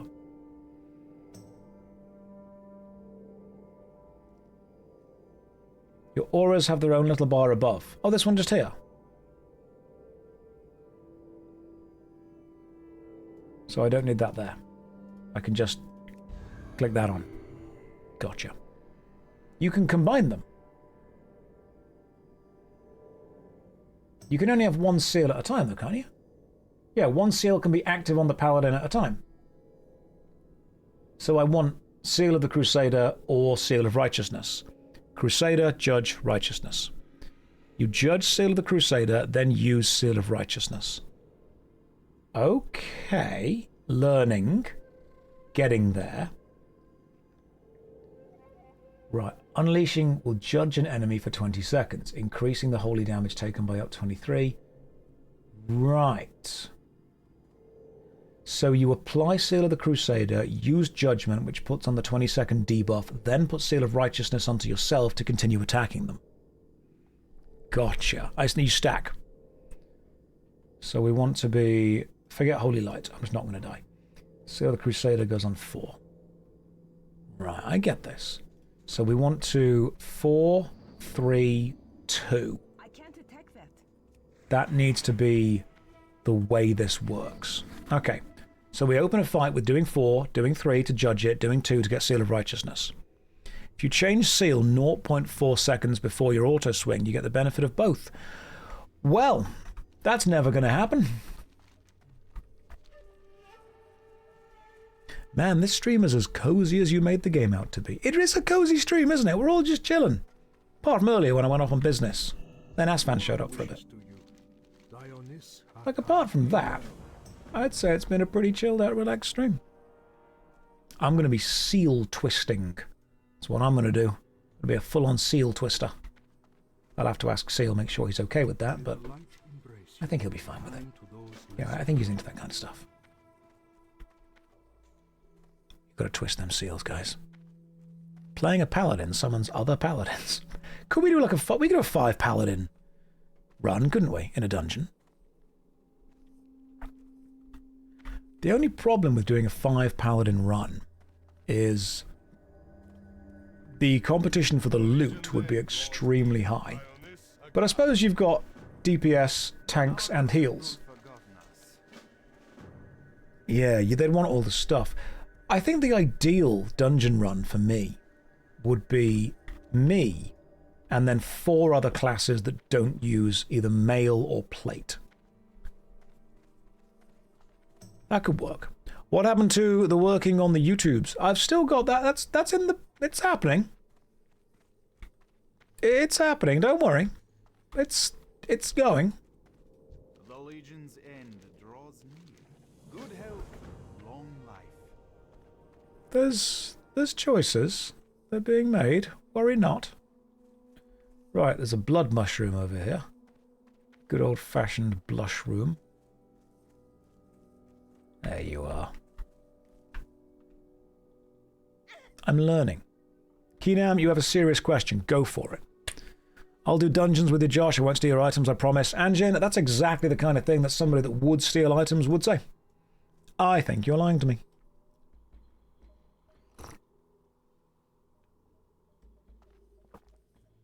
Do other guys hit on me often? My Instagram suggested messages page is just reams and reams and reams of guys sending sexual messages. Which, very flattering. Remarkably flattering, don't get me wrong, but at the same time, a little bit creepy. In real life, not as often.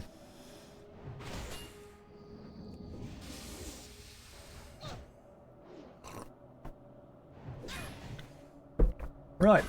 Might be about to die here. Hey! Hey, divine protection right at the exact moment. Lay on hands also works. Good lord, paladins are amazing. Right, now I'm feeling it. Now I'm... Oh, nope, they're still there. Gift of the Naru Carp. I mean, that was good. We didn't drown. We did not drown. Thankfully, we did die very close to where this respawns us. So I get a lot more messages via like Instagram and stuff than I do in real life, just because in real life people are always nervous to walk up to you and chat. But there's definitely the forwardness that happens. Right, so I want to go Seal of the Crusader, back the seal, Seal of Righteousness, attack. That way increases damage taken by up to 23. What I can also then do is break that seal and switch back to this as well. Thank you, Babe Hunter, for giving me a little hand there. I appreciate that. Your content stems the ever-approaching feelings of doom I struggle with. You're welcome, Cassie. That's exactly what I'm trying to prevent. We're going to take on the doom together. Don't worry. Don't use those together. They are two separate don't die buttons. Do you mean 6 and 7? Yes, I do need to change those around. Oh my god, 6 has got like a what? It's got a 1 hour cooldown? What the hell? Okay, cool. Didn't realize I had a 1 hour cooldown. My bad. That's far too long, if anything. Right, look, I can take on like one of these guys at a time. I did say the thing. Oh my goodness, 6, 7. Beautiful.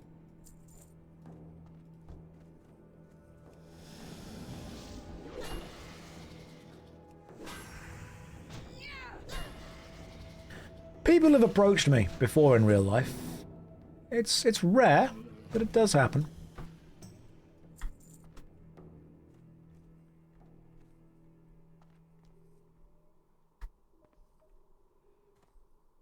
Phoenix, thank you very much for the raid. Welcome to the stream. Hopefully you are having a lovely day. Right, what else are we killing over here? You sorceress. Let's go. 4, 3, straight away. Ready for the auto attack. Switch to 2. Got it.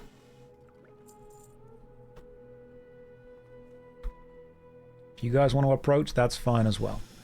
What I would say is, if you are going to approach someone in real life, to ask them out on a date or to just kind of hang out with them, totally fine. Obviously, people are allowed to do that. Consider the situation you do it in, because there's a level of consideration that must apply.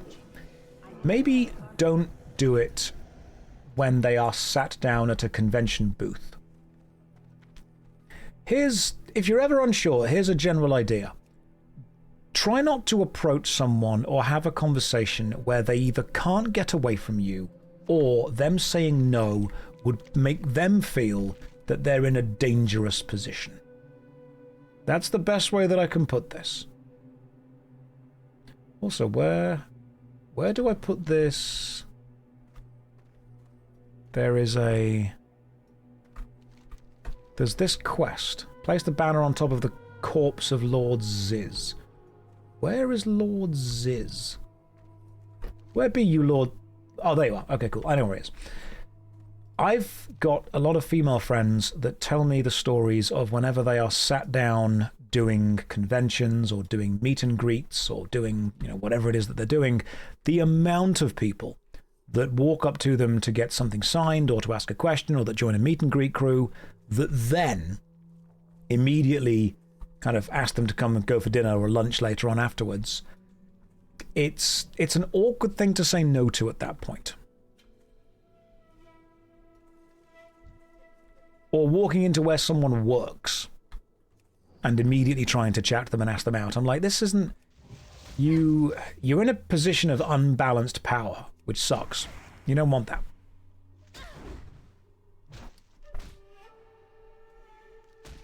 Yeah, don't corner people. Don't corner people in the street and ask them stuff. That's not... That doesn't work. Don't do that. It's a weird thing to do. Please don't. Right, let's go and grab some more mushrooms from over here.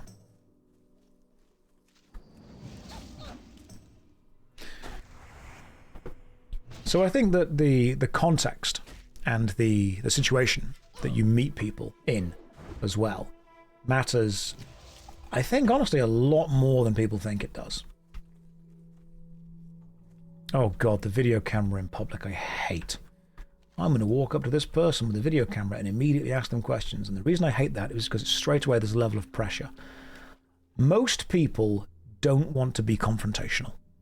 And I think, unfortunately, a lot of people that like making public content actually use that in a negative way. They abuse that fact that people don't want to be confrontational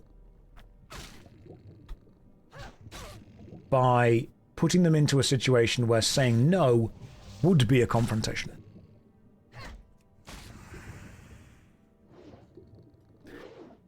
Getting a good moment to chat to someone like that is indeed very hard. It is. Can't believe a fish has nearly killed me. And now I need to go over here and do this. Can I? I can't even cast that, can I? Can't even... God damn it! She's drowned. It's been helping keep me sane. My work is unbelievably boring and repetitive. Also, never played or watched WoW content. Oh, excellent! You dislike the subscription-based system, so glad to be on the journey. I can understand why people are against the subsystem. I totally get that.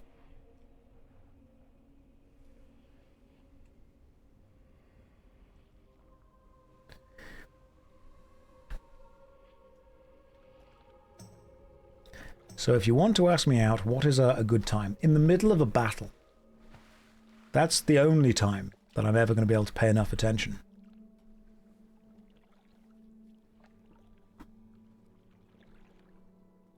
Never understood people to approach people they never meet to ask them on a date. It's... different people do it in different ways.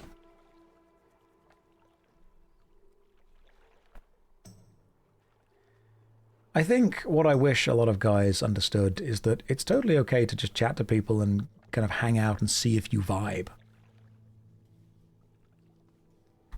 I think the seeing if you vibe is a thing that has been forgotten. Right, you. You, my friend, are dying. Come hither.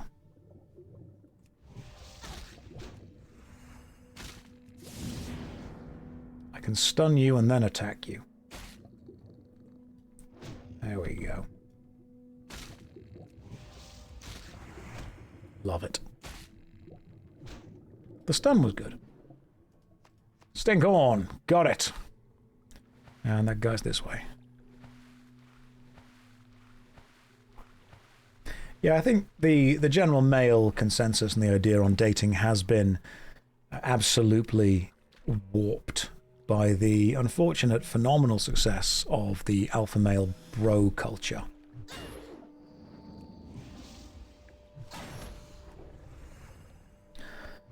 The problem that I have with the alpha male bro culture, beyond the fact that it's generally just kind of a disgusting thing that I don't want to exist, is the fact that it has convinced a generation of guys that the only thing worth spending time with someone that you're attracted to is to sleep with them. And if that person is sleeping with someone else that's not you, then they are a horrible, bad, awful person.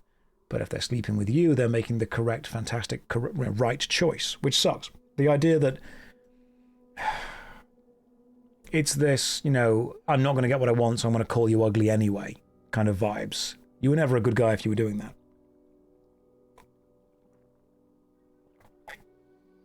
It's capitalizing on loneliness, absolutely.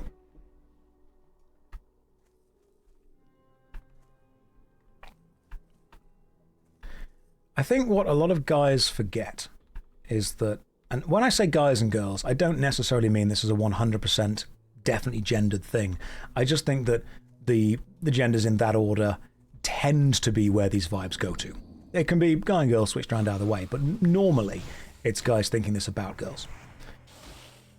And what a lot of guys tend to forget is that a lot of girls, and again, if you're a girl in the chat, you're a woman in the chat, however you want to be referred to, correct me if I'm wrong, sometimes it's very important to say to yourself, how do I think this person would react if they don't get what they want? And if the answer is they would react badly, then giving them what they seem to want is not going to be the ideal choice, but it's something you're going to feel pressured into. And the alpha male bro culture does this thing where it tries to teach guys that what you need to do is manipulate girls into liking you and being with you by picking what is essentially the correct dialogue options in real life. And in doing so, you'll get what you want. But if they start to not give you what you want, you then do this thing where you fall back on just being a dickhead. It's very important to me that if I'm spending time with anyone, the most important thing they are is feeling safe.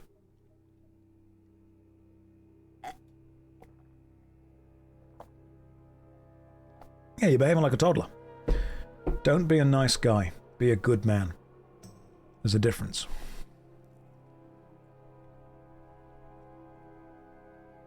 Oh, also, guys, the bartender doesn't like you. She's being nice to you because that's her job, and that's what gets her tips. If the bartender does like you, let her tell you that.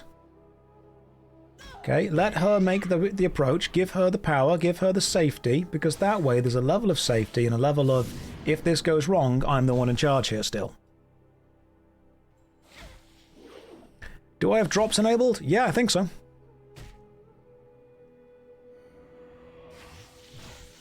Should have the drops enabled. It's a bad belt, but I'll take it. Smiley, since when do women go first? Since they feel safe enough to do that.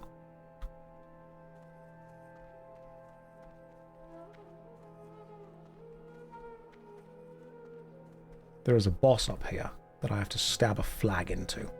So I'm going to take a moment just to heal myself. Make myself all ready for this guy. Yeah, should I give her the Sword of Greyskull first? That's a great opener, to be fair. That will work. Unfortunately, the guys that are like, oh, girls just want bad guys. No, they don't. They want good men. Unfortunately, the bad guys are normally the only ones that go and ask them out. Because they're the ones out there being dickheads instead of walking around going, well, I'm going to try and manipulate this person into this because I've got a positive camphor tilt. I don't even know what that is.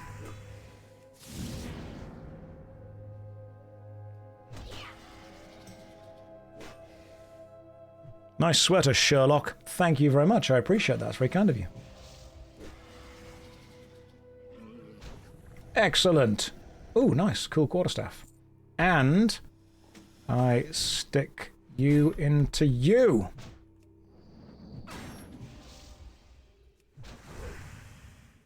Yeah, pity is also a major one. Don't try and go for the pity vibes. It's totally possible to be friends with someone as well. That is my run away button. And my drink a potion button. Love that button. That's a good button.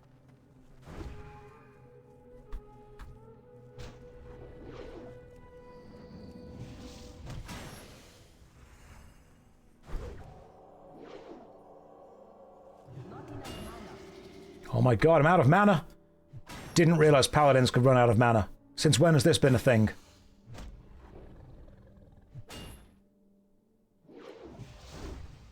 Since when have paladins been able to run out of mana? Hate this.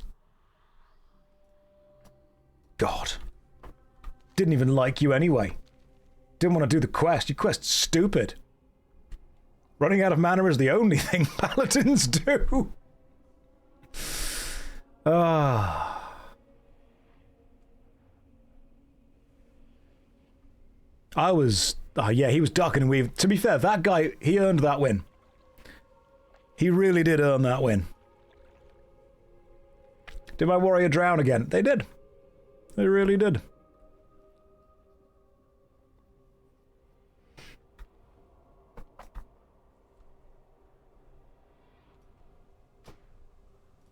Right, let's go and hand in this quest. Oh, I've got 2 talent points I've not spent yet. I probably should. Am I leveling as a retribution paladin? A protection or a holy? I forgot to spend any of them. I feel that leveling as retribution would be good, because then I'm doing more damage. Go protection for tanking. Did I ever do Mythic Plus in retail? Only once or twice. I was a Havoc Demon Hunter. It was a Havoc or Vengeance. It was Vengeance Demon Hunter that have the tank spec. Yeah, Demon Hunter tank spec. They were fun. I think that was Vengeance? Yeah, the Vengeance spec. I enjoyed them. I like the Vengeance spec because it's a tank that plays like a DPS. I love anything that plays like a DPS. I want the, you know, fast-paced, do lots of damage, see lots of numbers kind of thing going on. That makes me happy. So if I can do...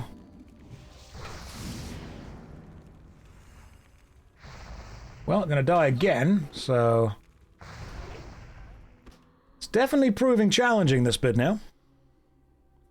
The guy who never played WoW until recently did Mythic Dungeons in the past.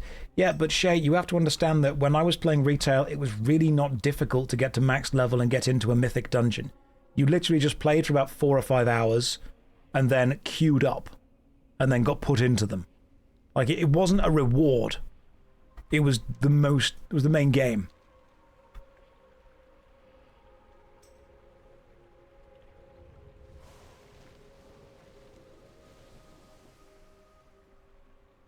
You work with people who are younger than you, conversations about not every... Yeah, exactly. Exactly. It's much more complicated. But people don't like to look at the complicated bits of it. Did I find it confusing as a new player? Not confusing, I just had no emotional connection to it. Ret is easier to learn. Gotcha. But protection is going to make me a better tank.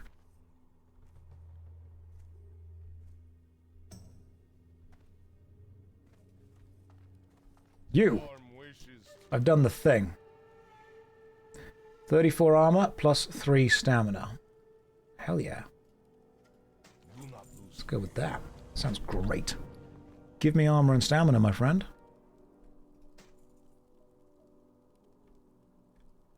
Sell some stuff here as well. Just get rid of some things.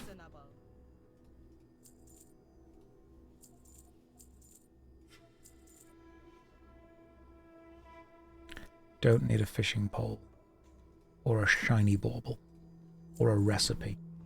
For anything, really. Right, where are we going? What's that? Impact Site Crystal Sample. Let's go and get one. You should drown when you log out to switch to another character. That way you're... Yeah, I could do that. I could look into the old drowning. Let me just... reset up my old tank specs.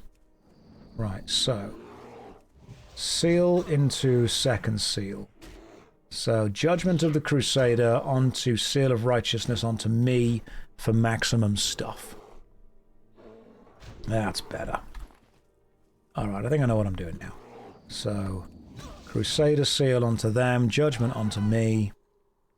No, Righteousness onto me. Crusader seal onto me, Judgment onto the enemy to put the seal onto them, Righteousness onto me to attack. Learning!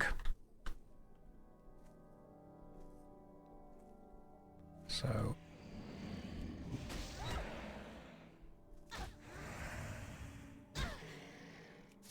occasionally stun them if I need a quick break. I'm a Paladin now. Playing hardcore every time you join them on a new... It's... yeah. I can see why you'd say that. Right, I need to investigate this crash site. Okay, crash site. You have been investigated. What? What is needed? Big weird crystal.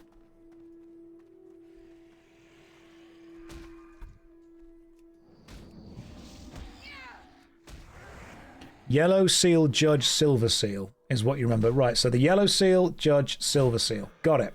And then occasionally, if the fight's close to the end, just judge that one anyway. Just to do a bit of a damage boost. This is called Learning from the Crystals.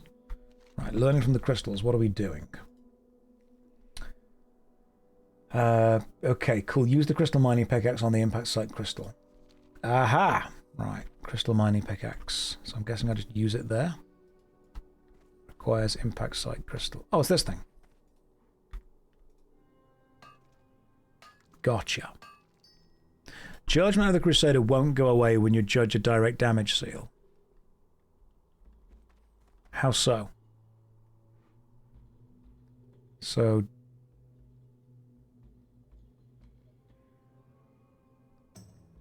Judgment of the Crusader, it doesn't go away, so it stays on, so I can put the Crusader seal onto them, then keep repeatedly judging the seal of righteousness. Okay, that makes more sense. Right, so it's basically a way of just hitting that seal repeatedly. Gotcha. Thank you for letting me know. I'm learning.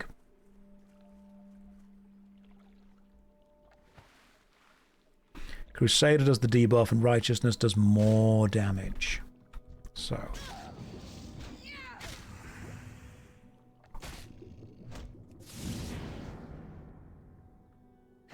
I want to make sure that I am hitting, sealing, resealing. Gotcha. Tell you what, I'm missing quite a lot.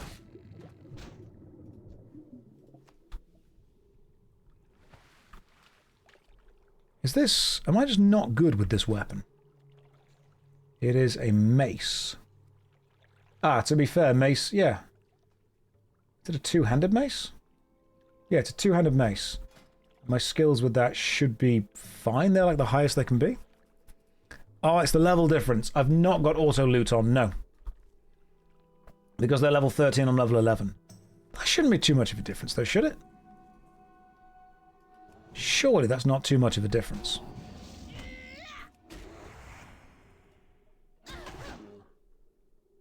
It is, really? Damn.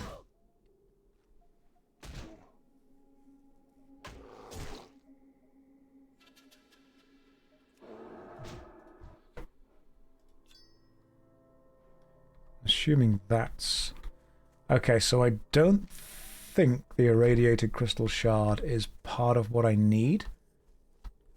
But I know that it is... it will be needed eventually.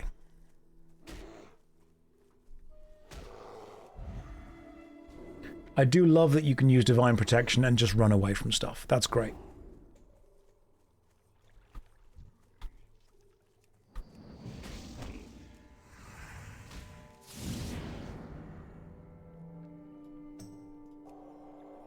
And then you can stun them and use the stun to get a holy light onto them. Okay. A holy light onto you, I should say. They've still got that going on to them. Alright, I see what's going on here. I see how the twisting goes.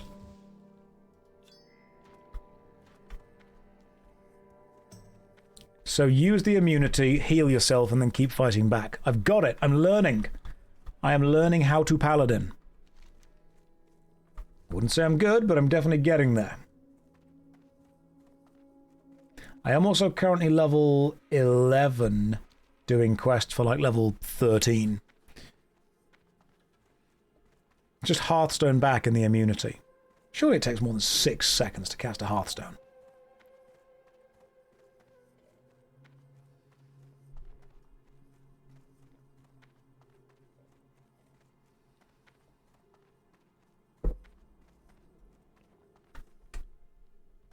Max level bubble lasts 8 seconds. Gotcha.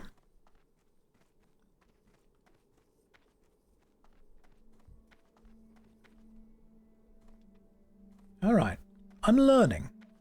I feel that we've had a productive conversation. I feel we've learned. I feel that we've definitely, you know, opened up to each other. We've learned more about each other. And I've got some more quests I can hand in. The Naru have not forgotten us. That's a tiny amount of experience. What's going on? Remain vigilant. Do not lose faith. Like, where's the experience that I need? Remember the lessons of the past. Also, like, where are the quests that are the correct level? I feel that I've very much jumped from, like, level 10 quests to level 13 or 14 quests. Am I on my Paladin arc? I am indeed. I might just go and grind for a bit. See what I can do. May the light embrace you. Yeah, one of you guys needs to teach me something. You! What you got, if anything? We've leveled up once, right? Nothing new. Vigilant. Level 2 fasts. Oh, maybe I did. Maybe I should go and do these things. And then those things down there. They're level 12. Ah, there we go. Found some level 12 quests. It's fine. Don't worry about me. Have I tried dance yet? Not on this one.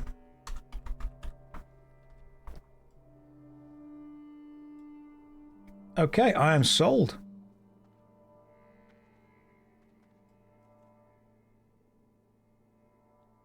It's a good dance.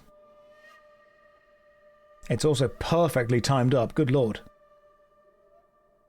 Does the dance have like a universal timer? It's hypnotic.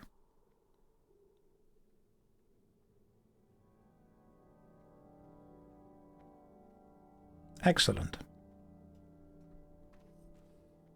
That was just dumb luck. Excellent. We just got the exact moment that it needed. Right, let's go and try and get some levels. I want to be able to get to the dead mines soon. Drelnar says, now remove clothing. Drelnar, I'm sure there are many websites out there that are going to give you exactly what you want. This, my friend, is not one of them.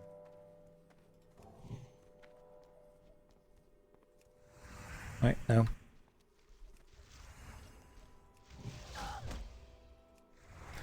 Put the wrong seal onto you, but it's fine. Unleashing is 26 to 29 holy damage.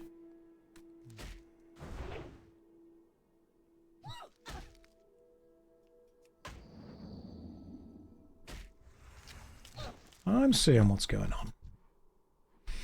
Right, increasing damage by up to 23. Your melee strikes refresh the spell's duration. Okay, so Seal of the Crusader, as long as you keep hitting the enemy, it just stays on them. I do yearn for the mines and the levels within them.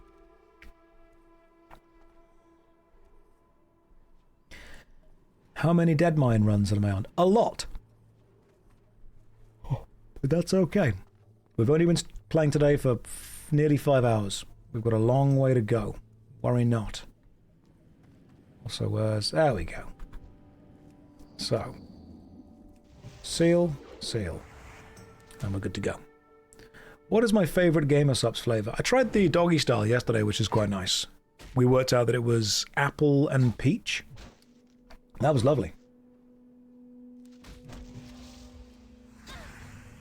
When you hit 20, we need to help you do the class chain. Okay, cool. 5 hours, this man is hooked. 5 hours is a nice warm-up for what we will be doing. The names are really bad. No, they're not. No, they're really good.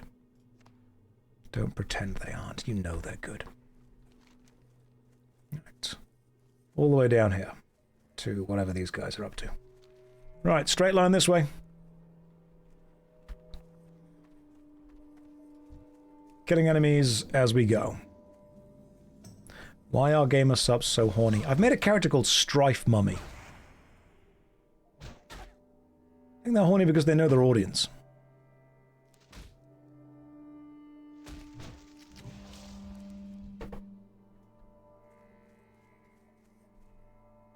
Can we get a close-up zoom of Strife Mummy so the artists have a reference to go off for the fan art? In a minute, sure.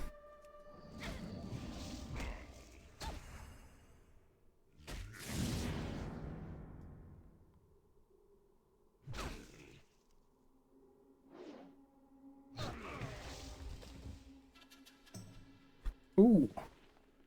Nice little...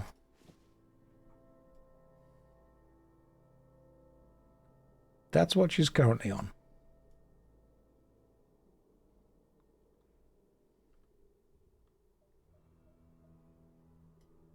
I feel this is, if anything, going to be the armor set that the fan art goes for.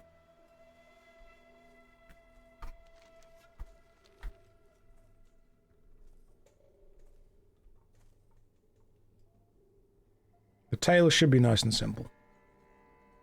It's not a complicated tail. I'm sure there's much lewder plate armor. Worry not.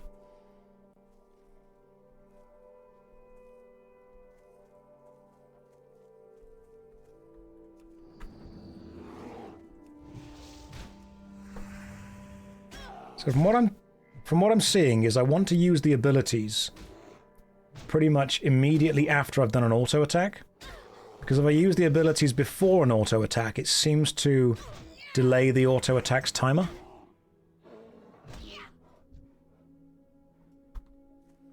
Because if I wait like 2 seconds and then use an ability, when the ability's done, it seems that it resets me back to the start of waiting. So I need to time it so I am sealing and then resealing myself ASAP. Hitting, then stunning as soon as I can when that's ready. I don't want to like attack now, because attacking now would be waiting and wasting. I can't cast that yet. Let's just attack you. Hang on. Divine Protection. Heal myself. I need more mana. Then we attack this guy. Right. So Divine Protection gives me time to heal myself. I like this. Why are you not attacking? Come on.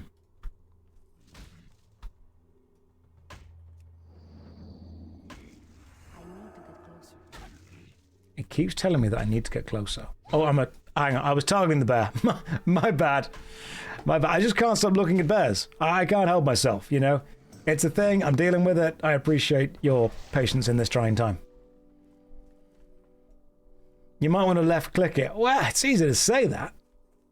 What the hell? Oh, this is cool. I've never seen this before. It's like a dried, burnt out lake. This is amazing. All right, that's cool.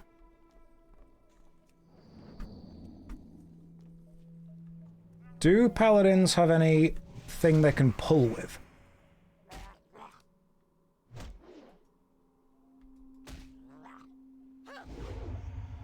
That's pretty cool. It's not just sand. It's the fact that it's black silt. I love the idea of, like, massive open spaces. They're cool. Hey! Red crystal pendant. Perfect. That's the one that starts the quest.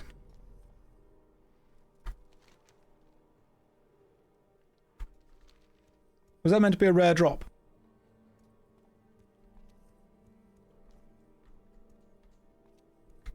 Okay, Black Silt Scouts tagged.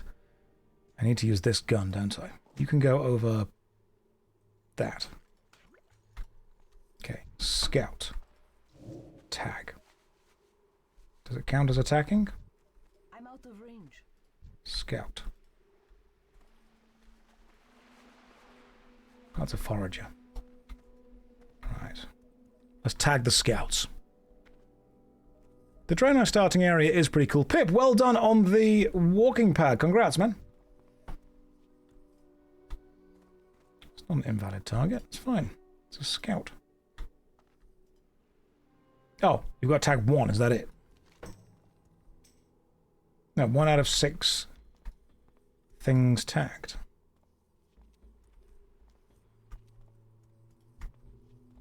I need to tag the scouts. But where are they? You're a forager.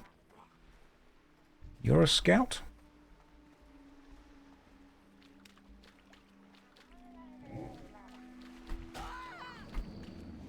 Hang on, they're just doing the Blargle attack. They're harder to find. I see, I'll get them.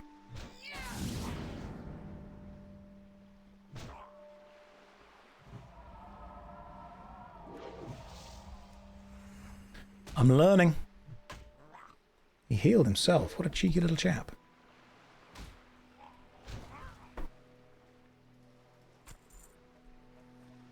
Come here, scouts.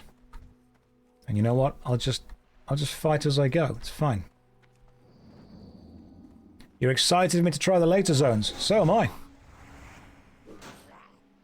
There's a quality of life option to open the loot window at the mouse position. Just saying. That might be useful, actually. Although I quite like it the way it is. Oh, primal leggings of the bear. Even the game is like, we know that you're focusing on bears. We'll help you out a little bit.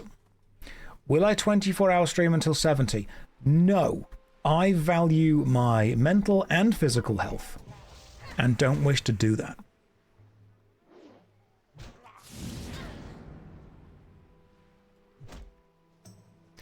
Plus, that wouldn't just be me suffering, it would be Inju suffering as well. Don't you just hold shift and right click?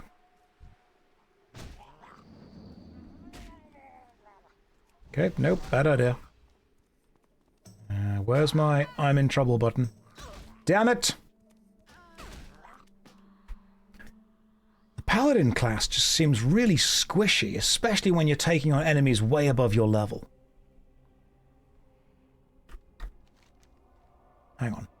I can just revive here. And then go and fix my armor, that's fine. You seem to really enjoy WoW. You can't prove that. Yeah, it's fine. That's fine, don't worry, my gloves are broken. As long as it's not my trousers, we're all okay. So Blessing of Protection is a third panic button. Devotion Aura back on. Big Punch back on.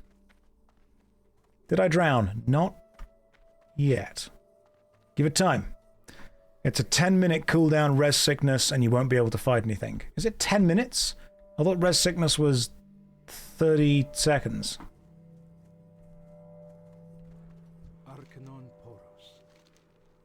Ooh, here are all your mushrooms, my friend. Give me armor and stamina. That would be great.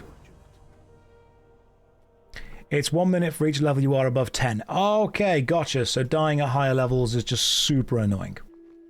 Got it. I appreciate you giving me the desaturated version. In this camera? Yeah, that's just me being bad at settings. That's what that is.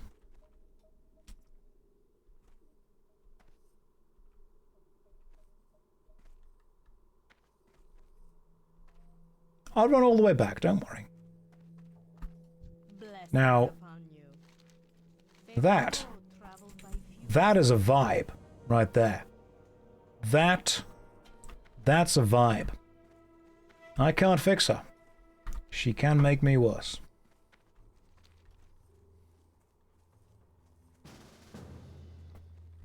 Injudin. Are you a paladin? Inju, you are a Draenei paladin. Can you please make a priest called Injury? Hey, there you are. Hanging out, that's a cool looking paladin right there. Yeah, now we've both got hammers. Right, let's go do some stuff. You can do a full raid just paladins. We have discussed that. Thought that could be a fun thing to do. We will at some point. Paladin sisters. The mace is the traditional weapon of the paladin. Yes, I believe it's one of the old weapons of the clergy because they weren't allowed to carry blades. But turns out that a big bit of metal on the end of a stick, technically, not a blade. That is Inju's banhammer. That's what that is. There they are. They are indeed slaying, it's true. The myth was perpetuated by D&D. I thought it was real, though. I mean, if I'm wrong, then thank you for teaching me.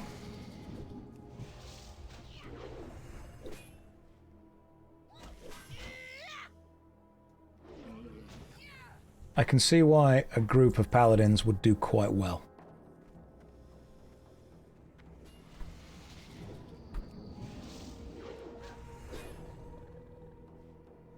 Is this the hammer me mummy? Yeah, that's the vibes.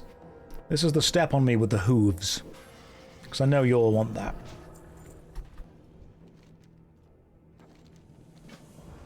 Quest complete. Leveled up. Beautiful. What are we now collecting?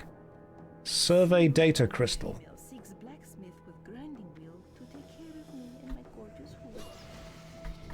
Do we need a survey data crystal? Do it, Neff. Start up the old burning crusade. Right, hang on. The survey data crystal. I assume that's the thing they want me to do now. It's called salvaging the data. What is the quest you want me to do? Obtain the survey data from the wrath scale near the dead cartographers. Okay, cool. So there's going to be a wrath scale that drops it. Inju, thank you for the paladin-based support. Female humans in WoW are indeed cheeked up. So are the Draenei, from what we can see. The Draenei seem to go more for the boob aesthetic. But, you know, just depends what you're into. There's something there for everyone. That's the beauty of it. Let's just stick that back on.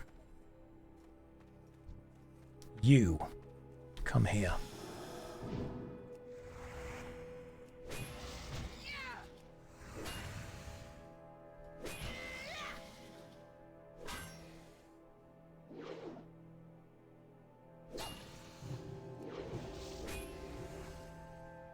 When's the next Was It Any Good? I am working on editing the Was It Any Good Icewind Dale pretty much now, actually.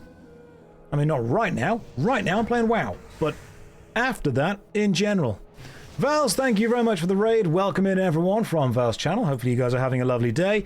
We are playing World of Warcraft Classic, Burning Crusade Anniversary Edition. I am leveling up a Paladin Draenei. Never played a Paladin before. Pretty good fun so far. I'm seeing the vibes I'm picking up. What it's putting down. What happened to the hunter? The rest of the party drowned. I basically realized that I'd killed everyone in my party several times over by pulling the whole dungeon. I mean, if not to be pulled, why pull-shaped with the dungeon? But I also thought that, yeah, maybe I shouldn't be doing that. Wait, it's only been 5 hours. Yeah. Does it feel like it's been longer? Have I made the time feel worse? Come here, you wrath scale. Get sealed, nerd. Devora Wild and Josh streaming at the same time. You can multitask this. What is she streaming? Devora's a lovely person. I met her at the Expedition 33 event. She is a lovely human being. What's she streaming? Because she's pretty damn good at streaming, let's be fair. Hey, leveled up. Level 12. Check me out. A green leather bag, thank you very much. That's very kind of you. That can go just there. And now we can get more bag space. Thank you for the dings. Nice sack. Thanks, Corpus. That's all I've ever wanted somebody to say.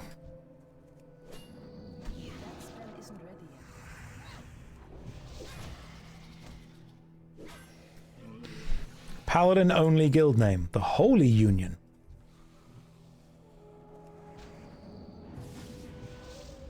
Well, the Alliance is all about you, whereas the Horde is more of a self-focused group. So it could be called the Me-nian instead of the You-nian.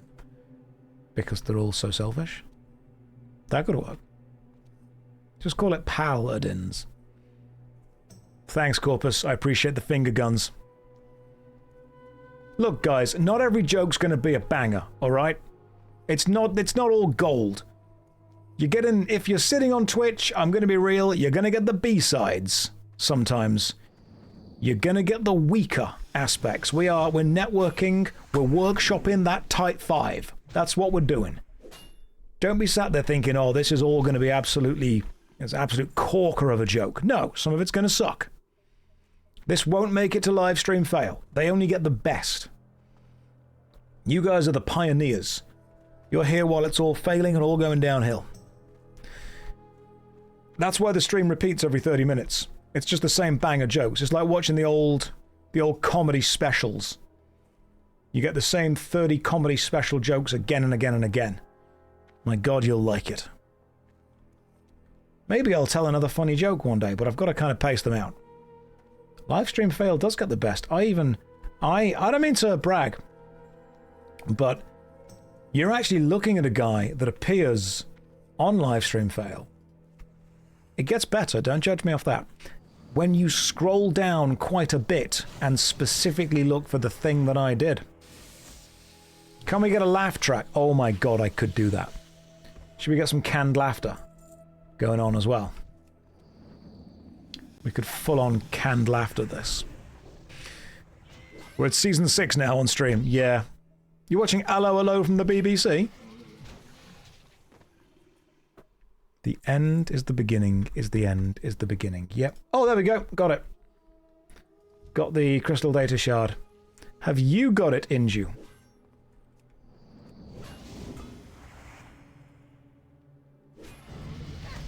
Hey, congrats on the level up. Without a doubt. Yep, cool.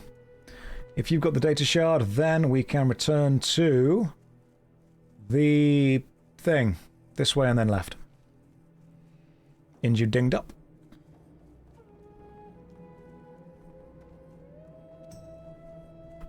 Let's just go this way and around. It's easier.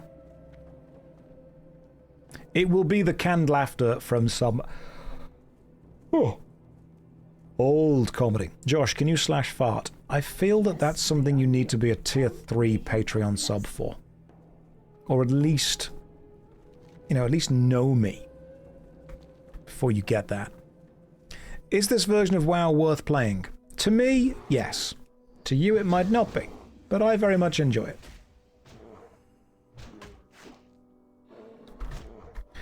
Yes, that quote's from Battlestar Galactica, that's the one. All this has happened before, and all this will happen again. Love it.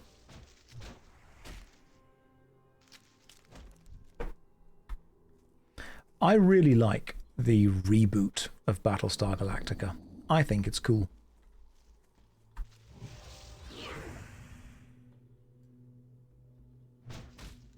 I've actually got upstairs hanging up some of the Viper Pilot dog tags, the ones that are cut in the kind of octagonal style, and they have my name and date of birth on them, and then the symbol of the Galactica on the back, which I think makes me really cool.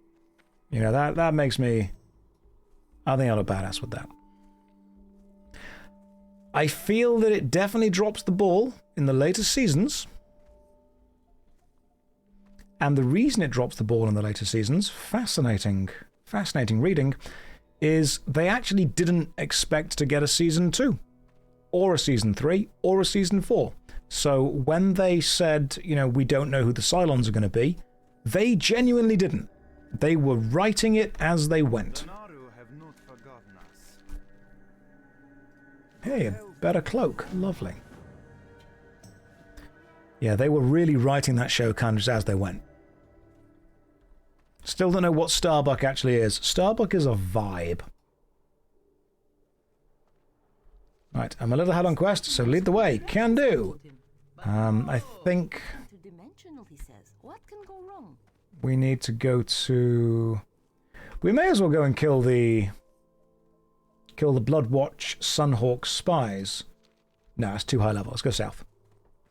Let's go south.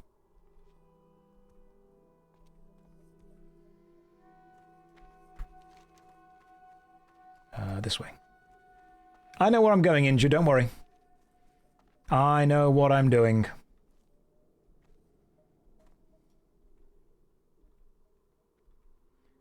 Dagum says, another full guild run of BFD is being streamed live on Twitch. Do you mean someone from this guild is also streaming their Black Fathom Depths run? That'd be really cool. That would be so cool. Oh, that's amazing. Good luck, guys. Do your best with that. That's genuinely so cool. I'm really glad this has taken off and it's worked. Right, let's kill some bears as we go. Good luck, everyone from the Union. Yeah, what's the Twitch? We'll go and say hi. Is this the beginning of OnlyFans too? I don't think so. I don't I don't think I'm that influential yet. I mean, I can call Esfand, see what he's up to. Josh has united over 1,000 gamers. We've just brought people together playing casually. You know, if you want a casual gameplay, my god, I've got you. This is going to be... It's not only fangs, it's just somewhat molars. That's a great line there, Amblehand. I'm going to claim that as my own.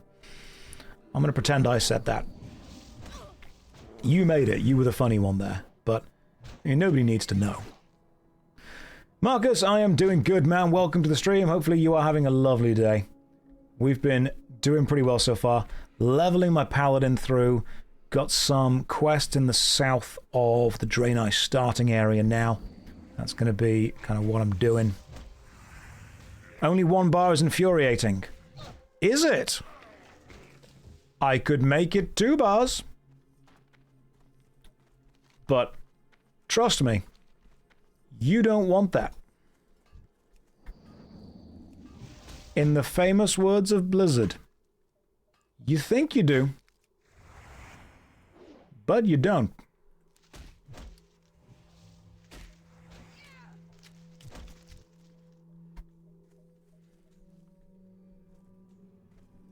My god. Been playing WoW for only a week, and already I'm there going, you think you do, but you don't, alright? Do you guys not have phones? Such a stupid line. Do you not have phones? Yeah, we do. We just don't want a shit game on them. Strife Mummy, what have I missed? The birth of the goth goat paladin mummy. 2 days before I switch to retail. Is that when Midnight's coming out or something? I'll be real, I have no interest in retail at all. I mean, don't get me wrong, they come around and pay me to play it. Yeah, absolutely. Big interest in being paid to play things. But retail in general? No.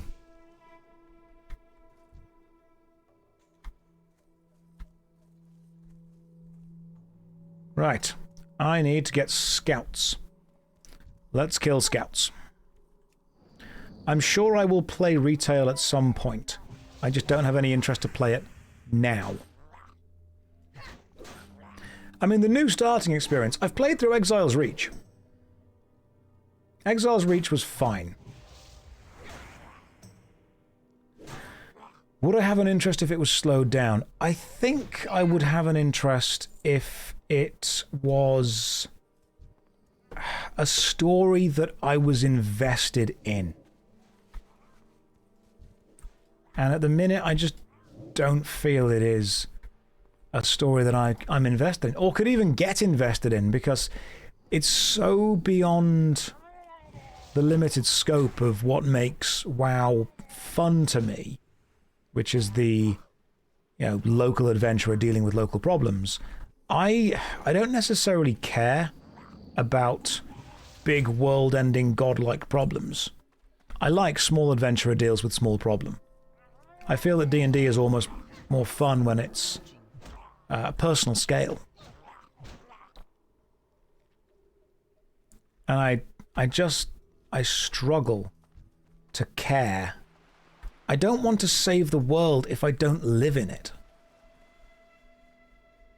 And I think, honestly, when they retconned the jailer into the story, that really sucked. If you're going to ask me to save the world, at least make the world a place that I care about living in. Give me a reason to want to save the world. Give me things that I value to save, beyond the concept of being a hero. Give me a location that I'm connected to.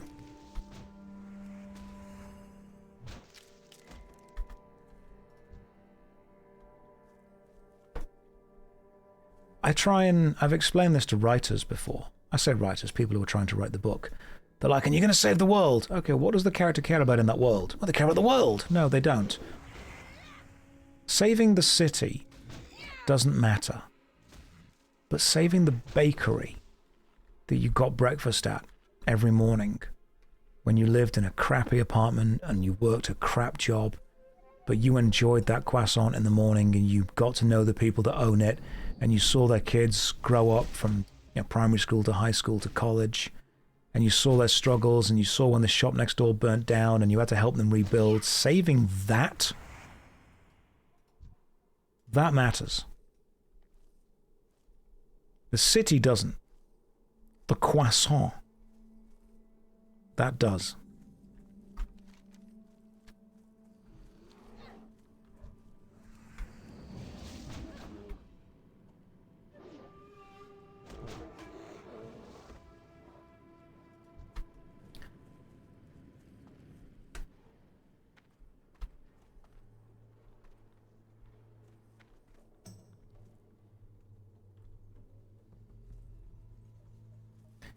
People think that the player will charge halfway across the world to save a bunch of people they don't know, because that's what heroes would do. A generic hero with no focus, sure. People might charge halfway across the world to save a city because they think it's the right thing to do, but they'll charge halfway across the galaxy to save someone that means something to them. That's the difference. It can be smaller scale and meaningful. I don't care about world-ending problems if I don't live in the world.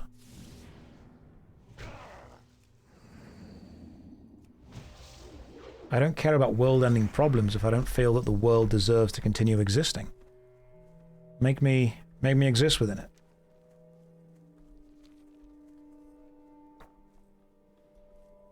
And this is what I think games don't want to do. They don't want to set up stuff.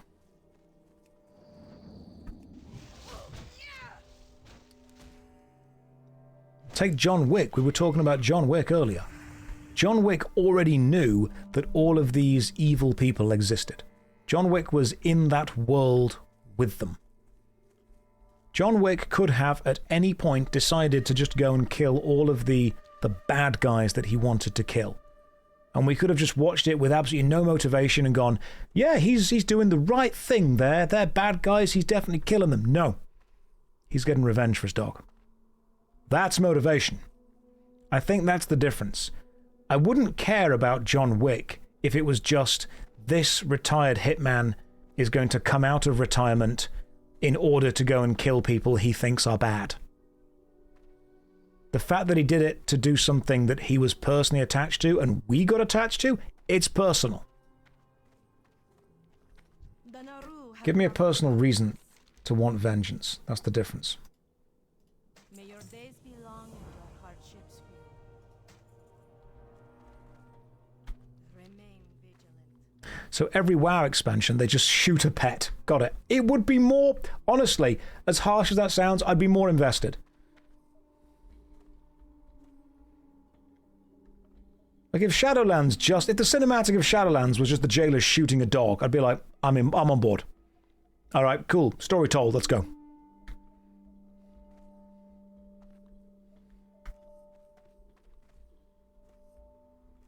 Mobilize everyone. One message to you. Be kind to those less fortunate. If it's like, I'm going to protect the world by doing this and saving this and do that, I don't care.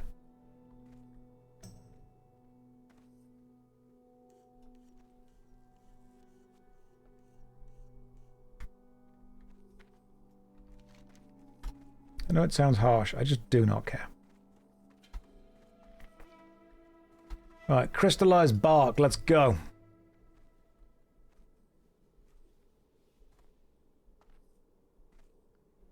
Yeah, you've got to save the universe because that's where all your stuff is. You need a guild tabard on that character. We could get that. We could go and get that.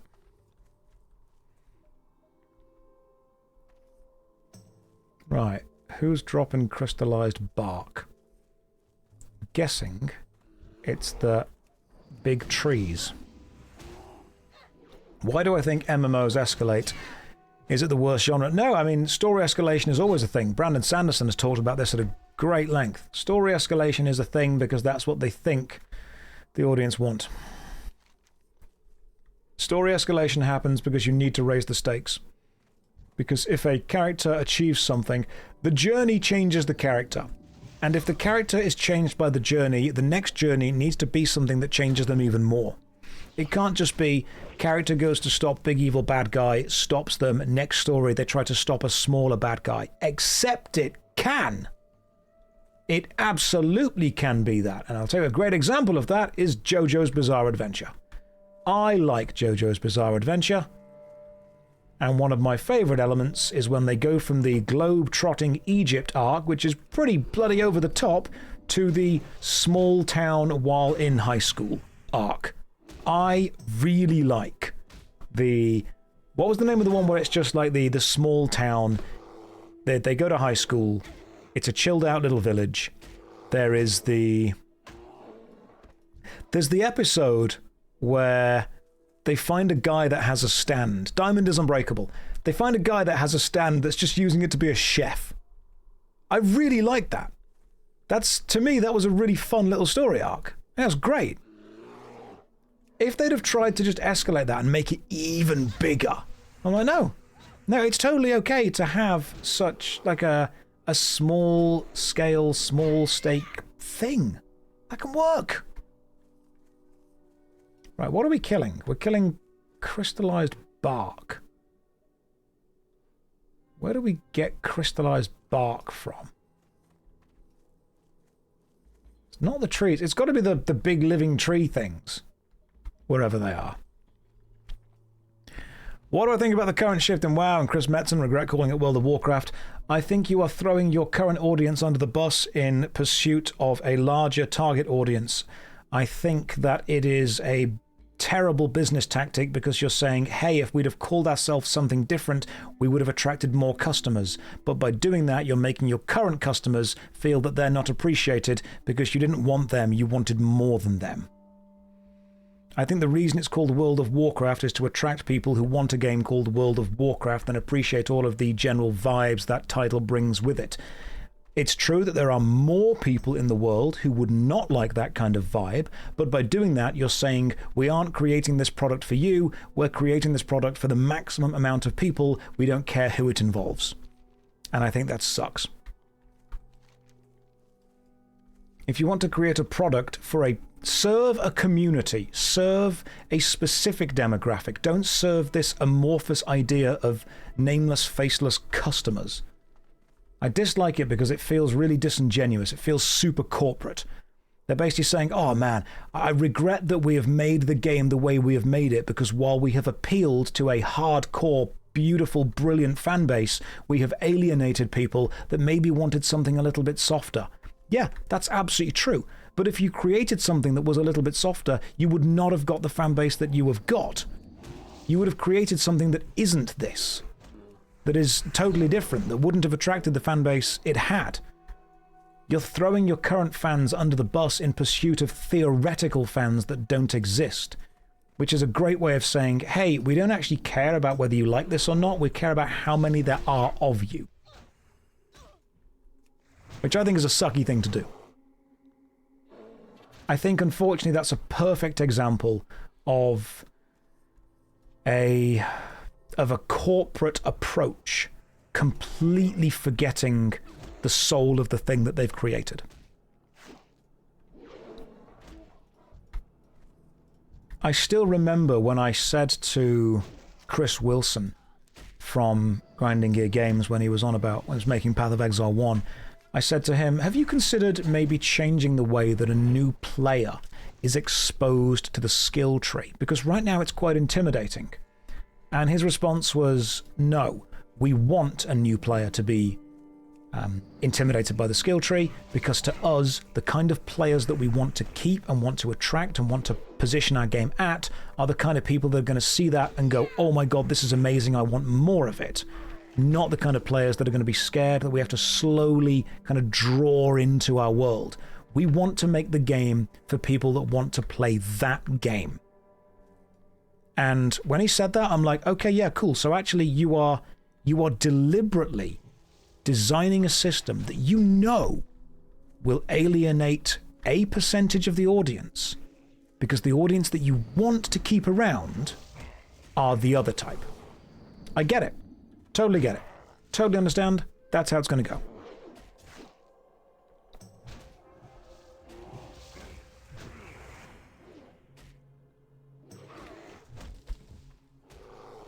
Why do you think reaction streams and videos get so many views?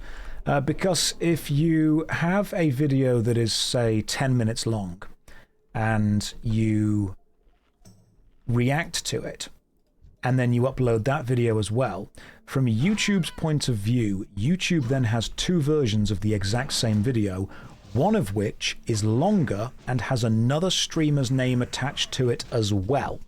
Which means from the YouTube algorithm point of view, it then does not want to push both of those videos, because doing so would take up a valuable spot in the recommended for you page, which could be used for something else even longer. So the YouTube algorithm then decides that the best thing to do is to promote the reaction over the original, because from a business point of view, that is the thing that will not only serve the audience with the longest possible video, but also provide it with the other famous name that's known for it, and then increase retention and keep people on there. So the reason reaction videos get a hell of a lot more views is because they are longer, thus increasing watch time. They come with another name attached to them, thus increasing potential audience already there, kind of a baked-in audience for that person, and they will be prioritized over the original video, which means you're also working within the constraints of the algorithm. What you're also doing is outsourcing the idea of finding the interesting stuff to somebody that you already agree with and trust. So if you want to, instead of browse YouTube and find something that you may not like, you are giving someone who you trust the time and the energy and the effort to find a video that they can then recommend and show you. That would be why. So it's not only algorithmically pushed, it's also societally pushed, because it's much easier to just wait for someone whose views you generally already agree with to watch a video and entertain you through it. It's also much easier to make reaction content because then you're not worrying about scripting and writing and editing and risking and uploading. You can react to 100 videos in the time that you could make one. This drop is super rare. So the other aspect of reaction videos is the parasocial nature of it as well. The parasocial nature is you watch someone whom you find entertaining, whose general life view you agree with, whose point you agree with, because not a lot of people actually want to watch something that challenges them. People tend to want to watch things that give them confirmation bias anyway. So you find someone who generally thinks the way that you think, then you watch them watch something that they find interesting, which you're going to find interesting, which means that effectively it's almost like a little community. You're watching it from the point of view of a friend. You're sharing content with a friend at that point. The reason that I don't necessarily like doing reaction content as much is because I feel that the original creator has put a huge amount of effort and time and, most importantly, risk into the creation of the video. Dark Viper made a really interesting video on all of this. You should go and watch Dark Viper's stuff. I spoke to him about it. And if someone puts the effort and the time and the risk into making a video, and then I sit on stream, watch it and give my opinion, and then re-upload it, I have taken no risk, because if my re-upload fails, I've not lost anything because I didn't invest anything beyond the time it took to watch in the first place.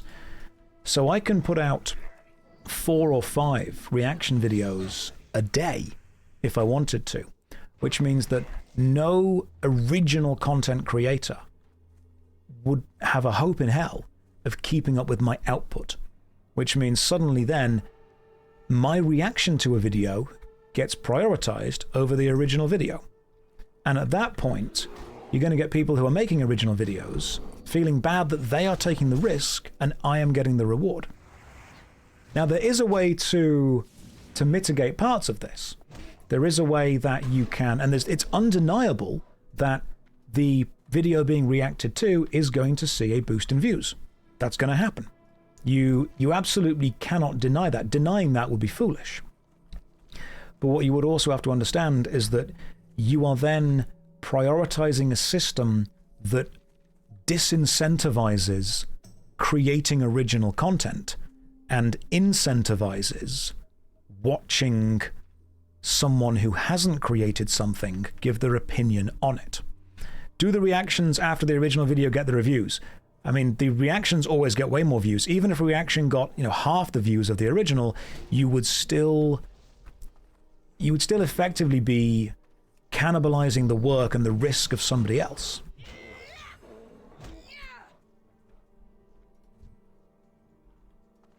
But I would very much advise that you watch Dark Viper's video on it.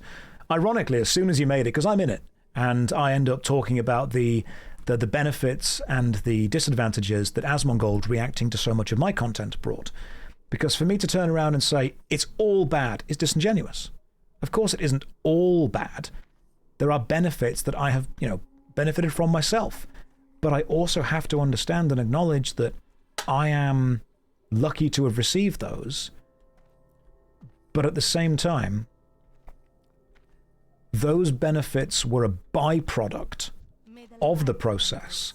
They were not the point of the process. Perhaps not watching the whole thing, cutting the vid so the whole video isn't shown. I mean, yeah, that can work as well. But it's still about the amount of work that you put into it. I mean, there's a huge amount of, money to be made in watching other people's videos, pausing them, giving your opinion on them, uploading them, and then doing that again every day. Because you are creating an amount of content that is edited heavily because somebody else has already edited it. If you wait for the original author to get their views, you're not harming them directly. If you react the same day, they won't get any views. Agi, I do understand that. Where if you wait for the original, viewer to get the views already and then you react, months or weeks later, however long it is. But at the same time, you are mitigating the harm done to that person, but you are still then benefiting from that person's original work. I think that, and I've said this many times, I think YouTube should have an option to be able to share the revenue generated from a reaction content. If it was a revenue split or a revenue share, great. That's fine. That way the person who has put the effort into it originally is getting repaid for it. And the person who is reacting to it can put their effort, their energy, their time into it too. There's also got to be the split between someone who is reacting to content because they don't want to create their own and they just want to cannibalize somebody else's and use that as background footage while they give their own views on things generically, and someone who has specialist input into a specific thing. When you say reaction content is really lazy content, that is what we have to discuss the nuances of. Like if it's lawyer reacts to courtroom scenes in TV, okay. Yeah, that's fine, because you are using specialist knowledge that I don't have, that very few people have, that we are exploring a situation within. That's a really interesting idea.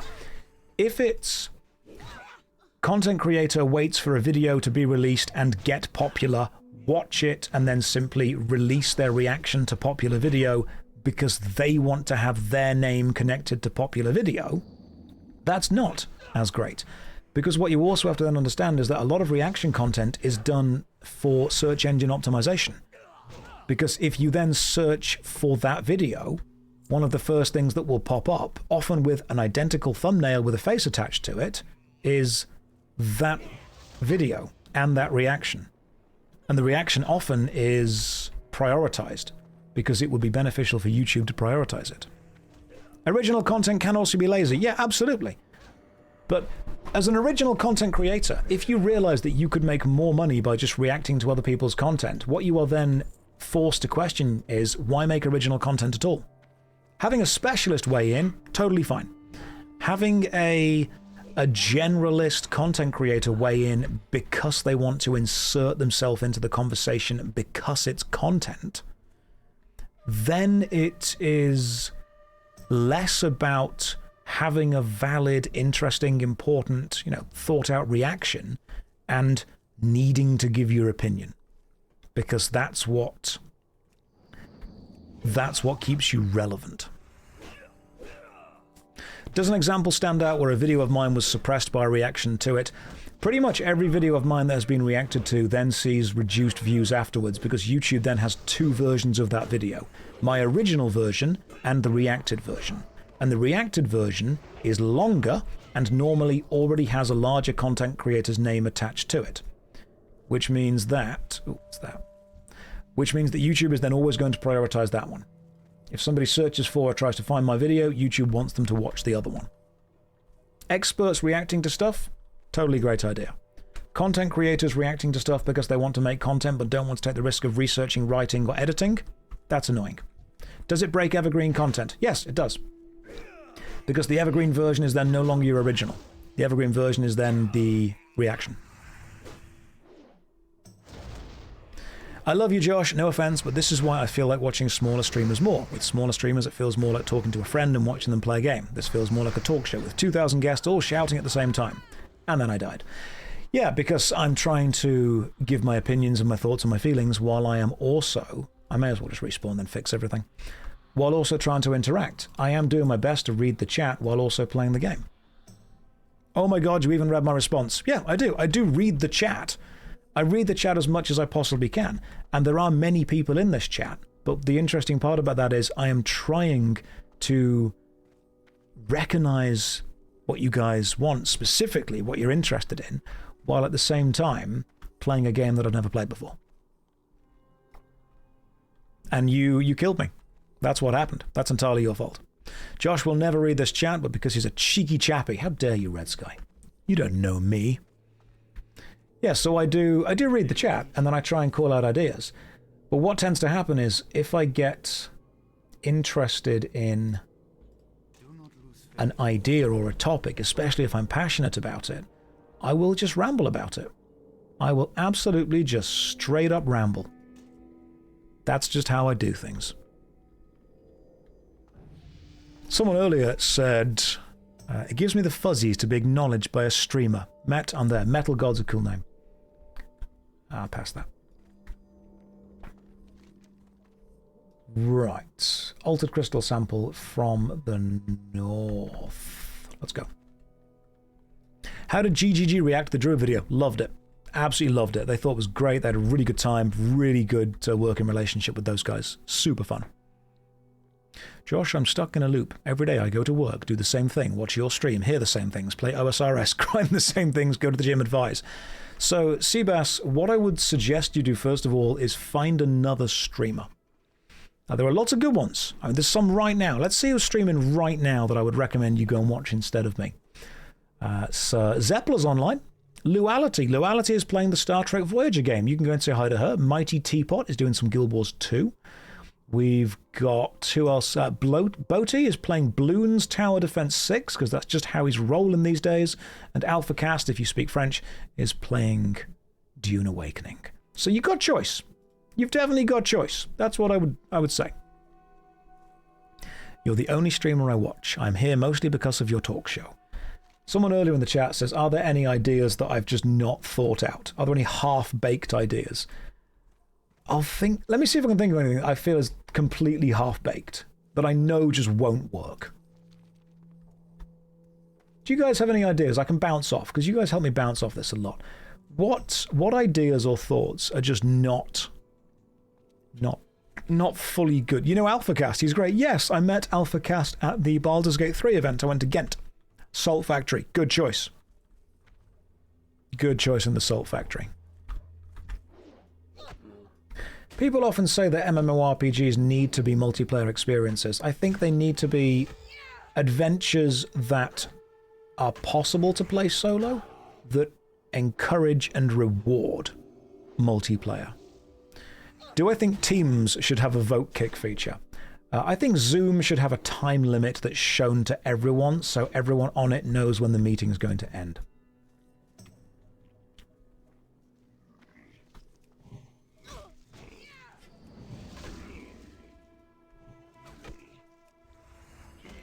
I think any boss that starts a meeting 10 minutes before the end of your shift, you should legally be allowed to punch, but only once a week. You know, we don't want to encourage too much. The altered crystal sample from over here.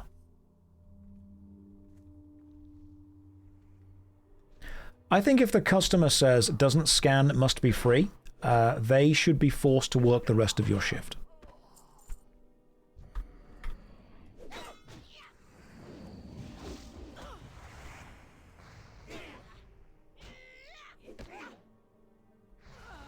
I feel that anyone that's worked retail would have absolutely no issue with that, just so you know.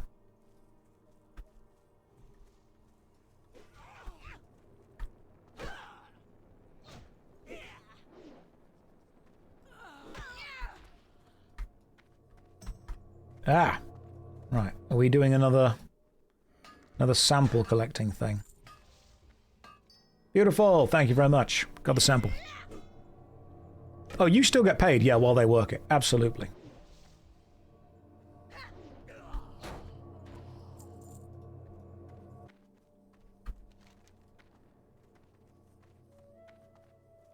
I feel that anyone that has a business idea where they solve a problem that's already been solved should be forced to understand exactly why they want to solve a problem that's already been solved.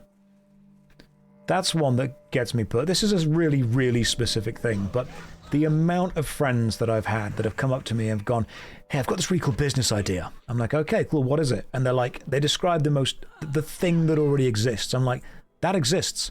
That's already been there. And they're like, yeah, but this time I'll do it. I'll do it differently. Okay, so like, it's like Facebook, but paid for. Okay, what problem are we solving there, guys? What's going on with that?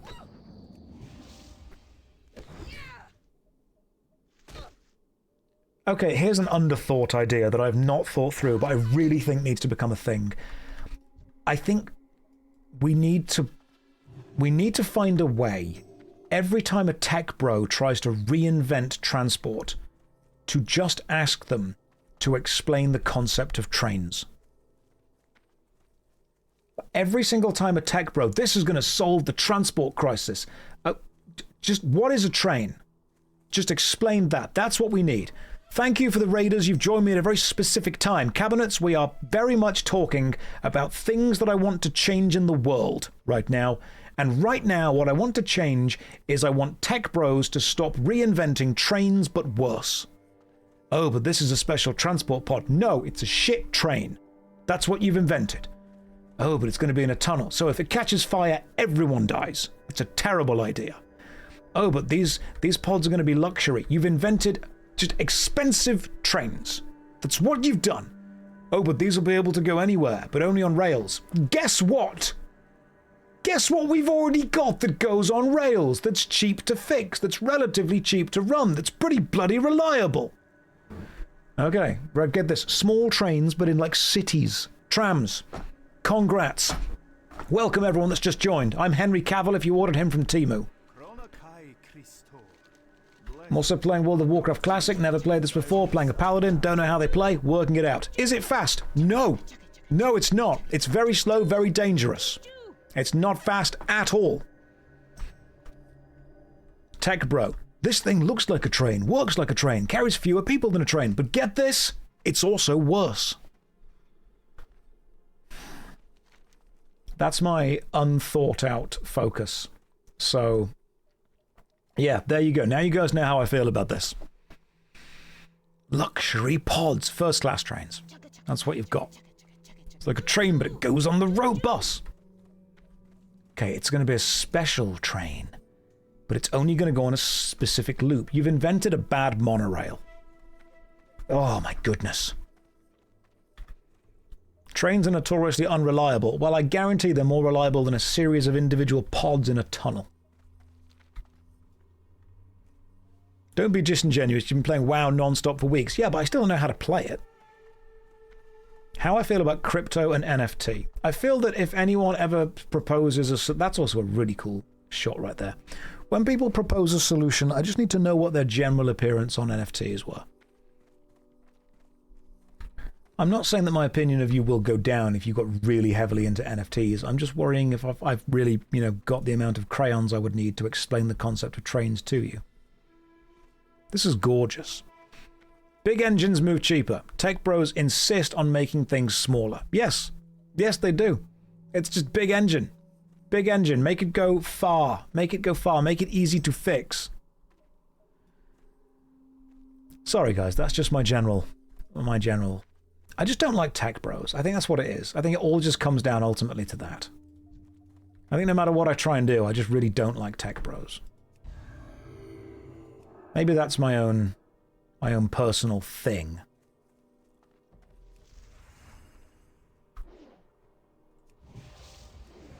Hang on, that is Blessing of Might rank 1. Yeah, Blessing of Might rank 1. That's Blessing of Might's rank 35. Oh, nice. Okay, you've given me... Oh, Inju, have you given me a better blessing? That's very kind of you. Thank you. Oh, babe, that's brilliant. Thank you very much. Appreciate that. Didn't realize you blessed me with a better one. Tech Bros would invent the Torment Nexus from the book Don't Invent the Torment Nexus, simply to say they'd invented the Torment Nexus. That's what they would do. We've made this thing. It's just like the thing we shouldn't have made, but guess what? It's worse.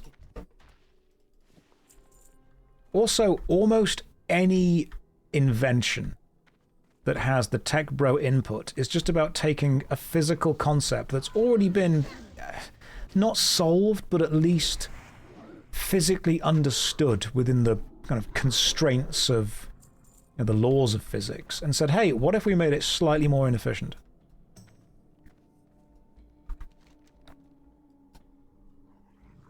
Right, crystal sample we need. Oh, the crystal sample, does that need the pickaxe again?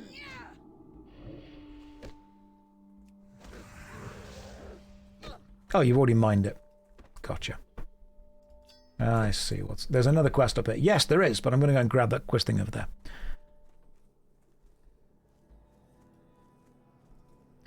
You do also have to understand that we exist within a very different world to the tech bros.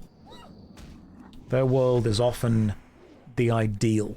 It's often a beautiful vision of the future where everything's perfect, and I think the reason I dislike tech bros is not because they want to solve problems, but because they want to be the one to be solving those problems.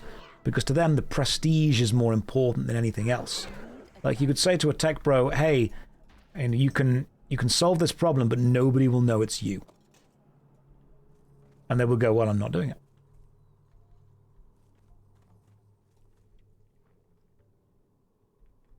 All right, that's the crystal I need over there.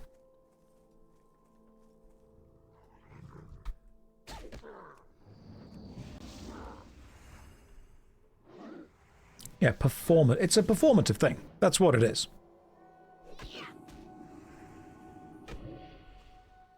It's an absolute performative thing.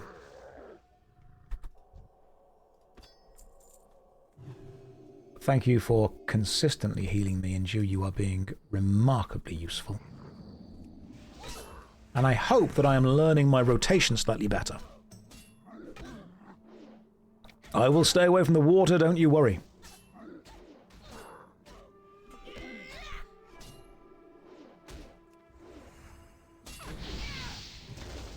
Oh, a Hellcat. Interesting.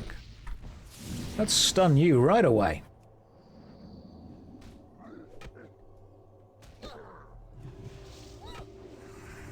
Just note the level of mobs he is fighting. Wait till I learn seal twisting.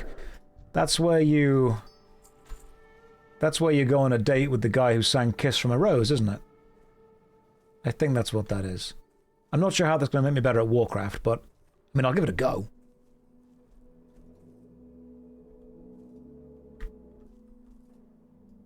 It says requires the Araxian crystal. Oh, is that the Araxian crystal? Gotcha. Haunty Void of Seal is twisted. Well, that's what he's into.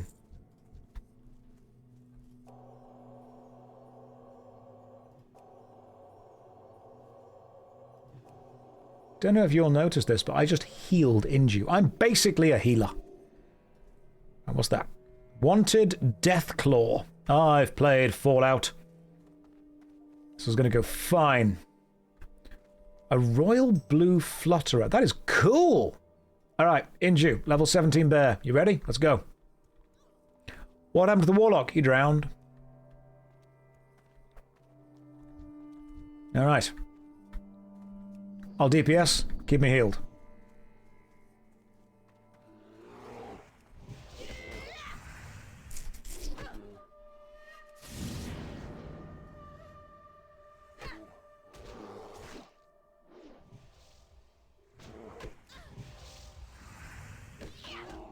All right, your DPS. I'm keeping you healed.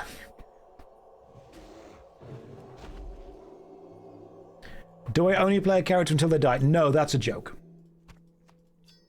No, the joke is when I say they died. It's... they haven't actually died. I've just got lots of alts. Right, I guess we're going back there. You know what? Let's kill this thing. This thing looks dangerous.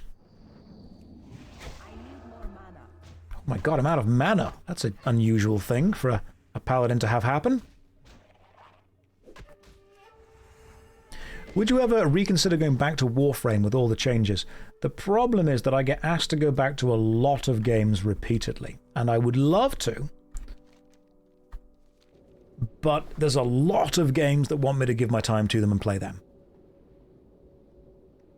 He loves the dead mines, keeps out-leveling it. Yeah, that's what happens. Like, I'm willing to spend 8 hours a day just getting back to the dead mines. It's that good. Not enough hours in the day to play all the games I want to play. That's pretty much how it is. Now, let's go give my hand in to this guy. Inju is carrying this run. Josh is currently the most whelming speed leveler. He's aiming to be server last on every class. Yes, I am. I feel that would be too interesting. Server middling. Good fortune. May your Right. days be long. Stamina and intellect, or stamina and strength? I'll go with the buckler. And the final sample. You can have all of those. You give me some stuff. Hey, buckler, strength and stamina. Love it. Beautiful. This is what we need more of. Thank you for the ding. Hit level 13, and there's quest here for me to take now. This is great. This is excellent. Can finally go and get some actual quests. I've not done the Wailing Caverns, no. Need a sort of time chamber where 10 minutes IRL would be 10 hours inside. That's the way to catch up with the library backlog. I feel there's a lot of sci-fi films very much explaining why we shouldn't make something like that. The Legion will fall. I feel there's a very quite scary sci-fi film that explains why we don't make the chamber where 10 minutes of real life ends up being 10 hours, because people get trapped in there for hundreds of years, but ends up being, you know, like a week in real time. Good health, long Right. Oh, you actually want the crystal shards. I just immediately finished. Attack power, stamina. Yeah, I'll go with attack power right now. That's great. A quest by just having the items on me. Yeah, it'll be used as the punishment. You know it will. When are you usually streaming? First time I've seen your stream online for a long time. I normally stream roughly every day from 2 o'clock. It's getting to be a bit of a problem. And what I will be doing... Oh, there we go. Straight up to that. That's level 17. Do I want to be doing level 17 quests? How do I get to... How do you leave at this point? Because this is a good opening area, but I feel that I should just be going to do the dead mines. You're missing a bunch of quests. How, though? Like... Maybe I need to go back to the starting area. Hang on, let me just see if I can fly back to the starting area so you get any quests from there. Because, let me just... Hang on. Oh yeah, there's loads there. Hang on, I see what I've done. Oh my goodness, I see what's happened here. Oh. What a palaver. What a silly thing we've done. Let's go back to the Exodar. You can't do dead mines at level 13. I'm sorry, Anjin. Maybe you can't. But have you seen my skill with the Paladin? What level is your friend? Fair few quests from 14 to 16. I just forgot to hand in all the quests in the earlier area. That's what I did. Inju's on their way. Yeah, so let's not laugh too much at me. I was a bit too energetic with that. I was like, yes, next area, let's go. Turns out, bad idea. You do that, and then you outlevel all the quests. Let's not do that.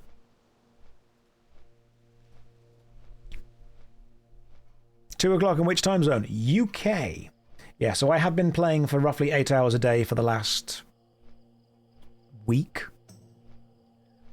I do miss things like the outside and my family, but I think I like Azeroth more than both those things combined. So, 6 of one, half a dozen of the other. That fades. I'm glad. I'm glad. I'll send Mum a Mother's Day text or something like that. You know, we'll get there. I did miss a day. I had to...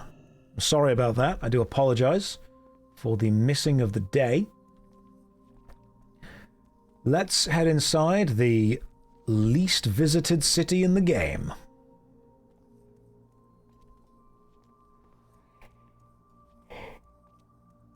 Do I like Azeroth enough to want to save it? Well, seeing as these Draenei women didn't come from Azeroth, I'm less inclined, but seeing as they are now here, I do feel at least some idea. Gonna have to play WoW, your friend gifted you a copy of Midnight. That's not a friend. That's an enemy in disguise. I am playing a Space Goat, yes. We are playing the Goth Space Goat Paladin mummy. That's just how she is. That's the vibe she's going with. I do love this whole area, though. This is gorgeous. Such a cool area.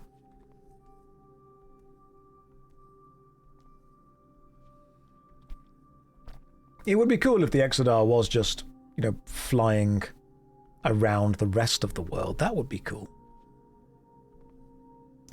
When people say to me that Retail WoW is the worst MMO, no, it's really not. I mean, you're allowed to not like it, but objectively it's just not the worst.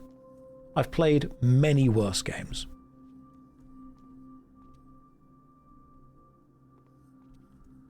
It can be fun if you guys enjoy it. And we're not going to make anyone that does enjoy it feel bad for enjoying it. I just got 420 experience. That's the sex number. Let's go and grab this quest, whoever this is.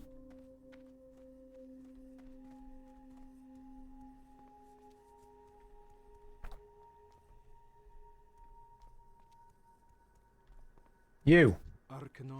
A donation of wool. Oh, you always want wool. God, sorry, I thought you were somebody important. The Hippogriff Master has a quest for me as well. Hang on, can I just... Yeah, don't laugh at me. Goodness me. Inju here laughing at me.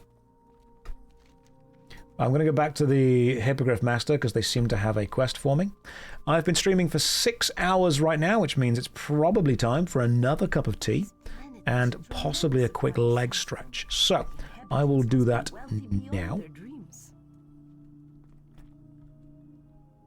Another big crystal. Let's have that as a background. Right, let's take a... And because I know that you're all going to leave, there you go. That way you don't leave. Let's take a 5-minute break, grab yourself a drink, grab yourself a bite to eat, stretch your legs for a bit. I'll see you in 5. I'll even take a countdown timer on so you know exactly how long that's going to be. There we go. What a beautiful cache of the current page. Refreshed and good to go. See, Inju's dancing. Enjoy that. And I'll see you in 5. I'm back, all right? Don't panic. I'm back. Chill. Sorry, I'm going to be real. I just treated myself to a sit-down wee. It was great. I had a good time. Now we're back. Now we carry on. Focused. Welcome back. Thank you very much. You got to have the little pleasures where you can. You know, you got to treat yourself every now and again. Chat box, that can stay there. You missed corner bounce. God damn it. DVD, no more. Container, no more. Right, back to grinding. Let's go. Now, which way are we going? We're going this way. It's bloody hell luxurious. That's just the streamer life that I live. That's what the YouTube money buys. Time to occasionally have a sit-down wee. Do I have a dandelion and burdock? I have not drank a dandelion and burdock in ages. I love that flavour of stuff. Oh man, that is taking me back. My granddad on my mum's side used to whenever I was a kid and I would go around to my grandparents' house, my granddad would always give me a can of dandelion and burdock. And he has not done that in years because I've not been around to see them, and also he is dead. But when he was alive, oh man, that man loved him some dandelion and burdock. It's a weird flavour, but if you're a Yank and you've not had, there it is. There we go. There we go. You've got to find the comedy. Dandelion and burdock. Burdock is the flavour. It's a weird flavour, but give it a go. It's basically like, I would say it's like a British Dr. Pepper. Would anyone that's had the flavour understand what I mean when I say that? Dandelion and burdock. It's a British Dr. Pepper. It's like a root beer kind of thing. It's one of those flavours where you can't describe it to someone. Like, if you'd never had Coca-Cola, how do you describe what Coca-Cola tastes like? You kind of can't. You just got to say, just drink this fizzy drink.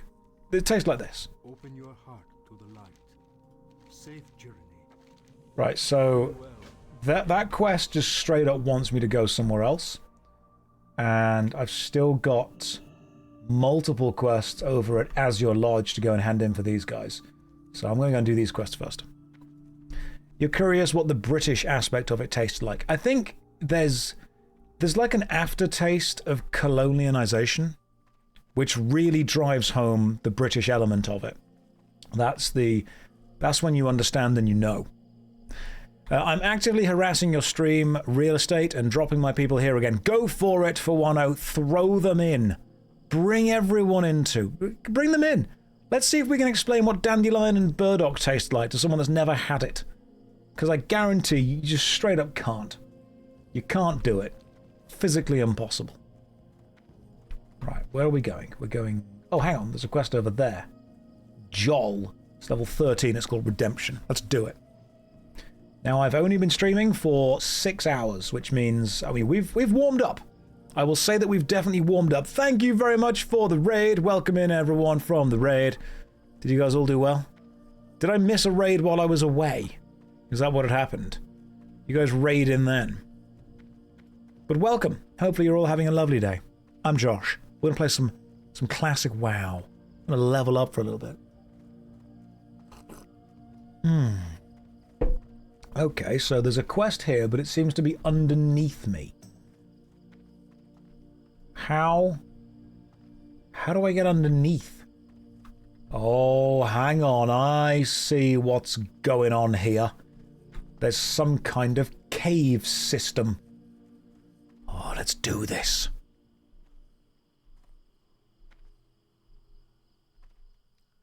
So how long until it's your Paladin... What's my Paladin quest? Ooh, okay. Let's do my Paladin quest. You need a healer for ZF level 42 and above. Can you please ask for one to add the character Night Trap? 1 word, 2 T's. Oh, this is cool. Oh, this is really cool. Hang on, is this the same place? We weren't just here, were we? Oh, this is exactly the same place that we were before. There's just another exit to it. Now I see what's going on. I'm picking up... It's the same place. It's just big. Now I see what's... I'm picking up what you're putting down. Alright. Paladin. You. What's up? The Naru have not forgotten us. Redemption. Favor the road traveled Ooh, okay. by you. The path to greater virtue.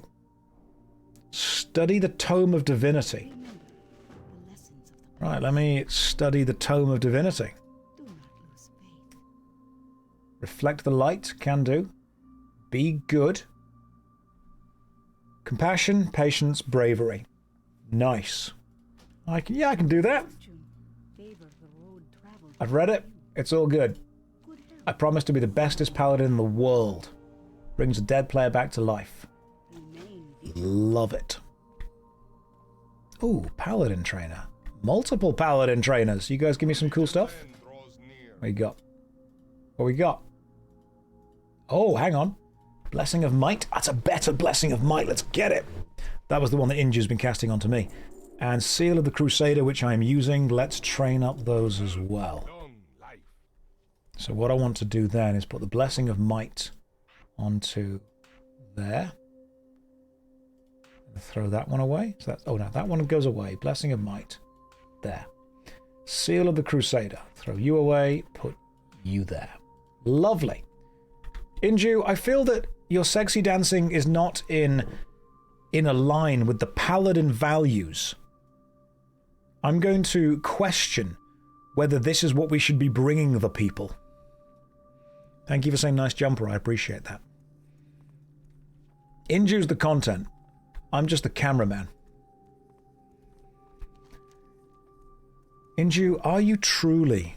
Says the paladin called Strife Mummy.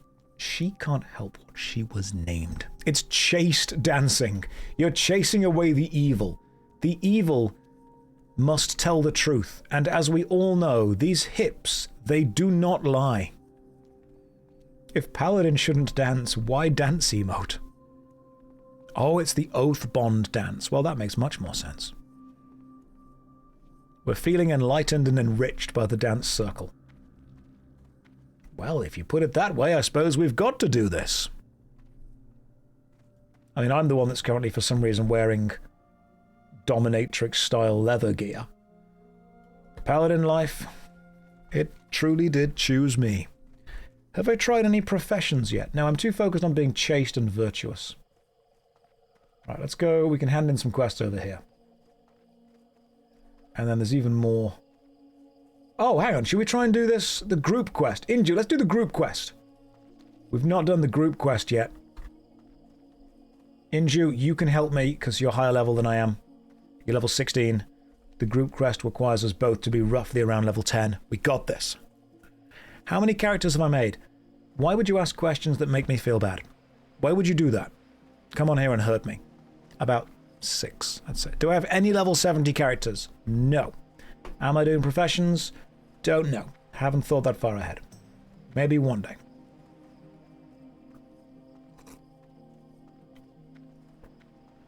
You have 8 characters, I'm still good. Thank you. You've made me feel better about myself. We've got a cup of tea. We've got WoW Classic. We've got beautiful music. We've got a lovely community. And we've got, most importantly, a can-do attitude.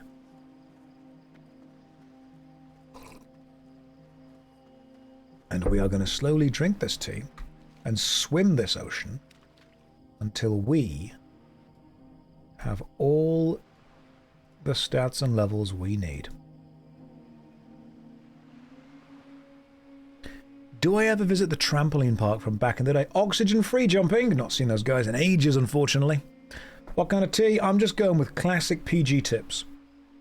Classic PG tips, a little bit of honey and some milk.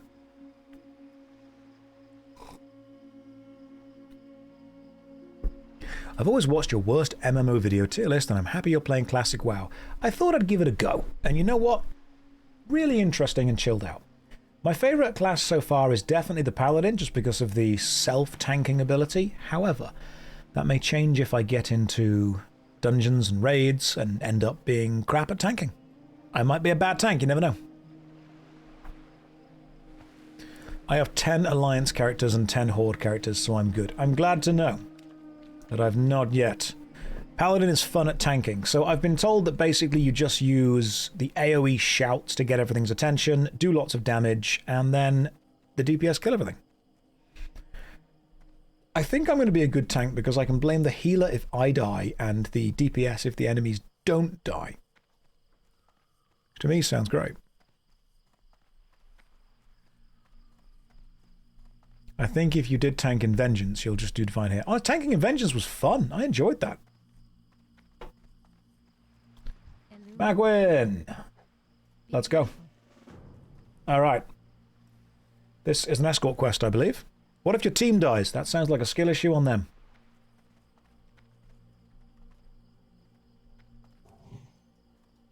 Oh, okay, so hang on. Inju, you've got the Retribution aura. I've got the Devotion aura, which means you've got both those auras as well going on. Heroic Presence. Devotion, Blessing of Might, Retribution. So, okay, we kind of support each other. We are aura maxing. We are literally aura farming right now. Love this. Love this for both of us. What I'm going to want to do is stick on the seal, which I then, if I need to, apply with judgment, switch to Seal of Righteousness, and then repeatedly judge that as and when I can. You can have 1 aura each, which means a party of 5 paladins, 5 auras, if there are 5 auras. First time you could make Moonkin work with the right gear. I'm enjoying this. This is good fun. We're going to be aura farming. Aura maxing with paladin dungeon stuff. That's what we're doing. Inju, I can't believe that you are walking. Whereas I'm just gently running every now and again like a scout. It's so nice watching someone discover things so wholesome. So hang around here. You just wait until people start shouting at me for not doing things efficiently. Like that enemy over there. Could be dangerous. Wasn't. Was now.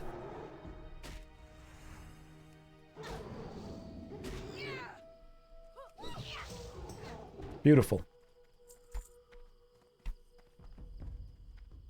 Where's my uniform? I'm wearing it. I'm in what looks like bondage gear on a paladin. This is going great. Have I done a druid yet? No, not yet. Why am I wearing pants? Because there's a process to this. You've got to go through the process. Wish you were playing on the EU server so you could join? There's still time. You could join. Why paladin? Because if not friend, why friend-shaped?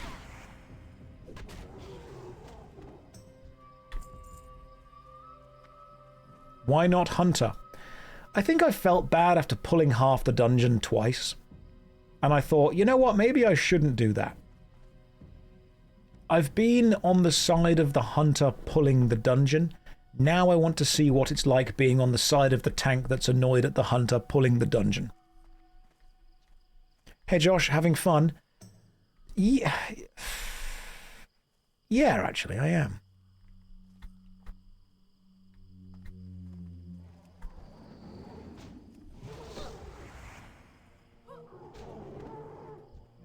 So I will return to pulling half the dungeon on the hunter once I have learned to tank the dungeon.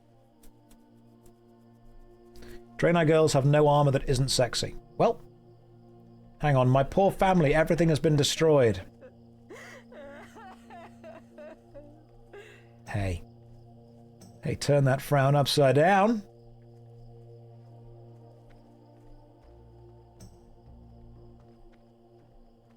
Oh, hang on, is this like...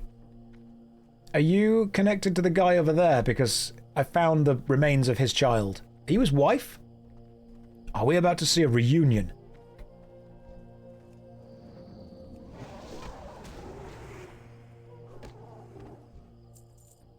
Are we about to see some character development here? Chat, he's making multiple characters to make us suffer. Local man plays game with multiple characters by experiencing multiple characters. Audience frustrated.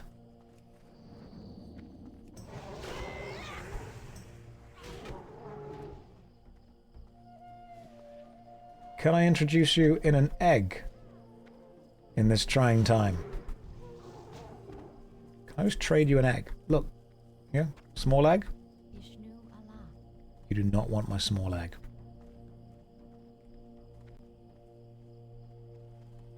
You are walking in a very determined way toward this pier.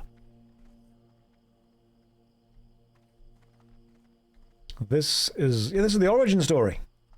Local man plays like he doesn't intend to reach max. I'll get to max eventually. There's 8 hours a day.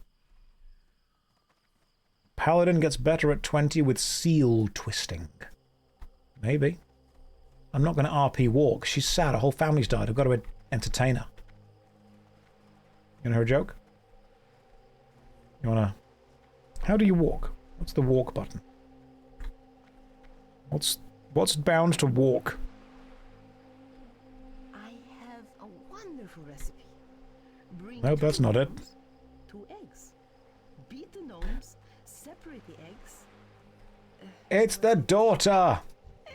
Details. I've got you to your dad. Thank you for giving me your braces. Right, what's the slash? That's not numpad slash. Gotcha. Okay, I mean, them hips, they don't be lying, though. You have just slowed down the progress of this stream by a hell of a lot. I hope you understand that. I was planning on getting to Deadmines today, but there may be some problems with that now.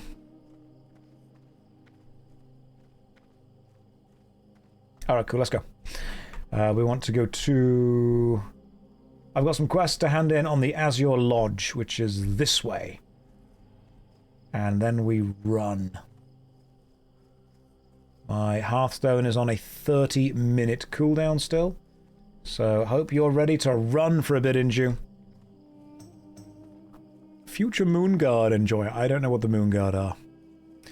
I could go to the Deadmines if I walk there, and I'd probably level up by the time I get there. Inju said something in party. Hang on. I need to create a party chat. Give me a sec.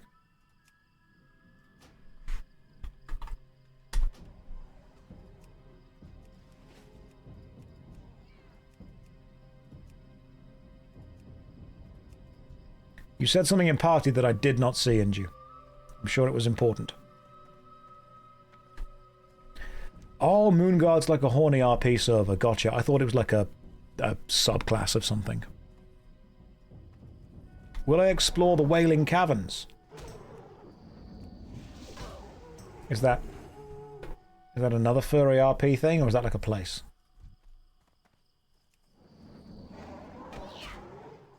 Gotta be clear with these things now.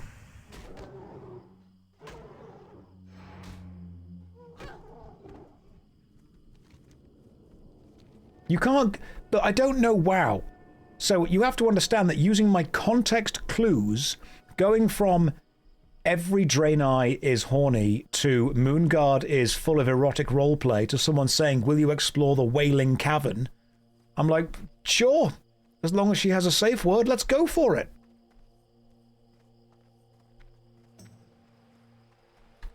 Right, let's go and speak to the bear people, which is this way. We've not learned the language yet, that's true.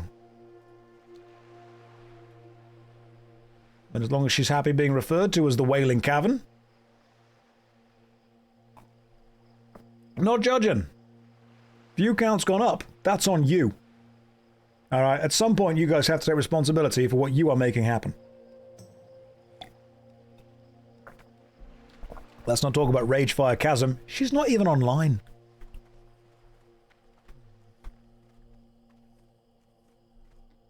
It was a very specific joke. Sometimes I do say things that I think are very funny. Oh, that was quite good. I'll give you that.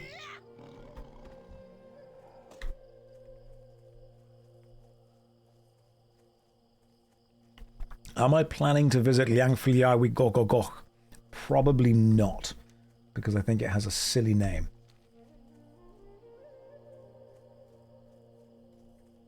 I swear that the Welsh language is just someone attacking a Scrabble board and then going with it.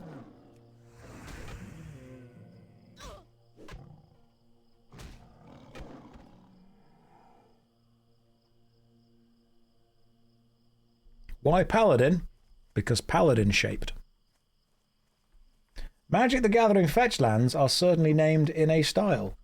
Which Magic the Gathering fetchland are you on about? Inju, is there a specific? It's a good day to be a demographic. Excellent. That's what Blizzard think all of you guys wake up saying. Oh golly, oh gosh, oh gee, oh boy, it sure is a great day to be a marketable demographic. I love my marketable demographic status.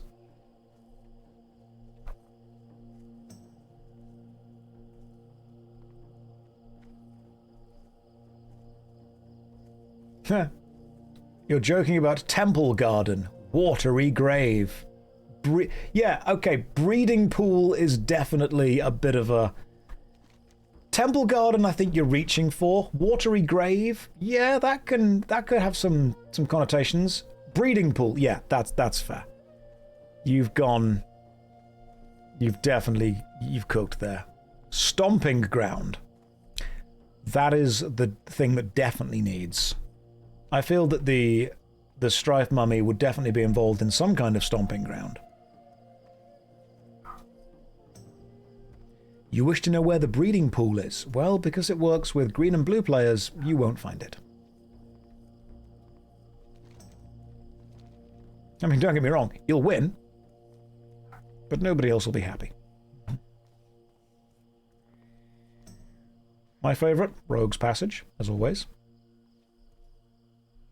Simic hate. Look, we're allowed to hate Simic, that's fine. They're just stupidly overpowered. If you don't play Magic the Gathering, this will make no sense to you, but there is a moment in Magic the Gathering, which happens roughly once every month, where the Magic the Gathering design team go, hey, what if we made a 3-mana Simic creature that was just so massively broken that everyone hates it? And then the design team go, that's a great idea. Do it. Make a 3-mana green and blue creature. Make it cost 1 generic, 1 green, and 1 blue, and make it, get this, completely broken.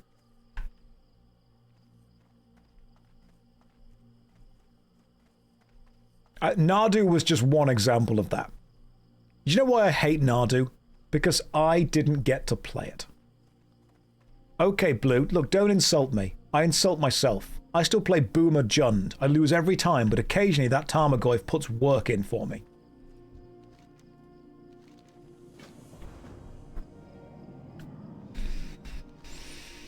Right, let's go to the totems.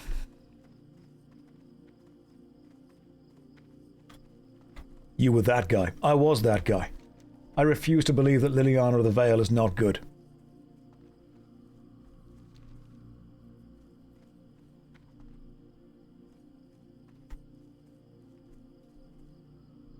Now I know Josh plays blue. If I'm playing in Commander, I will play Esper, which is white, blue, black. Because I like playing Marnius Calgar, who creates Space Marine tokens. Will he win? No. Someone will kill him before he gets to do anything because he's that good. He's an infinite mana dump. But, you know, I'll have fun. Maybe I should make a new Goth Mummy deck. Maybe that's what we should do. Zero Hots always bolts the bird. There is a Magic the Gathering convention. Not convention as in like a meeting of people, but in an agreed upon, established method. So for those of you who aren't familiar, you can Google this. There is a creature called Birds of Paradise. Birds of Paradise, just straight this way. Birds of Paradise is a 1-mana green creature that, when played and tapped, generates 1 mana. It's of any colour. It's an excellent turn 1 play. Kazinju jumps down. Okay, there we go. And there's a card called Lightning Bolt. And Lightning Bolt does 3 damage to any target. Which means that when someone plays a Birds of Paradise, if you have a Lightning Bolt in your opening hand, it is always the correct choice to kill the bird. Which is why the phrase bolts the bird happens. However, consider this. There is also a very good turn 1 play in white called Mother of Runes. Now, Mother of Runes is a card that can tap to give protection from a colour to another one of your creatures. I think she can protect herself as well. And if the opponent's playing Mother of Runes, there is a chance you will have the card Swords to Plowshares. Now, Swords to Plowshares is the one where you can exile a target creature, but I think you give your opponent life or a land equal to that creature. Which means, if your opponent plays Birds of Paradise and you play Lightning Bolt, it's called Bolting the Bird. If your opponent plays Mother of Runes and you play Swords to Plowshares, can we call it Plow Your Mum? Because I think we should be able to. I think that is a completely acceptable shorthand for what's happening in Magic the Gathering at that point.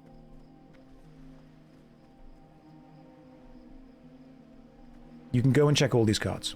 It should be allowed. Right, speed swim, let's go. Why fantasy humans with blue skin and horns always gotta be hot? I don't make the rules. If I did, I would make them exactly as they are now. You know, I wouldn't change a thing. Why is everyone in Limsa Laminsa doing death rolls? Don't know. That just sounds like a Final Fantasy thing to do.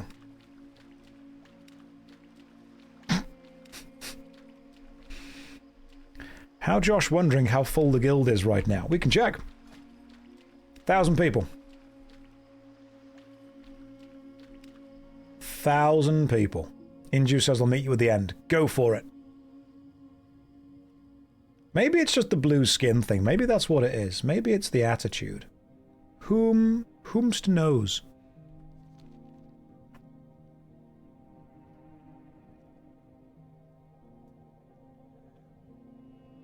She's swimming fast.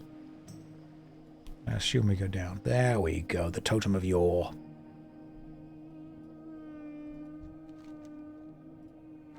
How do I even play WoW for the story? Whenever I try, I get lost in whatever the game throws at me. I would say that Classic is probably easier to keep up with the story in. Because, and again, correct me if I'm wrong on this, it very much does seem to be a case that the non-Classic stuff, the retail stuff, is extremely convoluted.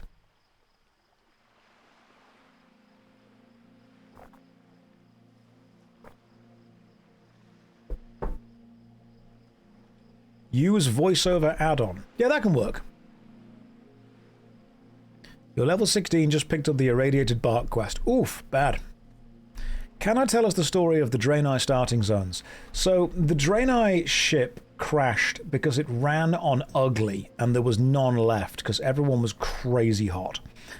And so what then happened was they landed on Azeroth and thought, well, may as well go and solve everyone's problems. And that's where we are now.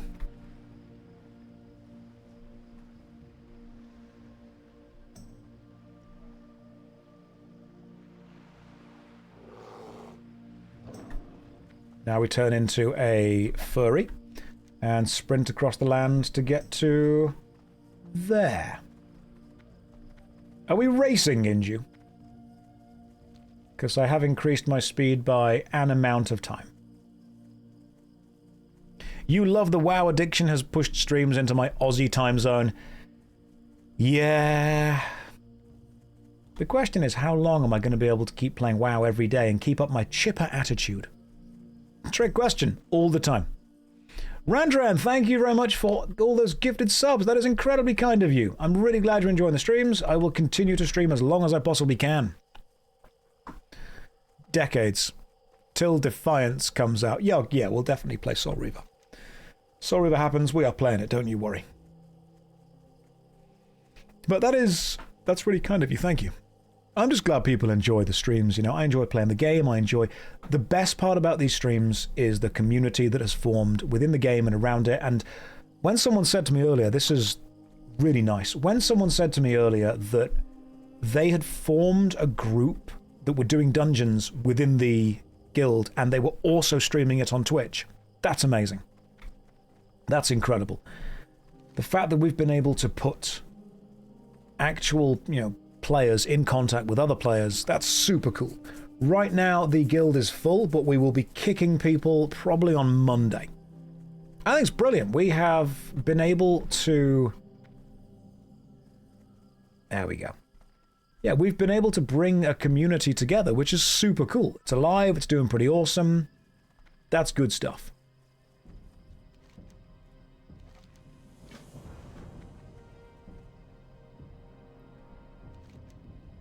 Right, and now I think we wait here. Oh, we need the Bristleim key, do we? Let's just cancel that. Now we go and kill to get some keys. Monday's got worse for a few people. I don't want to kick people from the guild, obviously, but it's going to be a case of if we have too many people, we will need to prioritize the people who are actively playing, the people who are actively leveling. Just came from the Replays channel. Have all the characters drowned? Yes.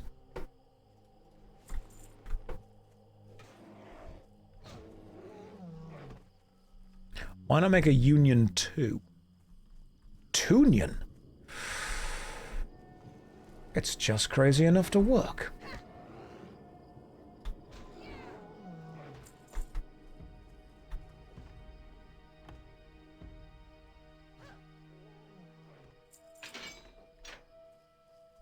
Right, let me just go and free these guys by killing some stuff. What martial arts is my thing? I originally trained and taught Wadaroo-style karate, but I think now I enjoy kickboxing slightly more. I wouldn't say that I'm super good at it, though. I enjoy doing it.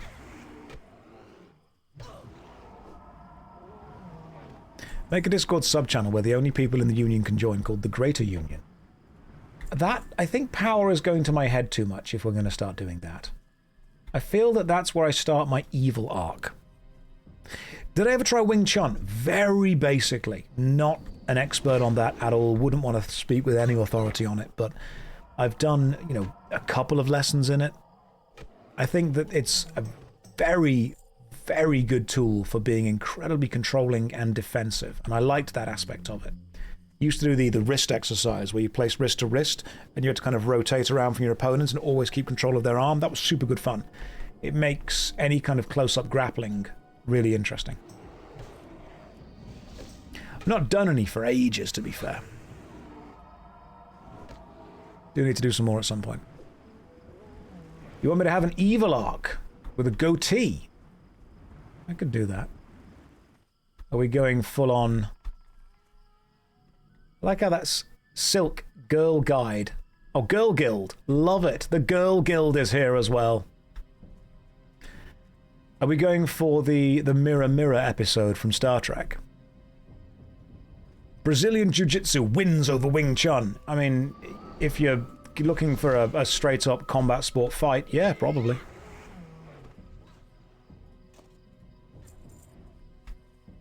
There are martial arts that are more aggressive, some that are more defensive. I mean, ultimately it does come down to the individual practitioner.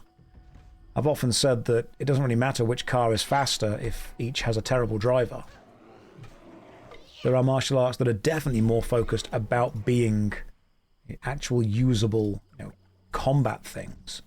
And then there are ones that are focused on being more of a discipline-based thing, more of a stretching thing, more of a memory thing. Some of them are just fun for sports kind of stuff.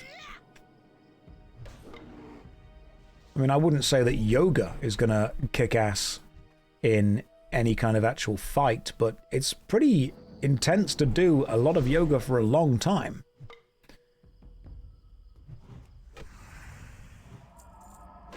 A lot of people think the only value that a martial art has is in winning a combat encounter.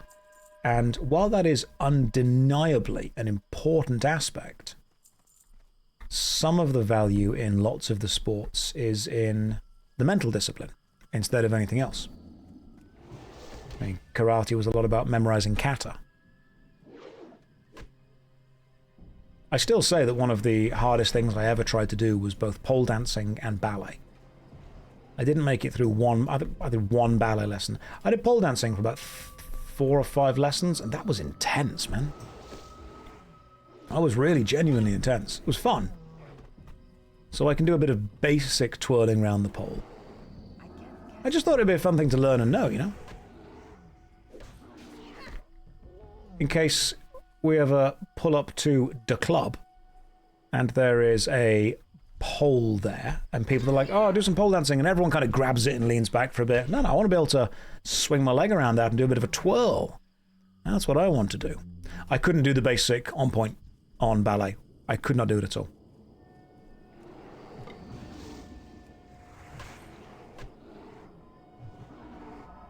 I'm never going to beat the gay allegations at this. I'm very comfortable in myself. People want to look at a pole dancer and go, gay. Fine. Now, I think it's very important to try different things. Ballet is incredibly physically demanding.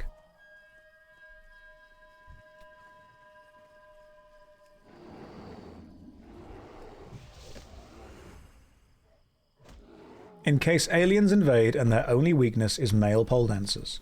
I have got at least one of those things covered.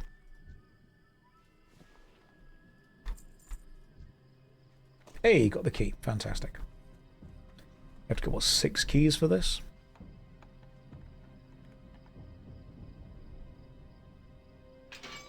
How dare you not care what random people think about you? Well, I've worked on the internet for a while.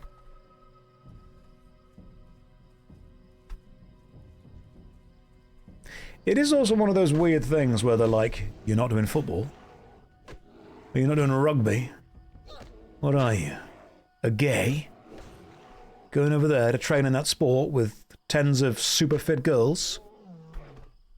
When you could be showering with the boys? Sounds gay.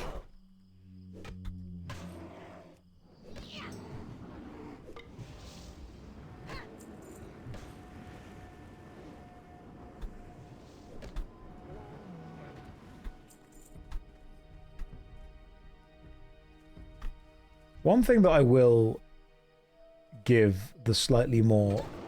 Like, obviously we all dislike...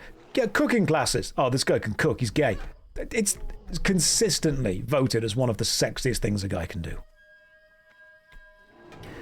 While many people look at the modern youth and keep seeing problems with them and keep saying bad things about them, you know, one thing that I will defend a lot of kind of modern kids on is the complete, or the better acceptance of differences within lifestyle. Like in the 90s and early 2000s, you absolutely called someone gay if they were doing something wrong. Therefore, that word very much had a negative connotation to it.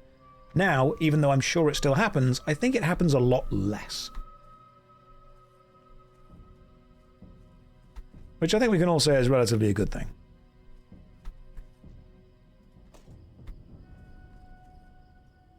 Yeah, being competent and being funny. Remember, guys, if you're not sexy, try and be funny, because people tend to laugh with their eyes closed.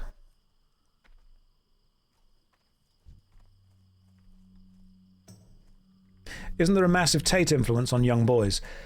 I think that when we say massive Tate influence, we're generally seeing the more bolshy, angry, annoyed, disenfranchised young men. And while that is definitely a subset of people, you are always, just through, you know, virtue of the loud and bolshy being loud and bolshy, going to see the people that put themselves in the limelight more than the people whom don't. It is absolutely a thing that if you have 4 or 5 kids out of 50 or 60 who are super into the whole kind of bro manosphere thing, they're normally going to be the loudest, most irritating kids. But it doesn't mean that they are the majority. It's irritating that it's becoming so insidious within the culture, but it's definitely not the majority. What I don't like is, and I very much pushed back against this when I was teaching, I don't like it when adults just judge all kids of a certain demographic as the same because the worst of them are like something they don't like.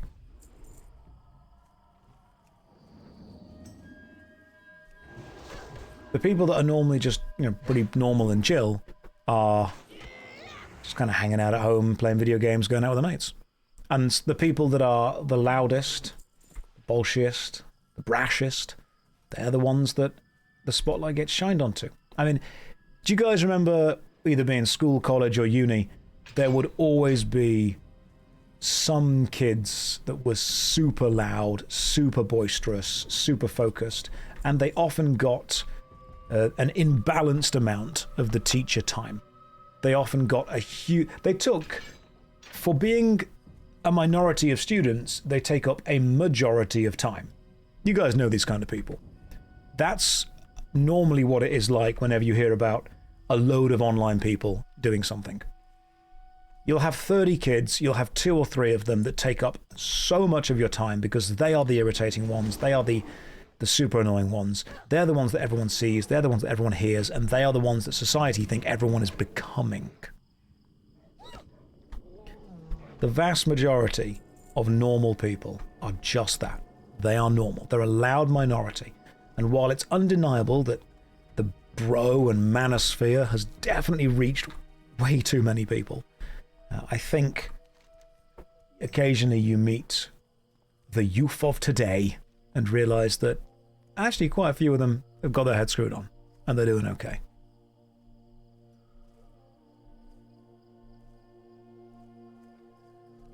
Yeah, a loud minority very much does distort the reality of what it is. And that's why I will tend to go to bat for at least a lot of modern kids when people say to me, oh, kids these days, they're all disrespectful. No, they're not.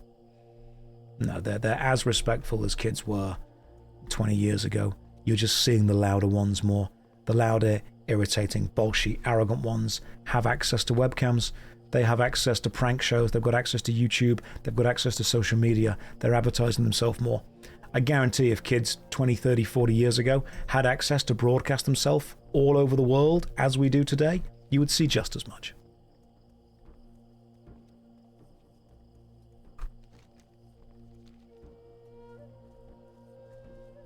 It's always been the complaint over the centuries. Every single generation thinks the generation that comes after them are worse, and they're lazy. Every generation thinks that.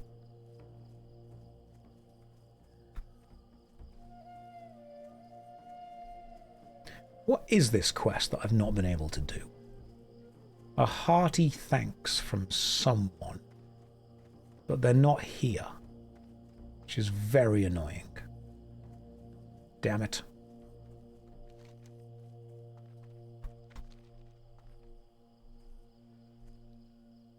Hey Josh, will you address the swollen balls allegations? Do you mean against me? I'm not even sitting on this chair.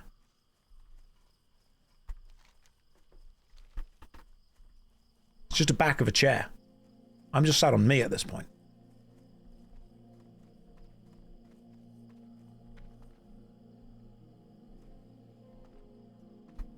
Addressed and dealt with. Draenei that randomly spawns, need to get him into combat, let him get hit, then heal him. Okay, gotcha. That's super annoying. South Park was prophetic.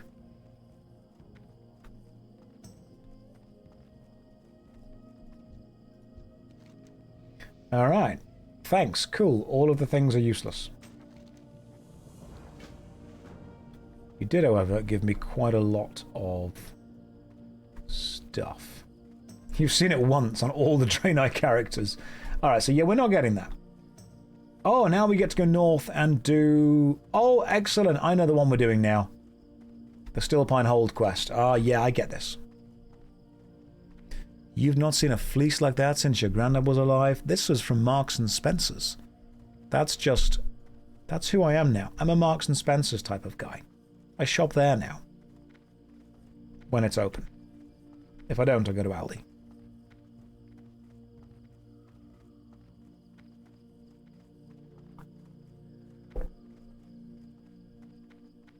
Yahtzee UK Tory. This is not just a regular fleece. This is a fleece made of stomping down the working class people. This is a fleece that says, I'm better than you. This is a fleece washed in the blood of the poor person we hunted on the first day of the month, as we traditionally do. This is an M&S fleece. Okay, Shy, cereal selection at Aldi is unbelievable. Are we talking positive or negatives? Can I be real with you? I like the cereal selection at Aldi. I will go into Aldi thinking I want some Crave, and Aldi will say, no, you don't want to pay that. You want Choco Pillows. And I'll say, you know what, Aldi? Spot on. You are right. And I will get home and I'll pour myself a bowl of Crave, which isn't Crave, it's Choco Pillows, and I'll say, I can tell it's definitely not the main thing, but I'm enjoying it. You've never been to Aldi? Do it. It's like Lidl. That's the end of the comparison. It's just like Lidl. Aldi's granola is great as well. Aldi's fruit and veg is good. You don't want some Weetabix. You want Wheat Bisques. It's different. You don't want cornflakes. You want corn. Flaked. Aldi is a supermarket chain in the UK. It's a phenomenal chain. I'll hear nothing against it. What's my favourite starting zone so far? I've only seen this zone and the humans and the dwarves, but I like the dwarves. I think the dwarf mountain starting zone is just a super chill vibe.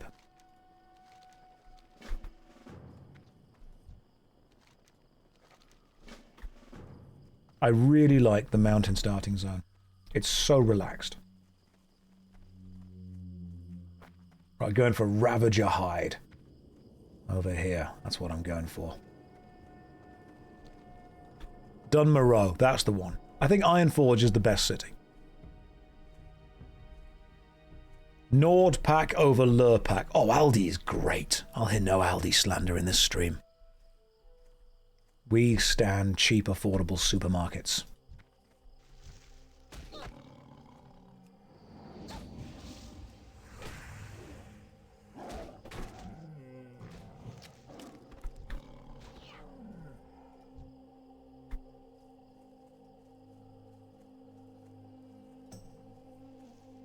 Chaos Flake says you hate Aldi. What happened? You got like a family vendetta against Aldi? Let's not forget the middle aisle of Aldi, or the middle of Lidl, which are just a random assortment of things that they got cheap from Costco. I'm 90% sure that's what that is. You know what, middle of Lidl? I do want half a set of golf clubs, a tent, a thermal body warmer, and an old copy of Minecraft. That's what I want. Did you just rob the random warehouse? Here is some knockoff Lego and also some weird American chocolate. Done. Sold. I'll take it. You know what? Yeah, while I'm here... Yeah, that's true. I am out of air conditioner. Let's get a massive air conditioner along with a coat and a pair of slippers that I'll never wear. Love it. I'll take it. Big fan of it.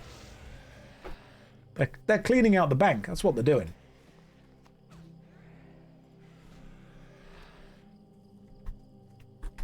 That was a cool cloak thing that dropped. Do I need that? No, I don't.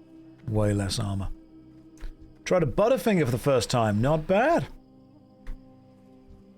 When I went to the Jagex thing for the RuneScape kind of content creator thing, there was a lovely content creator there called LTK, and she is from, I want to say, Australia, and she bought Tim Tams for everyone. Never tried Tim Tams before. Took a pack of Tim Tams home. Oh, cracking. Excellent. I did the Tim Tam Slam, I believe, which is where you, at least the English version, which is where you nibble. It's basically, if you haven't been there, it's basically a penguin biscuit. If you're from the UK, a Tim Tam is a penguin. She's lovely. She's really nice. Yeah, she makes Rust content. And what you do is you nibble one corner, you spin it round, you nibble the other corner, and then you use it as a straw to suck up tea or hot chocolate, which melts the inside, and it especially keeps the kind of central fondant layer relatively solid, and then you eat it all. A Tim Tam or a penguin bar. And what you can then do as well...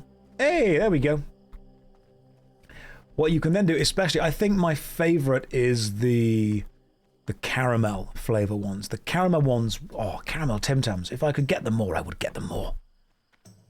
Any biscuit or chocolate bar is improved by nibbling off both ends and then using it as a straw to drink tea or hot chocolate. Straight up improved. It's not even a question, it just is better. There is a union member called Unionized.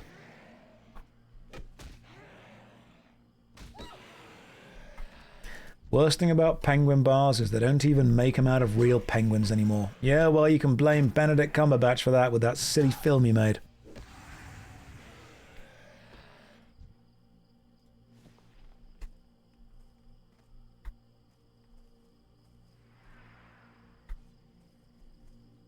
The penguins. Yeah, the shaman drowned. We're not playing hardcore, I'm just very inconsistent. Do penguins still have dad jokes on the back? That's a good question. I don't know if they do. Oh, hang on, Ravager Hide.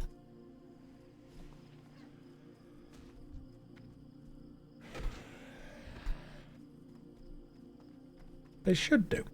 They do. Fantastic. Bumbles, I like how that's the first thing you've ever said in the chat. You were like, it's my time. I'm going to type and let Josh know that penguins do indeed have jokes on the back still. Thank you. A penguin is how Benedict Cumberbatch pronounces the word penguin.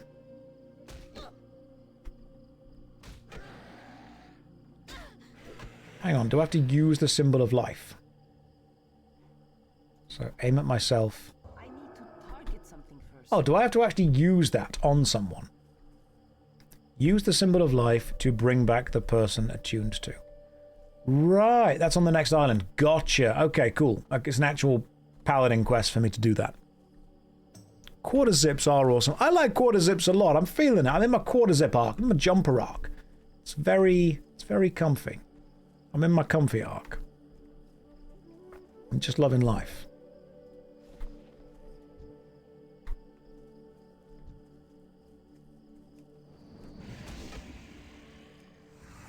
Go and grab yourself a pack of penguins for nostalgia.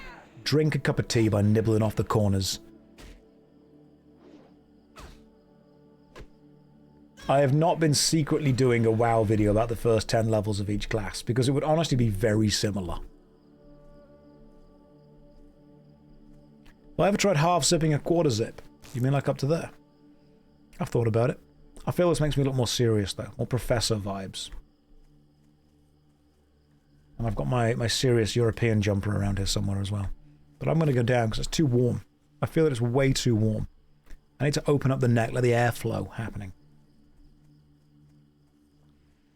Straw trick is easy with Kit Kats. The using a chocolate bar as a straw is peak when you do it with a ripple. A ripple is the way that you do that. A ripple is like a flake with a coat on. Yeah, you want to use a straw, you go for a ripple.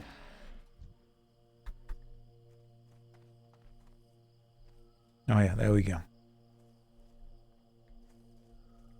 Ripples are good chocolate. They just are. Yeah, a ripple is a flake with a jacket. It's also made of galaxy chocolate, which I think at this point is superior to Cadbury Dairy Milk. Like a couple of years ago, I was a Dairy Milk guy. I would have defended Dairy Milk. I would have, you know, rode into battle waving the Dairy Milk flag, but I think it's gone downhill recently. Galaxy chocolate, I think, clears Cadbury's at this point. You know what Christmas reminded me? Christmas reminded me that selection boxes have just got crap. I don't like that. I mean, many years ago, it was quality street. Honestly, now, it's just street. It's just a box of street. Cadbury celebrations, they're okay. They do fine. Roses, they're still kind of clinging on. I think roses, out of all of the selection boxes, you want to bring me some roses? I'd be alright. I do, however, think, though, after... This is maybe the min-maxing attitude in me. Has anyone done that thing where you just work out the amount of chocolate you get per weight and then buy the most efficient thing? Like, I was buying some Easter eggs a few days ago because they're on sale now, and I just started working out what the most efficient way to get the most amount of chocolate for my money was. Turns out, just buy a really big bar of chocolate. Turns out you're paying for the Easter egg. That's what you're paying for. So I purchased like a small Easter egg, and then said, well, if I'm going to spend, you know, £3 on an Easter egg, just get this many bars of chocolate. It's more chocolate, it's more efficient.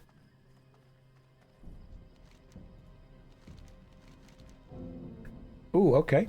You are going to give me terrible armor that I'm going to sell. I appreciate that experience. Thank you very much. Let's get some quest stuff for you guys. Long story short, I bought balloons and a giant bar of chocolate, made your own Easter eggs. Oh, sweet, that can work. I did, however, treat myself to one nice Easter egg because it was on sale in Sainsbury's. That was one of the nice big ones. I thought, yeah, I'll treat myself. Myself a little treat every now and again. Right, this guy wants me to search the hold. I can search the hold, and assuming Inju's coming in here as well. Oh wait, there's a Home Bargains next door to me. Banging! Home Bargains is where it's at for cheap Easter eggs. You want cheap Easter eggs? Home Bargains has got you. Go get yourself some cheap chocolate. Valentine's Day is finished as well, so it's all going to be there. Did I eat pancakes yesterday? Yes, I did. I've told you the grandma pancake recipe story already, but I did indeed. I have a big bag of Aldi pancake mix. Chuck an egg in there. We're all good to go.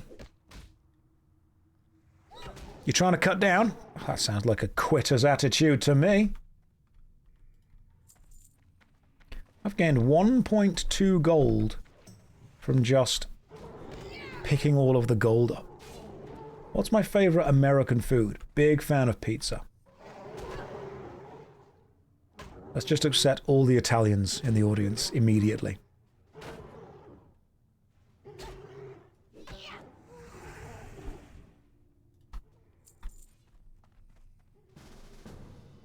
It's not a rage bait, it's just like a little emotional grab, you know?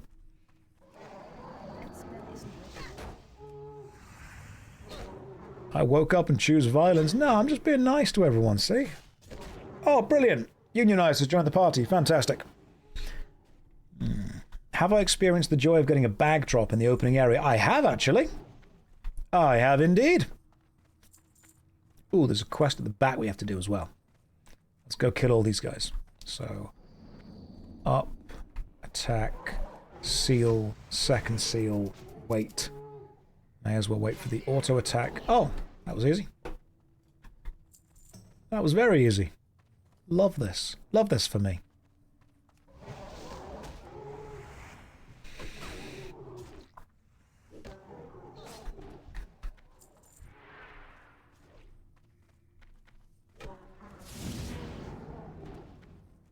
Easy peasy. Now we go kill these guys. We will remember this. Sure you guys will. Is that the Italians being annoyed at me for saying pizza's American? The thing is, pizza has enough kind of difference now that you could consider it, to a degree, just American.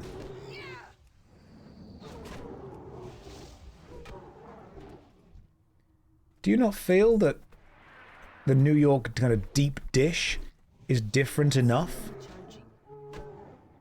Yeah, the deep dish, they're distinct. They're distinct local versions of pizza. No, you couldn't. At some point, it's just a pie. Italian pizza and US pizza is it's different. It's just straight up different.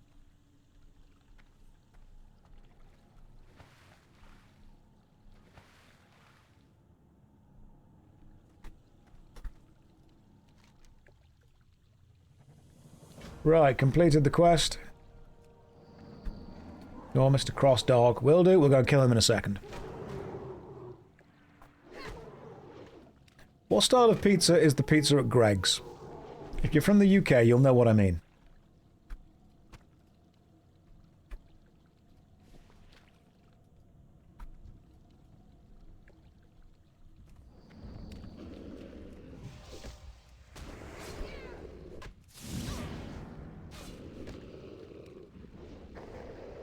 Focaccia. School dinner pizza. There is nothing wrong with a school dinner pizza. What did I just say? Don't worry, ignore Mr. Crossdog. He's fine. We'll get the quest. We'll come back. We'll kill him again. It is square pizza, though. You went to the UK. Birmingham. Greg's was the highlight. You went to the UK to Birmingham. Greg's. Yeah, that makes sense. If you're in Birmingham, Greg's is probably the best thing you could have chosen to do while in Birmingham.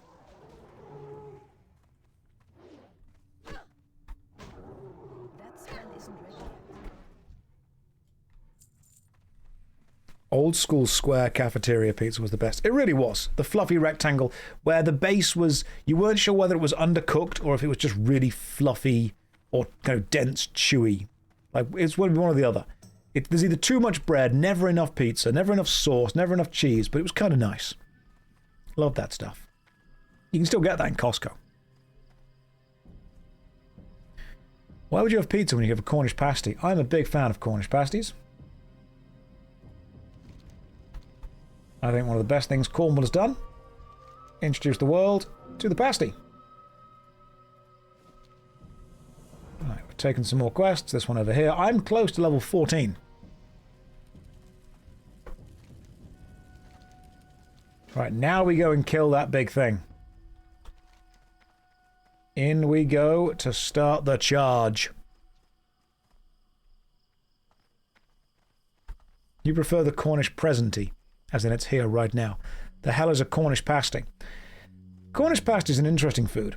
So, imagine a like meat and potato stew. But then imagine that you need to get the meat and potato stew down to the miners in the bottom of the mine, while still keeping it relatively warm and, most importantly, clean. So what the Cornish pasty is a kind of circle of pastry that has meat and potato stew on it. Then you fold the pastry around and you crimp one edge of it. And that crimp forms a crust. And what you're actually meant to do, genuinely, is hold the crust and eat the pasty that way, because the crust becomes a handle that was designed to be held by the miners so they didn't get coal dust all over the food they were actually eating. And you can eat the crust now, but you don't need to.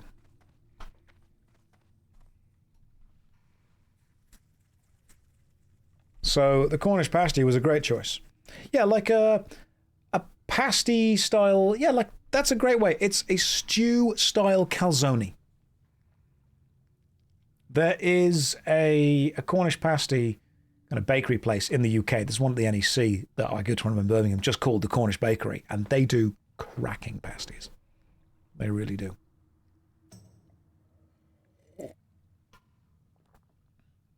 I'm confused. Why are we crimping? Because that's how you get the pastry together to make sure it holds its position.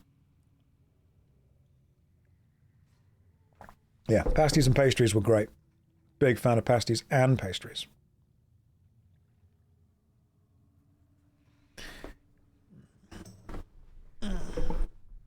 Calzone triggered your Italian side. Well, that's just how it's said. It's spelt calzone. It's pronounced calzone. It's an Italian word. It means folded in half pizza.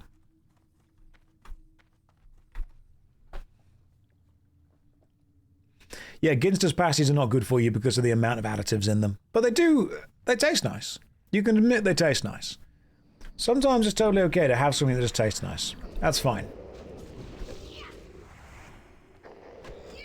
That was super easy. Do you like the cut of my jib? Well, thank you very much. I believe that is an old nautical term where the jib was a sail specifically. The different cuts were able to identify different things. Calzone is calzone. It's pronounced calzone. It ends in the letter E. Look, I'm English. I think I know how Italian words are pronounced.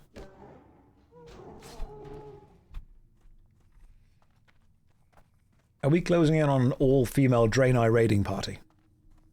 So does Zoni. That's how you say it. Do I have any nautical experience? Went down the rapids at Center Parks once. If you've not been there, that's pretty intense. Separates the boys from the men, that does.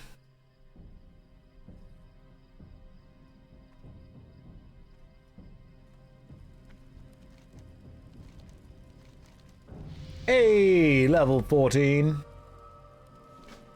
And now you want me to do something else, do you?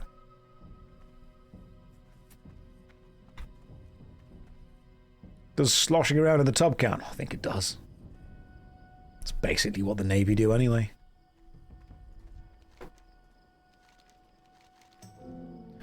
Kirkenstocks. Oh my god, you actually get clothes called Kirkenstocks instead of Birkenstocks. And then a quest over here.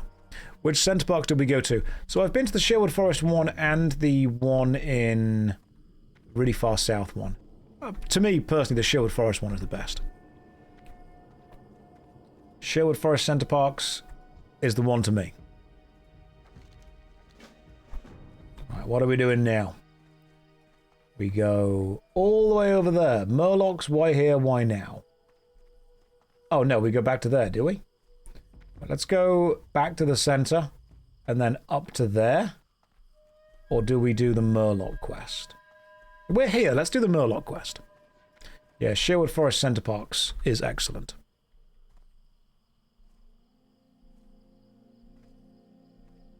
Yeah, theatery. Theotari. Grog was invented by an admiral who watered down his rum rations. Hell yeah, YouTube Shorts.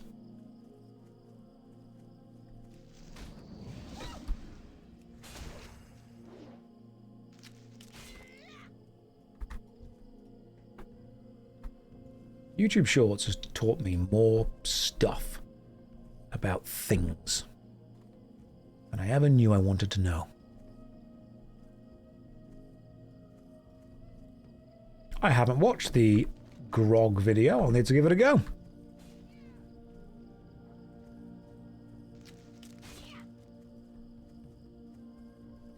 I do hope that when I learn to play a Paladin properly, I get some kind of AoE aggro grab. Because I feel the only thing holding me back now is the fact that I've got to attack each enemy manually. There's got to be an AoE style aggro grab. Murlocs, still pine grain, gotcha. Consecration, gotcha. Is that the... I've just got Girth's Dignity. Right. That's all bad. I'll accept it because it's a quest, but I don't need it. Guys, if you need an item, go ahead. Check this thing for Girth's Dignity. Am I going to play Mage as well? I don't know. I'm going to keep going with the Paladin until I get bored. Then I'll try a different character, then we'll move around, do some different things. AoE threat is kind of the Paladin thing. Good. That I can do. I don't mind, you know, somebody else tanking the boss. I'll tank the mobs. So I find that fun. Oh, it's a holy dot, and then gives threat as well. Okay. What am I... What item? I'm going for the grains here, aren't I?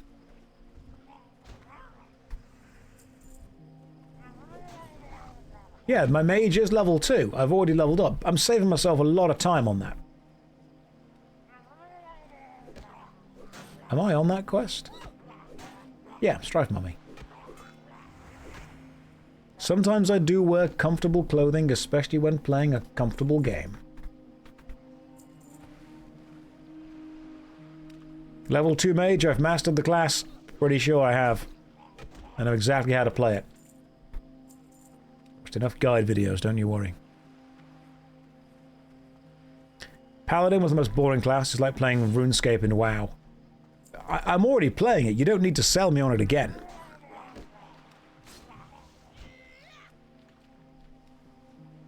Josh, my hair. I need a haircut. I'm aware. In fact, I might even have a haircut tomorrow. I might treat myself to a little haircut. Yeah, why the heck not? Don't listen to the Paladin slander. No, I'll be fine with that. I will be totally okay with that. Haircut, but WoW. I have to be very careful not to let WoW take over my entire life. Only certain parts of it. I'm trying to help you out, guys, but you are just so good at damaging. I can't even get to you by the time everything's dead. And I haven't got a ranged DPS. Suppose I need to get one. Haircut while playing WoW. Got like a barber around to my house.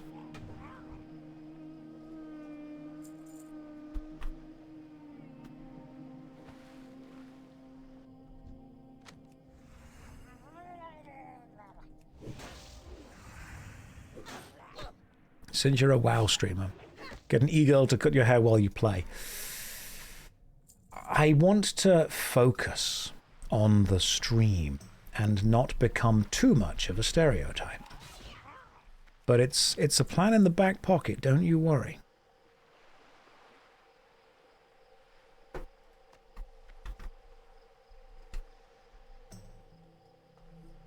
Yeah, I know that we're all melee. You guys are just faster than me at melee. Has that ever been done? Getting a haircut while on stream? I feel that I would be the first streamer to ever do it. I don't think any other streamer has ever been quite as crazy as I have.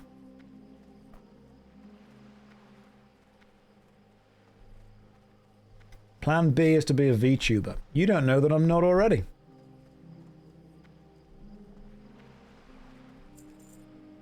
that thing. Oh, unless this is the grain. One more grain and we're good to go.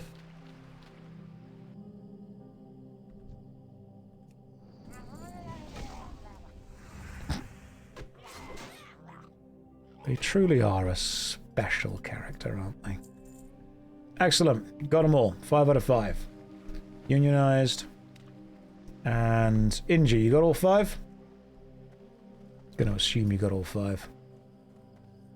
Okay, back to Stillpine.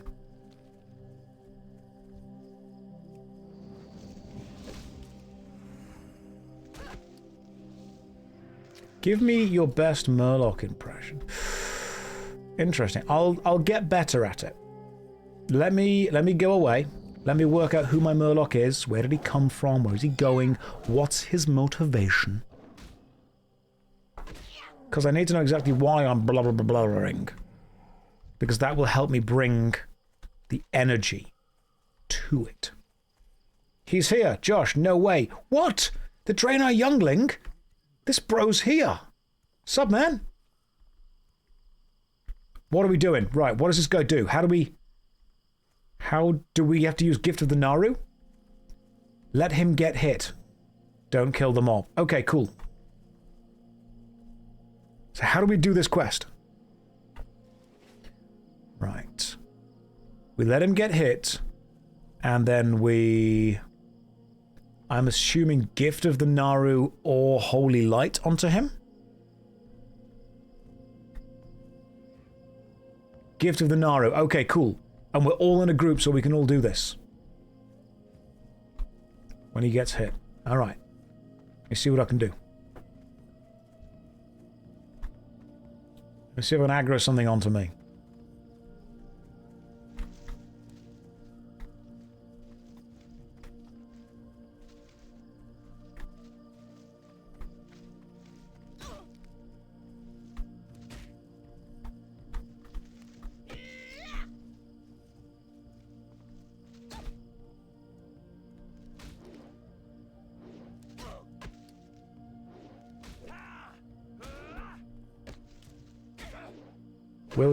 Will they...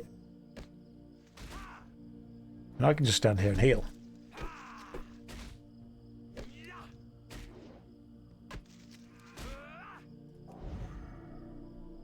Yeah, there we go. Okay, so the youngling gets hit, and then we want to use Gift of the Naru on the youngling. Cast it now. He's fine. He's got 92, he's got loads of health. So it's...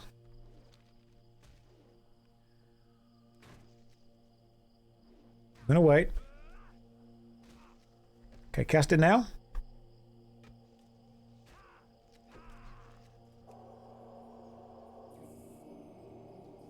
Okay, I've healed you.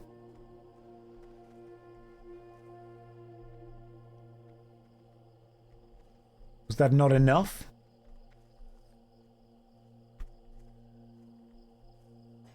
Cast it when he calls for help in the game. Oh, he didn't... He actually killed it. So he straight up killed the thing. We need to get another higher level enemy to attack him. And I need to wait for Gift of the Naru to calm down. I say calm down, I mean cool down. You guys are going to try and tank something over to him. You have to use the heal on him before the mob dies. Okay. Oh, there we go. Right. Each day is a blessing. I mean, Gift of the Naru isn't cooled down yet. I've got to wait for this to... One of you guys can cast it though, and it should count as all of us doing it because we're all on the same team. Thing is, he's not taking any damage. Oh, because they're not attacking him yet. I see. Yeah, so as soon as the youngling takes any damage, just cast Gift of the Naru. Oh my god, they attacked us instead. God damn it. Let's stay away, see if he can grab aggro on this. It's a tricky quest, it really is. Take aggro. on the stupid Night Stalker. Angel, thank you very much for the stream. Welcome to the party. Oh my goodness, Night Stalker, attack the Draenei youngling. He's doing damage. I've kind of walked away from this guy now. He can't pull aggro. He just straight up can't. This is why he's a youngling. Lamau, you guys really don't know how aggro works, huh? Twitch culture is cringe. Completely agree with your username. Why don't you try explaining how aggro works to people instead of belittling them for not? Let's put it on you. Come on. If you're going to explain how aggro works from grabbing off a player to an NPC, feel free to explain. Just maybe do a little bit better than making people feel shit for not knowing that. And I'm sure if you do know, I would love to learn. We would love to know all the information you've got.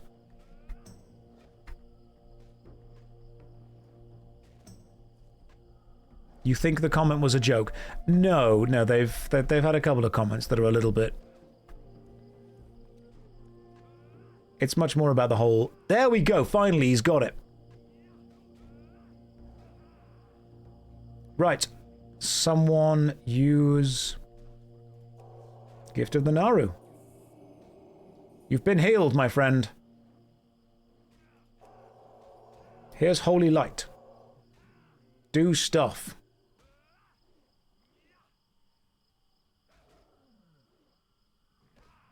You didn't want to belittle anyone. I'm sorry if it came out like that. That's totally understandable.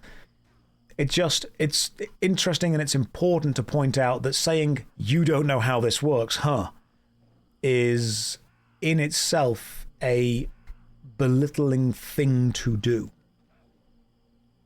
Because it's okay. It's going to make someone feel bad for not knowing how it works. Can I heal the Night Stalker? Help! Yes, let's heal him now.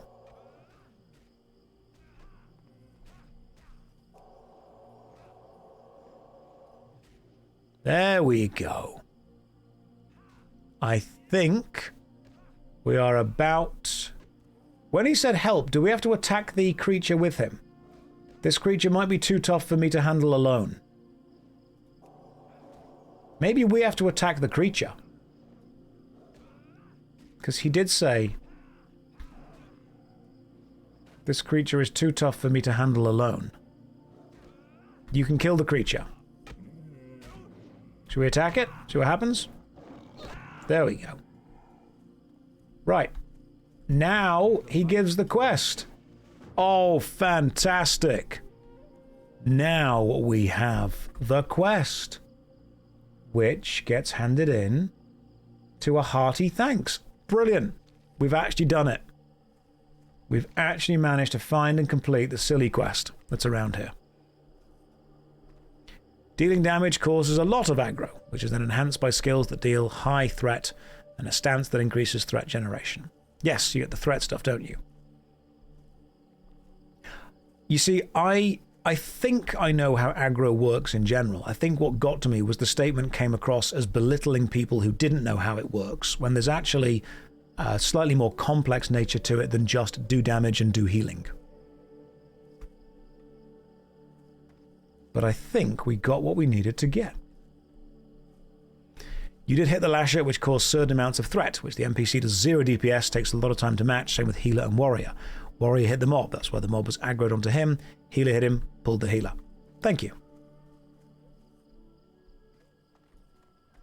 Because yes, there are attacks that cause a high amount of threat without necessarily doing a lot of damage.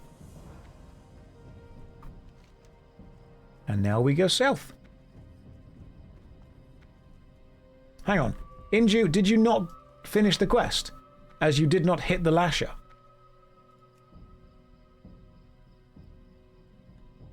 The main issue was I had Righteous Fury, which... Okay, gotcha. So you still got some aggro onto it. We should have all done it in.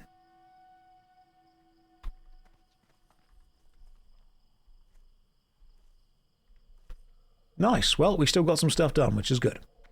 Now we can go south Hand in the both quests in the As Your Watch. I think what just gets to me is I know that it's sometimes a joke to say, oh my god, you don't even know how this works.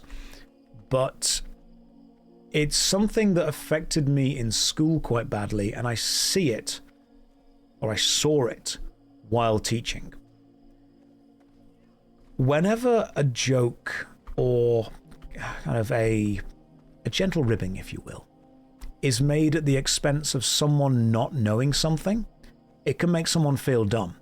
And it can then make them feel bad for feeling dumb. So what's really important to me is I don't necessarily enjoy joking about ignorance in people, when I think ignorance is something that we should try very hard to be willing to work together against and not make people feel bad for. Because if people feel bad for it, they're simply not going to ask for help on it. I don't feel that it's helping anyone. Yeah, it's to say that you don't know something is a scary thing to do. To then get kind of attacked for that means that you're going to try and avoid the behavior that gets you attacked. And the behavior that got you attacked was admitting you don't know something, which means we're going to create a group of people or a generation who don't want to admit they don't know something, which means that we then have people that get stuck in their ways instead of people who are willing to learn. And that's something that I very much pushed back against.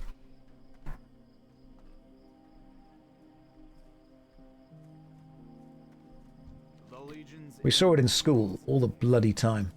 It was, oh, this person doesn't know something, therefore I'm going to tease them about that. Yeah, Twitch culture, that's fine. Thank you for taking that on board, and thank you for explaining it to me, because you've helped me understand it more.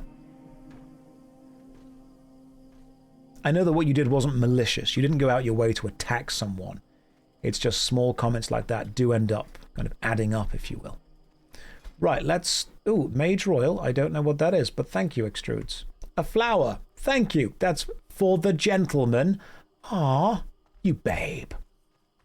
Right, where am I training? Where's my... There's a trainer in the other place, I'm sure there is. Is there a shaman trainer? Not shaman trainer, sorry. Paladin trainer around here somewhere. Where's the Paladin trainer? Asking if you do not know and admitting it openly to learn is one of the main things that counters imposter syndrome in people. Yeah, that's a way of looking at it. That's a nice way of looking at it, actually. Ooh, Blessing of Wisdom. Restoring 10 mana every 5 seconds for 10 minutes. Can I put Blessing of Wisdom onto someone else and then Blessing of Might onto myself?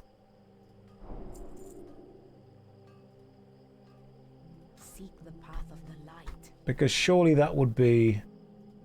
Okay, cool, I can do that. Blessing of... Where was Wisdom?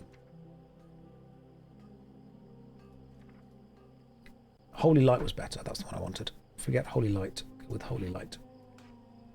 And... Not using... I need to get another bar already, wow. Blessing of Wisdom. That'll be a thing I put on someone else every 10 minutes, that's fine. Lamau, you really don't know how blessings work in this game, huh? Apparently I don't, and I was able to ask. Right, let's go this way. Do I have Big Dad energy? I like to try and think I do. Paladins can give one blessing, so multiple paladins can give different blessings. Okay, cool, so I can bless somebody else while also kind of blessing myself. Cool. Then Inju can be blessed with that. So Inju gives me the Blessing of Wisdom, and I give myself the Blessing of Might. And in doing so, we also switch around so they get that as well. Oh, this is lovely! This is lovely. What's got Righteous Fury going on? 20 seconds. Where's Righteous Fury? Increases the threat generated by your holy spells. Is that a... Is that a thing that you have that I don't? Also, what's Heroic Presence? Chance to hit increased by 1%. I don't know what the Heroic Presence thing is. The Draenei Racial. Do I have that as well? Or is that like a thing? Oh, okay. Increases chance to hit by 1% for you and all party members within 30 yards. Oh, it doesn't stack. So I have that. It just doesn't show on my bar because it's a thing that I always have. Right, so I don't need to like activate that. That's just like a passive. Racial passive. Gotcha. Okay, cool. Learning. 1 per group, which makes sense. That's why people would want Draenei in the group, so they can have that bonus stacking up. Right, we're going to be going around this giant mountain and then north to the bits that way. Yeah, the stacking buffs is lovely. Loving as such of the MMO genre, but only just getting into WoW. Yeah, would you say it's the contrarian in you that's left it so long? No, it's because I've had so many other games to play. And I know that WoW obviously is what people consider the big MMO, but there have been so many other ones that I wanted to check out first that, honestly, to at least some degree, I knew wouldn't be around as long as WoW, that I wanted to focus on. I've also got 5 talent points that I've not spent yet at all. And if I'm going to go with tanking, I probably want to go with protection. Yeah, I feel that going with protection is probably a good idea if I'm going to go with tanking. Increase the armor bonus of your devotion aura. I'm probably always going to be in devotion aura stance. Ret is best for solo leveling because of damage. Yeah, but I'm going to be doing a hell of a lot of dungeons. Honestly, dungeons are going to be like my main thing, because I just love running dungeons with you guys. Holy is also good for tanking. That's the healing one, isn't it? Redo is the best tier 1 talent tanking. As in Retribution? For tanking, you use Ret Aura for threat. Right, so what is the Retribution Aura? Mostly quest in a group, so DPS won't be a problem. Yeah, that's true.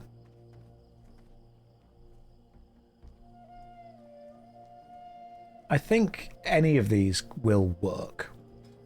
What's the best protection thing? Avenger's Shield. Hurls a holy shield at the enemy, dazing them and then jumping to additional nearby enemies. Affects 3 total targets, lasts 6 seconds. Is that good? That could be good. Was watching some VODs. When did we switch to Paladin? 7.5 hours ago. Alright, they're all viable. They're all viable, but I think Retribution for damage will be cool. One of your other Paladins is giving you the Ret Aura right now, but I do want a tank, so I'm going to go with Protection. Damage against melee and ranged attacks have a 10% chance to increase your chance to block to 6%. That's 10 seconds or 5 blocks. So we max that out. Damage increases my chance to block. Oh, hell yeah. That sounds great. I'm going to want to max that, aren't I? That sounds pretty good. Because then I'm going to be just blocking more. Alright, blocking sounds good. Blocking and preventing. Oh, Princess Stillpine, you're over here. However, it is 11:30. And I have been playing for 7.5 hours. Tier 2 protection talent, go for the left one that increases my chance to hit, which is increased chance with melee weapon build by 1%. Reduces the cooldowns of your blessings. And just increase your armor value by 2%. I mean, that could be good. Because obviously increasing anything by a percentage is a good idea. But for now, I need to go and sleep and also get some dinner. I will be continuing to level the Paladin over the next couple of days. We've got the Was It Good Icewind Dale video being worked on, and the next MMORPG video will be Don't Know. We're just playing this. I've got some explaining to do to your wife if this takes you again. Don't you worry. We'll make sure that we all sit down and work through it together. It is only 11 PM, but it is also Wednesday, and I've played for 7.5 hours, and I need some sleep. So, thank you, Let's see who else is streaming. Who else is currently on Twitch? Who's having a good time? Rustage is doing some D&D. We do like Rustage. But Luality is also streaming some Star Trek Voyager. You guys ever watched Luality? Luality's great. I think we should all go and say hi to her. Because we like Luality. Let's see if we can join her. Let's go and say hello to Lu. See what she is up to. If you've not watched a Luality stream before, I think you'll have a great time. Right, guys, go and raid Duality. Let's see how this is going. Apart from that, you have a good night. Take care. Good night. God bless.